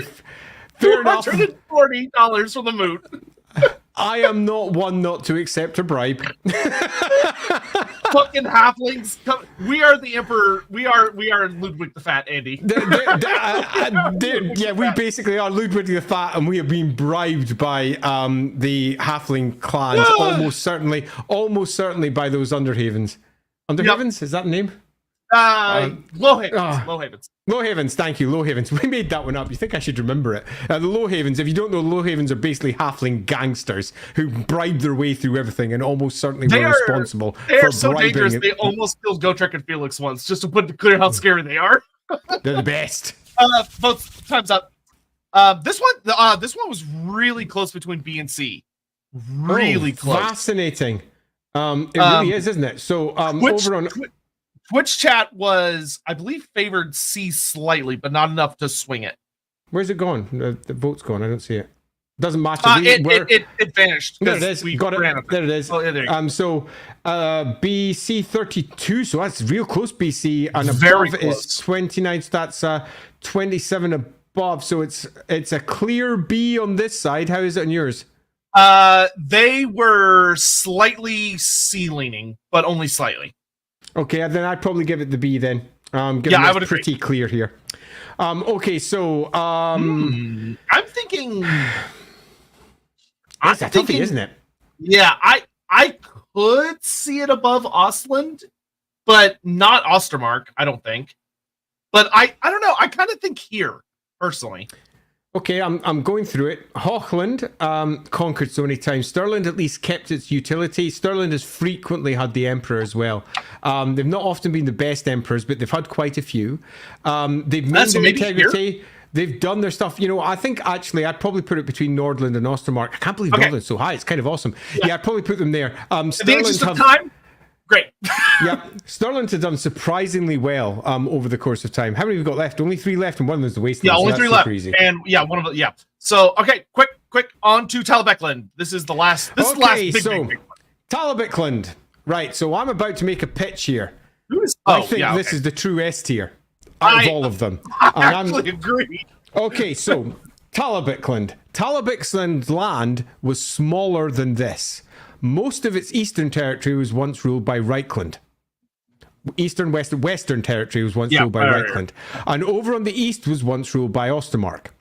The Telutans, which were the tribe, good old Kruger, whose name pretty much gives it away, he's close to Krieger, warman, good old First Elector Count, was particularly warlike. And this never stops. Ever.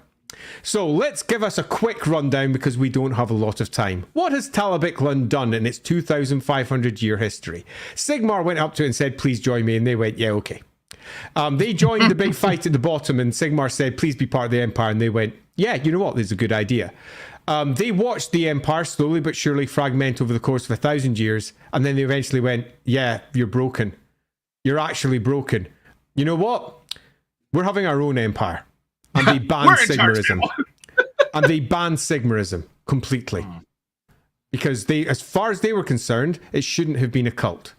They were much more interested in Tal and Raya in particular. And to a degree, Ulrich, they thought that the other parts of the Empire had it right. And the Empire went to war in an attempt to stop them. And Talabecland kicked them all in. Now, I'm not going to in any way drop this in. I had to draw battle maps for this for Black Library. And they didn't just kick them in. They got attacked by Stirland, minced them. Got attacked by Hochland, minced them. Got attacked by Reichland, ate them for breakfast. And one of the reasons for this is because of where their capital is, Talabheim. Talabheim is in an enormous crater. It's around about 30 miles across, and the city itself is on the inside.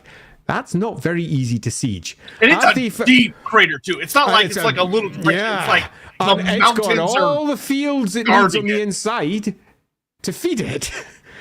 And once you add that to the fact that they didn't outlaw magic, unlike Altdorf and Reichland, which did for a very long time, they were in a really good place, particularly because they were also supported by druids.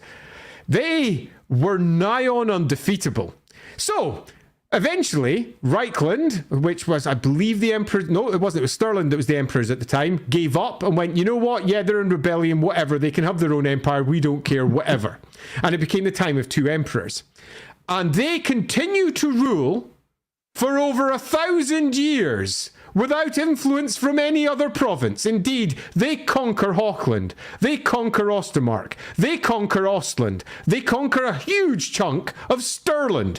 They basically go all over the place and make an entirely separate empire. Middenland realizes that perhaps Talabheim might have the right of it. Because, let's be honest, Reichland sucked with all their Sigmarism and their self-righteousness. And they go into a state of rebellion from the rest of the empire, which is basically Reichland, Wasteland, and Wisenland down in the south et al. And they separate as the Wolf Emperors. So we end up with a time of 3 emperors after that.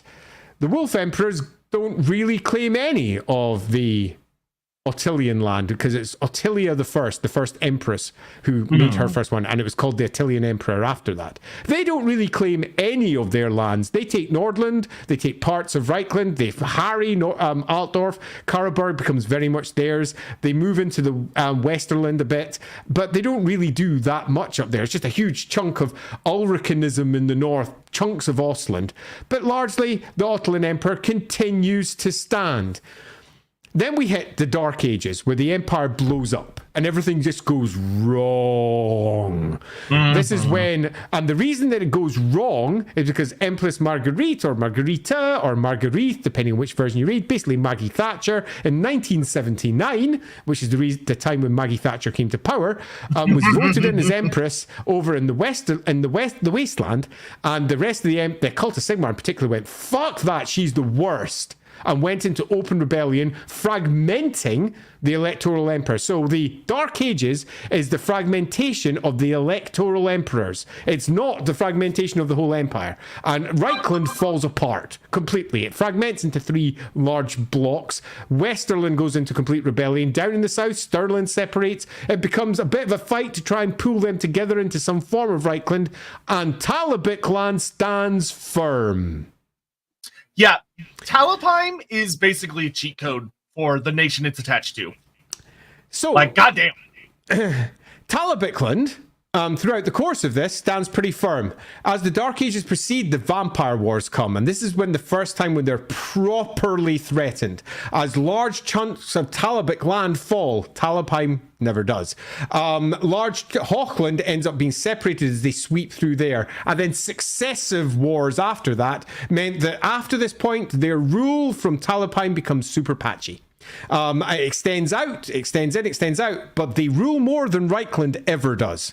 Much more, because Reichland is completely fragmented amongst itself. Talabheim in its current form largely stays, and they push right up to Altdorf, right pretty much knocking on its door, saying, this is all ours now, you can fuck off. And largely managed to do this because most of it is the Great Forest. And the Great Forest is, broadly speaking, forest. And most of their troops, very closely related to Tal, are quite used to, particularly with, say, one of their primary knightly orders, the Longstriders, working through forestlands. So cool. Yeah, and Talabheim, contrary to most people's expectation, is a cosmopolitan city. The only thing that they've done, which might put many of you off given your current votes, is they banned halflings for a long time for being thieves and constantly taking money away. So there is... there is, right up to modern day Talabheim, not Talabheim land as a whole, just Talabheim, laws in place to stop halflings from owning certain things because they were basically stealing everything, and largely because Eddie, you shouldn't have said that. That's gonna completely derail the vote. I have done it on purpose because I am chaos incarnate, and I am quite happy undermining my own arguments because I would much rather explain everything that's the case.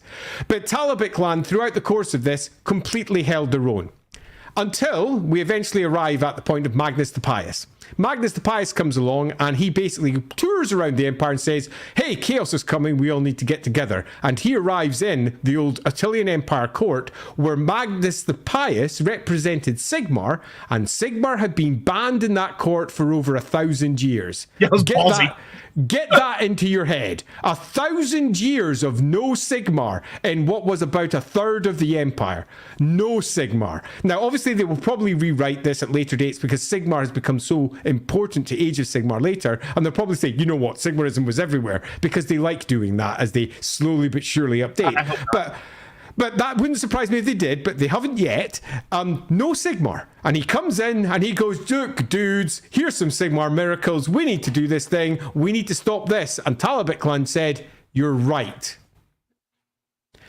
Yeah. Because an enormous stag comes out and Tal goes, yup, they're right. And they basically fall in with Magnus. They do it. Where loads of other places kicked up a huge fuss and went, fuck you, Magnus. You had to do something special. Oh, better go through the big white burning flame then. Okay, yeah, sure. But no, the Talabheim landers fell in and joined the forces and moved up. And when they came back, they supported Magnus in rebuilding the empire, because they saw that the empire as a whole was better than a fragmented mess. And I would argue that there probably would be no empire at all if not for Talabheim.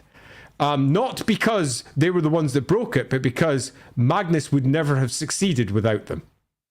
Yeah, some other interesting things about them is that they play a really critical role if you're into the history of the video games behind the Warhammer Fantasy series. They literally saved the Empire from the Demon Prince. Oh God, what's his name? Mark of Chaos. Fuck, what's his name? Thorgar the Blooded One. Yeah. Thorgar the Blooded One, who was a full-on demon prince, dies laying siege to Talabheim. That is where he's ultimately finally defeated, despite his Skaven allies and all sorts of other nastiness. Talabheim is stupidly insane until it literally gets turned into a Nurgle bowl during the end times, which, fair, it is a bowl. Yeah, it's a bowl, and if you're going to do something, I mean, it's a nice place to do it. Talabheim's a super fun place because it's not really ever properly fallen. Although they keep on trying to undermine that and redo bits in the same way that Middenheim is never truly fallen. I mean, hasn't it? Where did Grom get his bloody coach from? Seriously. Hey, it was the greatest heist of all time, okay? We're coming in! So, yeah, the only other thing to say about Talabheim is a little bit about the people. The Telutans suck. Okay, they're warlike. They destroyed worship of Ahold down in the south, which was the god of Visenland. They destroyed the cult of Sul as they came in, and they conquested and replaced it with Tal and Raya. They conquered large chunks of Reichland way before Sigmar's time, conquered it completely and wiped out the local gods entirely and replaced them again with Tal and Raya. They have been central to many of the conversions across the empire. You could argue that the empire is its current shape because the Telutans kind of let it be, but they weren't one that came out, conquered and took land. They went out, conquered, like Vikings, went back and sometimes settled and then just became the locals. There's Telutans across all of the empire. Many people go the Teutogans are the most warlike of them, and you could argue that, but I would argue that the Teutogans are the most savage if you're looking at the individual tribes, where the Telutans, they just went for it. Yeah, there's an interesting thing, especially when you like delve into the roleplay game and stuff. There are a lot of quote unquote dead gods, which if you know anything about gods, they're never truly dead. There are a lot of angry spirits hanging around Talabheim because their cults got wiped out. Their worshippers and the gods themselves, debatably, or avatars of them. There is some spooky shit hiding just beneath the forest in Talabheim. Halt in particular, which is definitely a thing. So I'm happily undermining certain arguments, knowing the popularity of the moot, and I purposely put that out there. I could have said nothing, but I just literally couldn't help myself. You literally put Telebeckland up against $240. What do you think? Yeah, I know it's totally stupid, but I'm trying to be as unbiased as possible so that you can make your own vote and decide for yourself. But broadly, and summing it all up, we have the Tulutan tribe that supported Sigmar, that Sigmar did not conquer, instead he had to treated with them, and got them on side knowing that they were the worst, needed them at Blackfire Pass, got them to Blackfire Pass, formed the empire with them in conjunction, and eventually they fell out with what they saw as the corruption of Sigmarism. They formed their own empire until the rest of it could fix itself, and come Magnus it did. So 1,000 years of standing separate to the rest, and all this time later, Hochland still looks to Talabheim for rule. Ostermark can't help but hate Talabheim for how much it's connected to it, and some parts of Ostermark still wish they were part of Talabheim because it was better in those days. Electric and Runebang. Oh, okay. Before I do that, I'll do up the vote if you have anything you want to say, just to make sure I've got it up and ready. I think you've covered plenty. I kind of have, haven't I? I'm just here to remind you of Electricon Runebang. S, A, adoption, B, and I'm almost ready for the C. Will I go over there? So, yeah, Runefangs here are super fun because the Talabheim Runefang has clearly passed through multiple hands because they took several Runefangs during their time when they had their own empire. So It's actually difficult to be certain which one would originally be theirs. Now, as I recall, originally it was Stonebreaker, and I think that's the one that I used over my one. I'm just going to check. Yeah, the original one was Stonebreaker. So that's Duras Baraki, I think. Let me go find my list. Yeah, Duras Baraki. Okay, so that's Stonebreaker, and you can see why, because the first Electrocount bore a tunnel through the side of the crater so that he could get into it. It started with a natural cave that moved through into the other side of the crater. So he moved through that. So the Runefang absolutely makes sense as the Runefang that was used by that particular what would be the Electrocount to make their way through the crater. Yeah, that's funny because that means he was using that rune for what it was actually intended for. Absolutely, which is super, super cool. Okay, so we've got our vote in place. Anything else? Any other loose questions while we set this up? Did you start it? I don't see it. I haven't. I'm just doing it now. If you started yours. Oh, yeah, I started mine a minute It's going ago. up now, everyone. If you want to go do your Talabheim vote. It's a fun one, and I know I've probably undermined the obvious choice, but go wild, people. All the Sigmar and Halfling stands being like, not mine.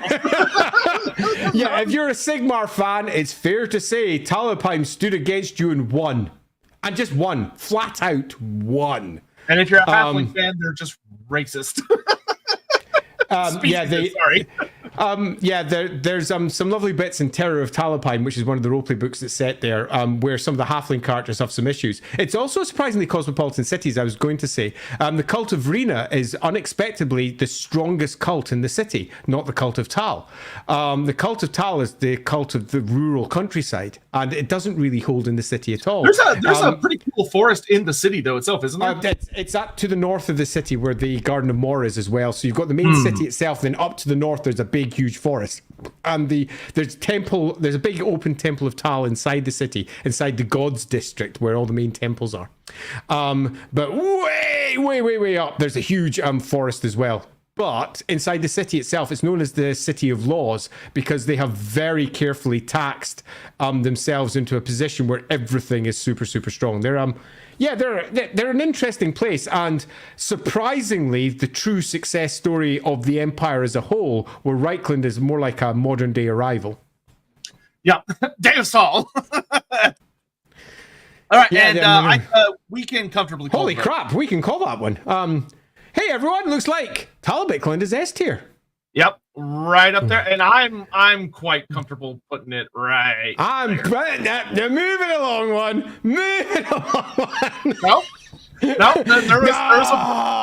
Listen, you do dark deals on Lawhammer, I do dark deals here.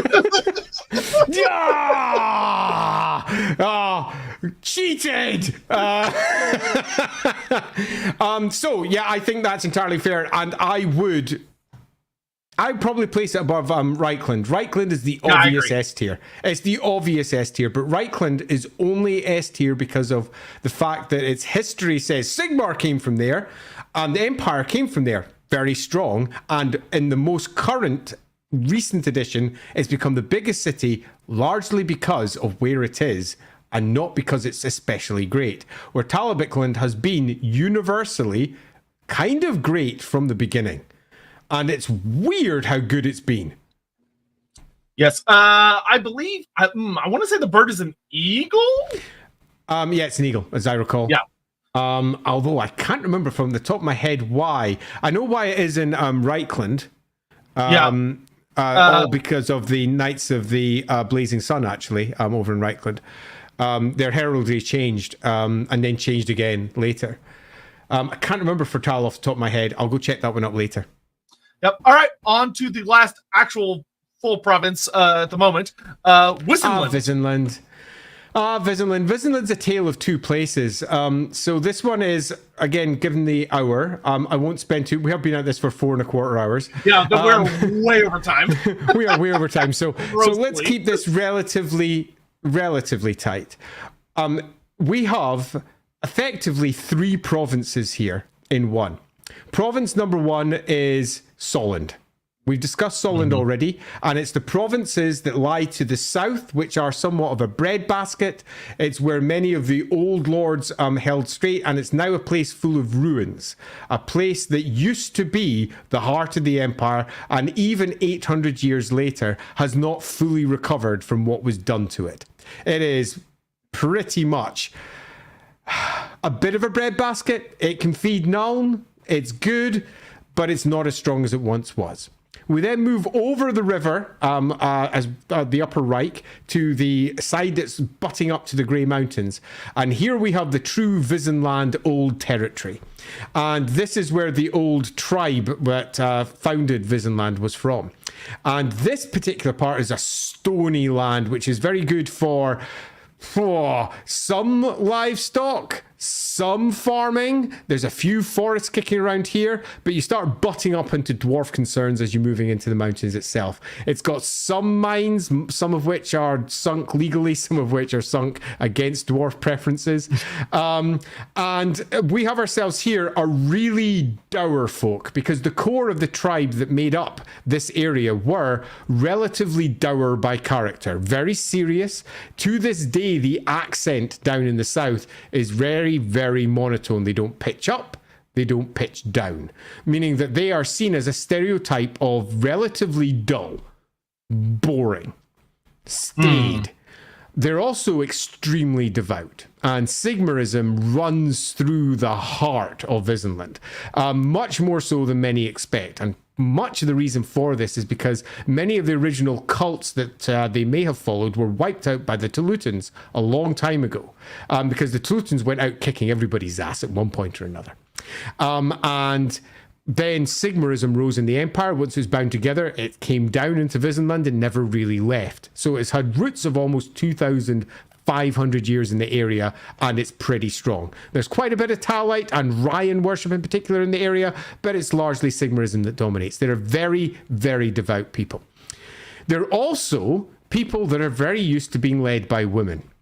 Right back to their very first clan chief, their Elector Countess, was a woman. The very first clan chief was a woman, and throughout history, women are associated with Nuln downwards, right up to the modern era, where it's the Elector Countess Emanuel von Leibowitz. And she rules. And cut a long story short on this one, it's quite clear that women can inherit first down here. This isn't the case in most of the rest of the empire. In fact, it emphatically isn't the case in most parts of the empire. No matter how progressive certain writers may have been for some parts, here it's just different. And clearly it's heads right back to the very initial tribe that used to rule in the place. So that's a fascinating fact. But then we have the last place, Nuln. Good old Nuln. And Nuln is and was the largest city in the empire until about 100 years ago. until Altdorf finally rose up and passed it. It was bigger than even Marienburg for a long time. Marienburg eventually eclipses it, Altdorf eventually eclipses it. And the primary reason is that it has had the imperial capital here almost more than any other part of the empire. Even more so than arguably Altdorf. Yeah, pretty much until, what, Brom? Essentially. No, it skips around the empire all over the place according to different eras. But yeah, Nuln is very much seen as the jewel of the empire. It's one of the most pretty cities, for all it's an ugly city like any other. It is an empire city after all. It rises up onto one enormous palace at the top, which is a cross between palace and fortification and castle. But it's been recently completely rebuilt from the ground up, largely because of Grom. But also using the great wealth that it had before, largely because the elector who was there was not the best. Spend all the money in Nuln. Boris Grom. Yeah, good old Boris. But cut a long story short, Nuln has been at the heart of money and rule, and currently is at the heart of fashion. And basically what that means is, whilst the court in Altdorf may be politically the centre, it isn't the heart of the empire.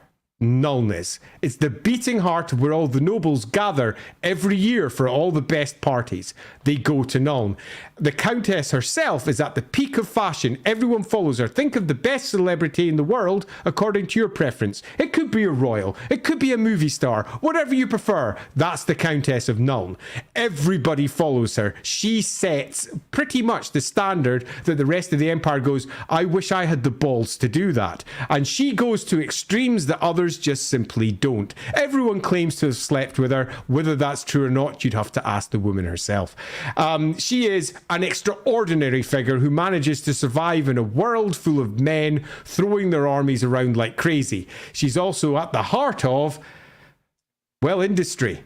If you want to see a city that has moved past the rest of the empire's medieval to Renaissance view, it's here. They are in a completely different era. They have industrialized, and with that, they have got large factories sitting down in the south end. And they're somewhat jealous about it too. It's all gilded up, and by that I mean guilds secretly protect their knowledge and their awareness of how to use their forges so the other cities can't gain its advantage. And because of that, Nulnar cannons are the best. Not just necessarily in the Empire, but almost the known world. Certainly the old world. There are barely anything better. Oop, interesting.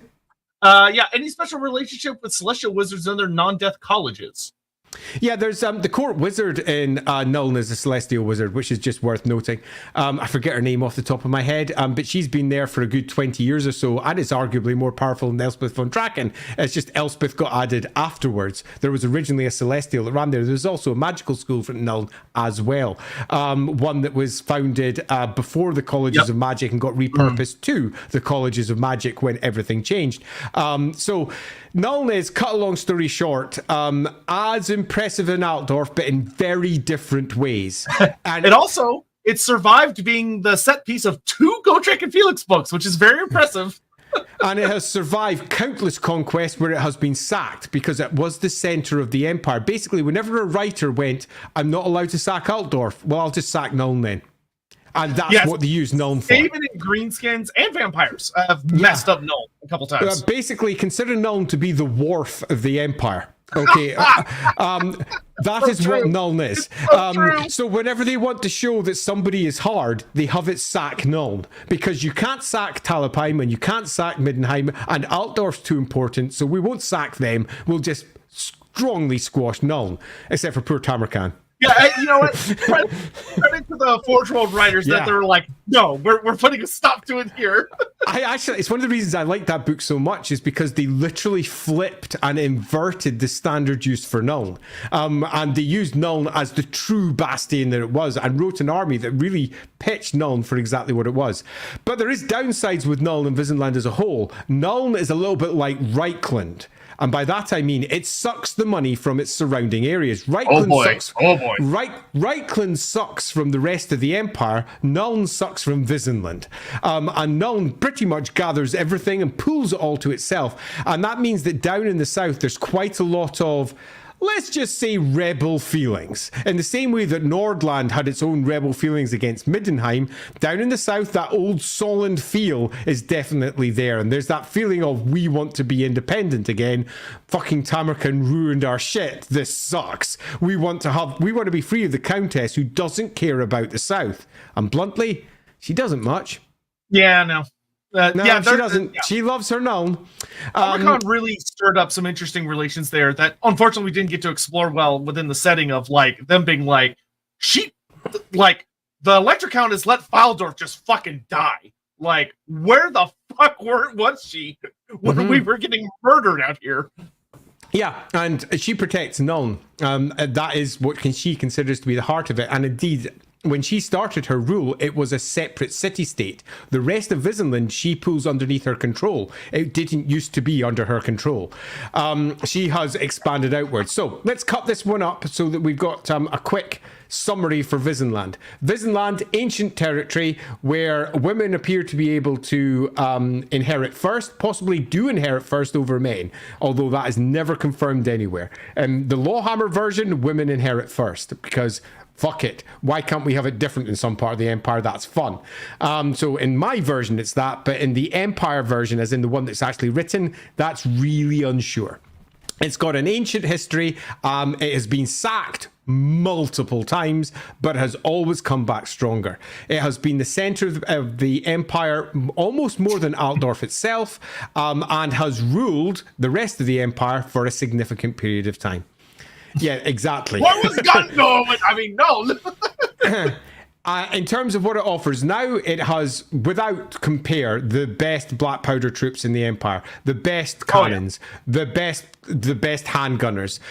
They are on the cusp of mass producing rifles. And if we just had another 10 years, I would argue that the Empire would become almost unassailable on the battlefield, except for magic, because they're about to hit that point where they move into almost modern warfare. Yeah. Also, hilariously, the only city that can actively field a dragon.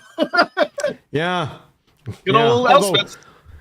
Although some would argue Altdorf could try and do the same. That would be a shit argument. It would be a shit argument, but they'd argue. Pretty terrible argument, yeah. So, yeah, but there is downsides to Nuln in that Nuln as a city is constantly bitten from the inside by everything, be that vampires to cultists or anything else. But the same can be said for any city in the Empire, bar maybe Talabheim, in that they've managed to keep their borders much cleaner than most. Talabheim has definitely benefited from not being the main character of a lot of popular books. Oh, yeah. Damn straight. And when it is the main character, like, for example, in the computer game, it kicked ass and chewed gum. Oh, yeah. Yeah. So there we go. That's where I am. Do you have anything else you think we'd add to that one? Rinfang. Even though she doesn't tend to use it herself, though she can. A lot of people think she can't, but she can. Yeah, she totally can. The Runefang is, again, one of massive interest, because this is one that goes all over the place. So you have the original one that was written as Bloodbringer, and then was mixed up with Damas Vengrin, okay, because Damas Vengrin is Grudge Settler, which is actually the Solent Runefang, okay, and that which is also called Grudge Bearer, which is also called Light Shard, the Sword of Vengeance, a whole bunch of other things too. So the two Runefangs have been frequently mixed up. So it's difficult to say which one it is. But if you look at the actual character of them, though, it seems very likely that you'd want to drop the Sun one on some sort of sun thing, and the very, very devout, weird, vengeance-driven people that are the Visenlanders on the vengeance thing. So it makes sense to me to drop Grungender, Damas Vengrin over on that side, and indeed, that's where it's been used in a couple of places. So I generally drop with Damas Vengrin and leave the Solent Blade to be something else, the Solent one. Yeah, and I will say, genuinely, deeply, in my opinion, one of the most interesting provinces in that the province is so different and so separate from its city. Like when comparing like Reichland to Altdorf, Talabecland to Talabheim, Midland to Middenheim, Nuln to Wisenland is wild. It really is, and I really like it because of that. It's a place of multiple stories, and I really like that. But does that make it a better or worse tier? Entirely up to yourself. Yep. Fire it away. I don't have mine quite up yet because I accidentally tried to make it a Q&A, which which would have been fun, but Yeah, most definitely. It would be a sudden pivot. Yeah, it absolutely would. Just getting there, almost there. Let me add a B and let me add a C, and then let me press a question mark on that and go start poll. So you can now go and vote over on YouTube. It's hopefully up about now. So go take a check on that. Go take your votes. Do you think it is S, A, B, or C? S would mean that it is one of the best provinces in the Empire. A would mean that it obviously contributes a lot, but is it the best? We're not sure. I presume B would be, yeah, not the best, but certainly not the worst. And then C is, fuck that guy. Never liked him anyway. Should we call him Mootland? Destroyed province here. Yeah, quite. Here with the worst. Yeah, that kind of ended up being the dead province tier. Poor C tier. Yeah, totally. Solid. See, it's really interesting. But if we'd gone back and we'd done this poll for say 2512 rather than 2520, then Nuln would be separate from Visenland completely, and this would be completely different. Visenland would be spiraling down. The capital would be Visenberg, which has got a nice it's got a nice council of elders that all rule from there, from the various the various provinces, pardon me, of Visenland, and they gather every once in a while. But the Countess ignores that thing; she hates it. So yeah, it's really funny to see how separating Nuln would have made Nuln stand out. It's Nuln alone, in many respects, that pulls Visenland up by its coattails. It's quite fun. Mm-hmm. Oh, we're getting a very strong lean over on YouTube. And time is up. Yeah, I'm happy calling that. It's an S tier. It is S tier. Indeed it is. Now, where in S tier is a bit of a different issue. I don't want to put it after Reichland, but I think it should be. I agree. And, I don't want to put it after Reichland because I prefer Visenland and the stories it tells and everything about it, but Reichland just is freaking S tier. And it's the center of everything. It's where Karl Franz, it's where the Imperial Court. I agree. While I find the dichotomy fascinating, if I'm thinking about it in an actual vote sense, I feel like the conflict between the two brings it down. Even though I find it a more interesting story. If that makes sense. I agree completely. All right. And then from the top rope, from the the fog machine goes off, flashes and the lights start going off. There's one last contender. Yeah, so before I say that, I have a couple of things to say. Number one, thanks so much for coming along. It has been an absolute joy. I've enjoyed the stream a heck of a lot. It's been super cool. It's been super fun just diving through it all. Second one, if you are still here at approximately 4.5 hours later, please press like. All you need to do is click a little button. It makes no difference to you, but it makes a huge difference to us because algorithms ping and suddenly YouTube goes, oh, this is important. We have to be aware of this and stuff. If you're watching this later, leave a comment. That also helps a lot. Oh, yeah, absolutely. Do drop a comment or two, like, for example, that guy's hat. Why has it got a pin in it? Do I have to buy Dark Deeds? Yes. Yes. I will also give the link to Andy, and we'll put it in the description. So if you want to, do this yourself and make your own tier list and post it in the comments, we'd love to see that. So we can do that. We'll make that happen. Totally. That'd be cool. So do drop that into the comments. That'd be amazing. Anyway, having said that, the whole and do share it with anyone else you think would like to watch 4.5 hours of us rabbiting on about Empire things. It's definitely the sort of thing I do. Let us now turn to the Wasteland. This is a cursed place. Now, you might go, no, it's not. It's fine. It's what? No, I'm good. Not because it's actually cursed. This is a cursed place because Games Workshop has variably written it. Oh, yeah. Oh, and I do mean Games really hatchet to this place. Variably written it. And at some points, it's been written beautifully, and at other points, really no. So, what is the Wasteland? Approximately 200 years ago, it's not even that long ago, it's like 100 years ago. 100 years ago, the Wasteland looked at the empire that had been fashioned by Magnus the Pious and went, we're done. It doesn't matter what the story is, why they did that, they bought their way free. Now, the empire at this point had been ravaged by Grom the Paunch. Now, this is the story that's not told.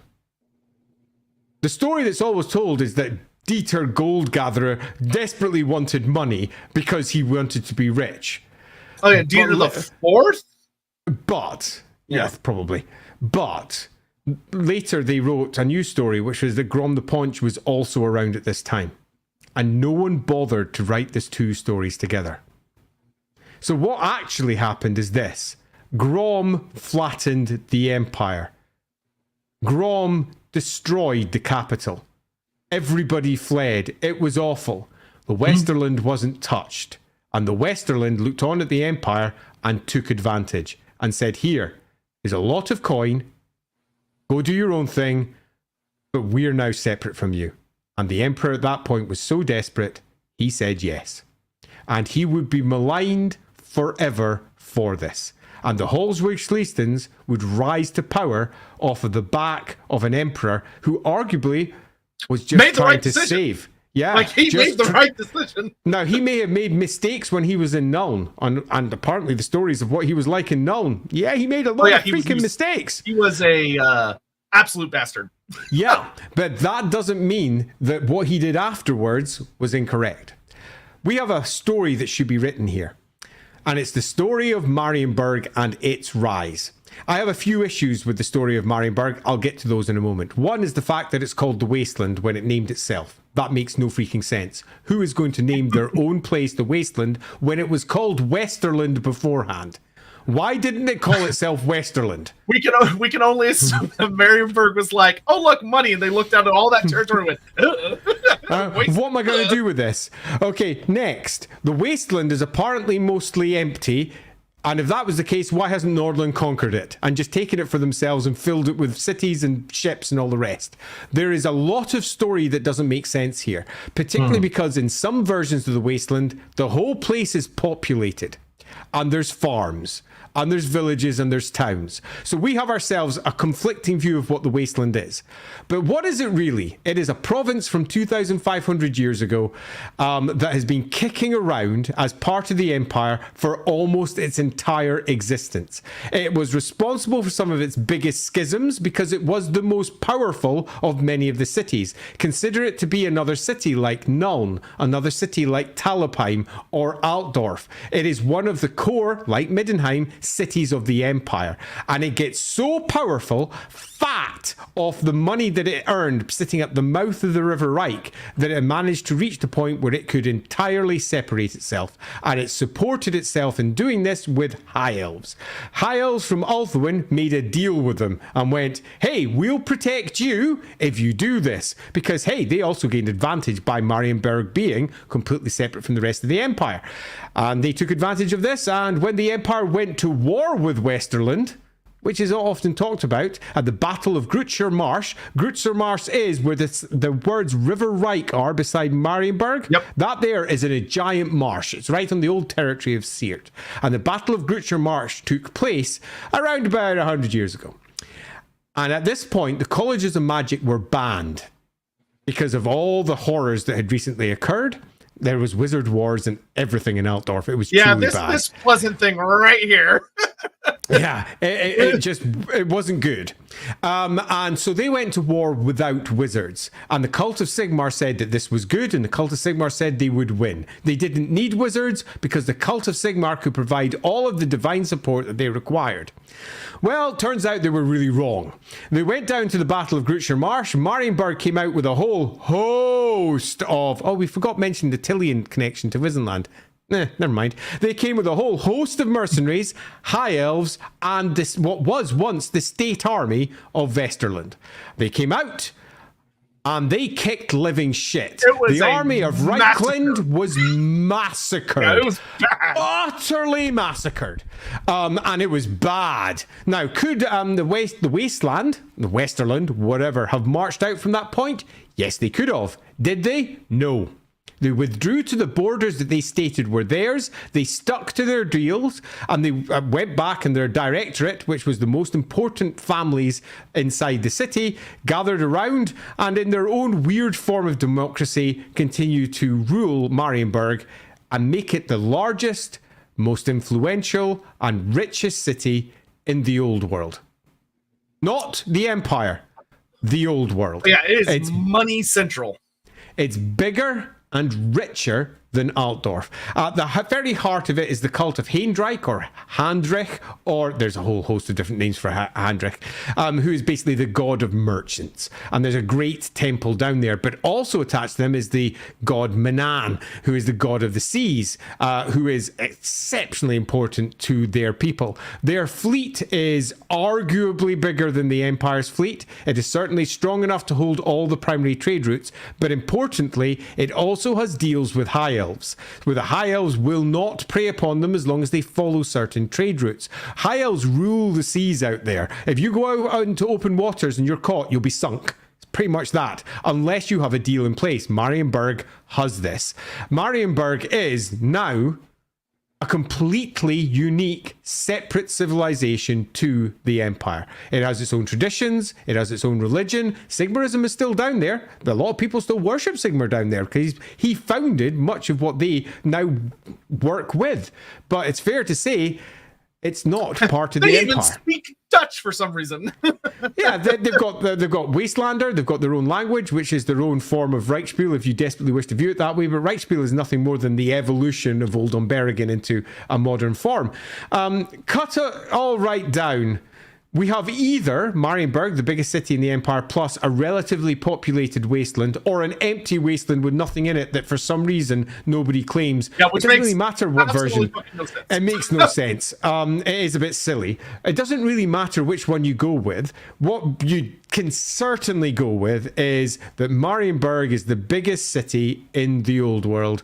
It's the richest city in the old world. It has elven support, and it has changed its fortunes. Where beforehand it was one city amongst many, where beforehand it was a place that was being frequently raided by, for example, Norse. The place has been sacked like 3 times by Norse in its long 2,500 year history. It's not being. It's one of the reasons it has a big fleet now, is to try and stop that, and it hasn't happened again since. It's been a tough life for Marienburg because it's out basically on what is a great march, and by that I mean a border, and that border is the sea, and that sea is full of horrors, and they had to deal with it by themselves. And over the course of time, they learned to not only deal with it, but to better themselves, and eventually reach the point where they moved beyond Empire. So, I think the Wasteland makes for a fascinating place. It's weird. It's either just Marienburg. And why the frick is it called the Wasteland? I will never know. Or it's an entire area like any of the other Grand Provinces, which is full of towns and villages that are all working towards supporting the biggest city, which is the only thing that makes sense, because Marienburg is so big and in the center of a giant marsh that it would be easy to starve out. A collection of islands, Yeah, some other fun notes. It's got such a large elven population that they have their own type, which is they're called sea elves as opposed to just high elves. They're considered almost a unique, distinct version of elves, which is really fun. They're not. They're totally not. It's total propaganda. They're just outer kingdoms high elves. Yeah, but you have a lot of elves when there are elves that are born and raised there. You have a lot of elves. There are a fair number. Yeah, fun fact that the good old big boss admiral of Ulthuan, Sealord Iceland, once fucked up Marienburg to make to tell them to mind their place, which was really bad. But then a different elf naval lord came back and smoothed things over. But yeah, Iceland. Thanks, Finubar, for coming along and making it all a bit better. Yeah, so, Iceland was a dick. Anyway, so let's get this last poll up and running. They do not have a Runefang anymore, correct? Correct. The Runefang is held by Nordland. Nordland still claims all of this territory for themselves. Yeah, Nordland's like, we're not a tiny province, we're gigantic. We own the Lord, we own the Wasteland. Yeah, it's also worth noting that having elven communities is by far from unique. Nuln has a significant elven population, several thousand. Altdorf has even more than several thousand, but the Marienburg one is the largest of the 3 with their enclave. Yeah, it's interesting. They have a massive mercenary population as well. Yeah, Marienburg, they have so many mercenaries, which is interesting, as opposed to kind of the more general state army, which it kind of falls under that weirdness of like the whole thing with the Wasteland, because some authors, like Andy have said, have treated the Wasteland like it's empty. So they go, oh, well, Marienburg doesn't have a state army. It's only mercenaries. But it's like, that doesn't make sense. How would they feed themselves? And what the fuck is all this territory even the for? city. And who are the people who live in the city? You're saying you can't make an army out of them? What? Yeah, it's like I agree that they would have a very large mercenary population. But the idea that it's all mercenaries is silly. Yeah, absolutely. It's a bit of an odd one. I'm going to go check how this one's going. An interesting Matthew vote. Lowry says, kind of like a late medieval, early Renaissance Venice. Yeah, very similar. Although you'll find that they try to pull upon those tropes for the princedoms down in the Tillian, obviously princes. Marienburg, sort of. But unlike, for example, there is no surrounding territory, because even Venice, although Venice largely was its own thing. Venice is quite fun. I like Venice. In fact, it's got a lot of similarities to Venice as I go back over Venice's history. You know what? Yes. Hockey, a lot of Famir. Big time Famir population around those parts. Totally. And this is actually where it is generally perceived that the Fimir had their ancient heartland, where they originally were way back. Attila, thank you for the sweet words. We appreciate it. Thank you so much. Oh, thank you very much. Just looking for they should have asked them for dwarf help. Maybe they should have, but for the dwarfs it would have looked weird, because that's essentially kind of under kinslaying. But also the Empire was embarrassed. Reichland in particular was embarrassed. Reichland didn't expect to lose. They didn't. They thought they were going to win that easy. Reichland had their ass handed to them by the Wasteland. And actually, it reminds me a lot of, although not a great moment in our history, it kind of reminds me of the initial battle between like the Confederacy and the North, where a lot of people went and were spectating the battle as like casual watchers, being like, "Oh yeah, this will be a thing," and it was a horrible fight, horrible and ugly. Like, I would not be surprised if there were Reichland nobles and other people from Altdorf that were like, "Oh, let's go watch." The Marienburgers get their shit kicked in, and it was not that. It was not that at all. Bogged down in the marsh, high elf mages throwing spells, no way to stop them. It was ugly. Okay, so this vote's changing a little bit this side, so I'll give you an extra few moments before I call it in this one. So if you want to make your vote over on YouTube, do it now, because I'm about to go shut that down. Are you all ready? 3, I think so. 2, 1, and I'm done. Clicky time. End poll. All right, looks like a Twitch. It was actually 50-50 on Twitch between S and A. And on this side, it is a relatively clear win for A. All righty.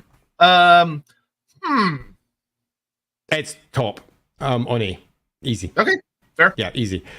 Easy. It can hold off Middenland. It can hold off Haverland. It's got its own culture. Traders. It's trading across the world. It's got deals with elves. It's definitely in a better place. Yeah, Ricky Chapman, that's actually kind of an interesting question. Granted, they've only been separated from the Empire for not that long. But what is their opinion on mutants? Yeah, kill them. Yeah. Yeah, same as everywhere else. Yeah, pretty much.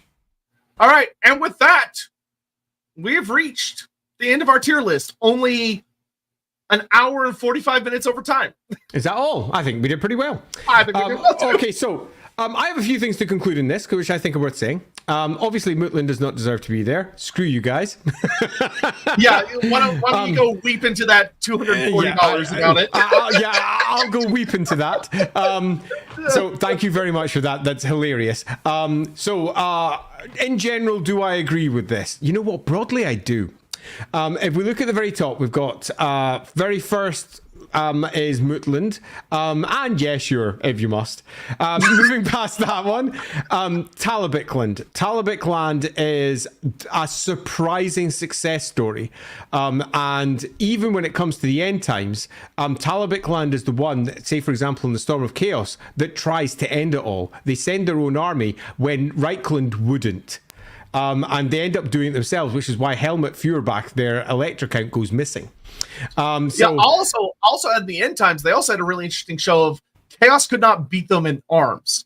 Like they had to resort to summoning the realm of Nurgle to drown them in a deluge of plague water. That's the only way the demons could beat them, which is ridiculous. Yeah, I like Talabecland. I think that this is a good place for it. Altdorf coming right after, and Reichland and all the rest makes sense to me. Then we're moving off to Visenland. Yep. And yeah, it seems good. Then we're down to Marienburg. I might argue that one. I wouldn't put Marienburg on this list because obviously it's not the Empire. And because it's not the Empire, it sits on a slightly different scale, because it can do things that individual parts of the Empire don't have the same freedoms to do. It's not part of an overall whole. It's not treated by external realms as part of a larger whole, which means that it gets individual deals, which makes it look more powerful than it necessarily is, but also gains it power because it works as this linchpin between Bretonia and the Empire, where neither side want the other side to have it, but either side will stop the other side from making any particular inroads there.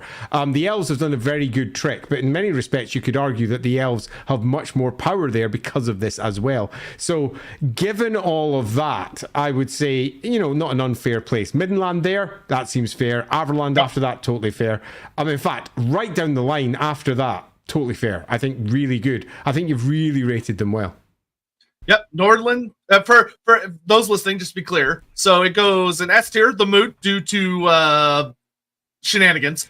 Then we got Talabecland, followed by Reichland, followed by Wisenland, and then A tier is Marienburg, the Wasteland, followed by Midland, followed by Averland, and then B tier is Nordland, followed by Sturland, followed by Ostermark, followed by Osland, followed by Hockland, and then the sad we're dead tier, which is, they should really be changed to D because it's dead tier, which is Solid, followed by Dreckwald.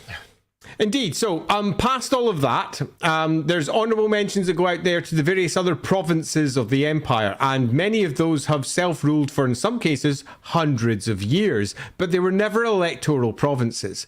We're looking at the Sylvanias, we're looking at the Sudenvorberglands, we're looking at the Dunkelkusts, we're looking at some of the great marches, the Venland down towards the south. We're also looking at some areas like Sudenland, which were grand provinces in their own right. Sudenland, for example, could easily have been on here. We've also got a variety of provinces we didn't touch, like Newland, for example, which is actually in Albion, which became, through the Dark Shadows campaign, one of the conclusion points, set up by Thyrus Gorman, as I recall, which is relatively random. I think, as I recall, Thyrus Gorman becomes the Electra Count over there, which is proper impossible by most setups. I need to go check that one out. I haven't checked that lore for a bajillion years. That would be a really cool explanation for why he's not there after Gelt beats him. That would actually be really interesting.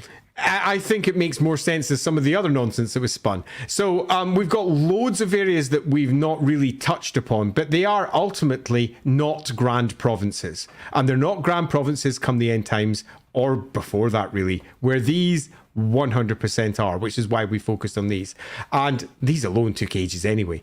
I think that your final list is pretty damn good, but you might not. You might be out there going, why the hell is Talabecland there? Or, no way, Solent is the best. They didn't mention any of the lore that I like about Solent. Holy shit balls. What about? And then you could rule out something. And if that's the case, do go and make your own list and post it and share it. Go drop it down in the comments, show everyone what you think, and explain why you think what you think, because this, after all, has been a list that's been created by all of you, but that means it's almost certainly not going to match anyone's individual opinion. So do feel free to share your opinions and drop it down with us all. Yep, and I'll make sure that gets put, I'll bug Andy, make sure that's put in the description so you all have easy access to it. And that's us. So real quick, that I will say, just a reminder to join us at Sunday at the usual time here on the Lawhammer channel. Yes, for Black Crag, which is going to be super fun. We're going to be talking about a lot of greenskins, but also some dwarfs and Skaven, some other stuff. And we'll that'll also be where we'll get the conclusion to the vote for this week, which is currently active. So make sure you go vote on that. And other than that, next Wednesday we will be playing Total War Warhammer. Total War! First time. Woo! It's finally happening. It's finally gonna happen!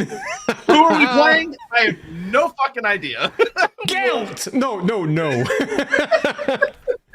So we'll figure that out. I don't know how we're gonna figure that out, but we'll figure that out. I don't know how we're gonna figure that out either, because I'm gonna be noobing my way through that like a proper noob. 5 a.m. for you. So do you have any closing words before we get out of here? I do before we get out of here. Given that we've lasted all the way to almost 5 a.m. my time, there is a few things I'd like to say. First is thanks for lasting this long. You guys rock. You're the best. You're turning up and dropping all of your opinions and sharing them with us makes all the difference. I'd also like to say that by our deeds, I've got my seal on my God, it's late, on my head. You should go buy the game. It's getting shipped out very, very soon. It's just back there. Please do check it out. Other than that, if you haven't done so already, just subscribe. Go on. You'll get notifications about all our stupid streams where we talk for blooming hours about crazy stuff. Go hit that subscribe, not just here, but also over on the Lorebeards channel, because we know for a fact that many of you are watching each week but not pressing that subscribe button, and because we are greedy little people who like to see those numbers go up, please press the subscribe button. It makes all the difference on our side. Yep. Thank you all very much for watching. We're gonna get the fuck out of here, so see you all later. Right, bye.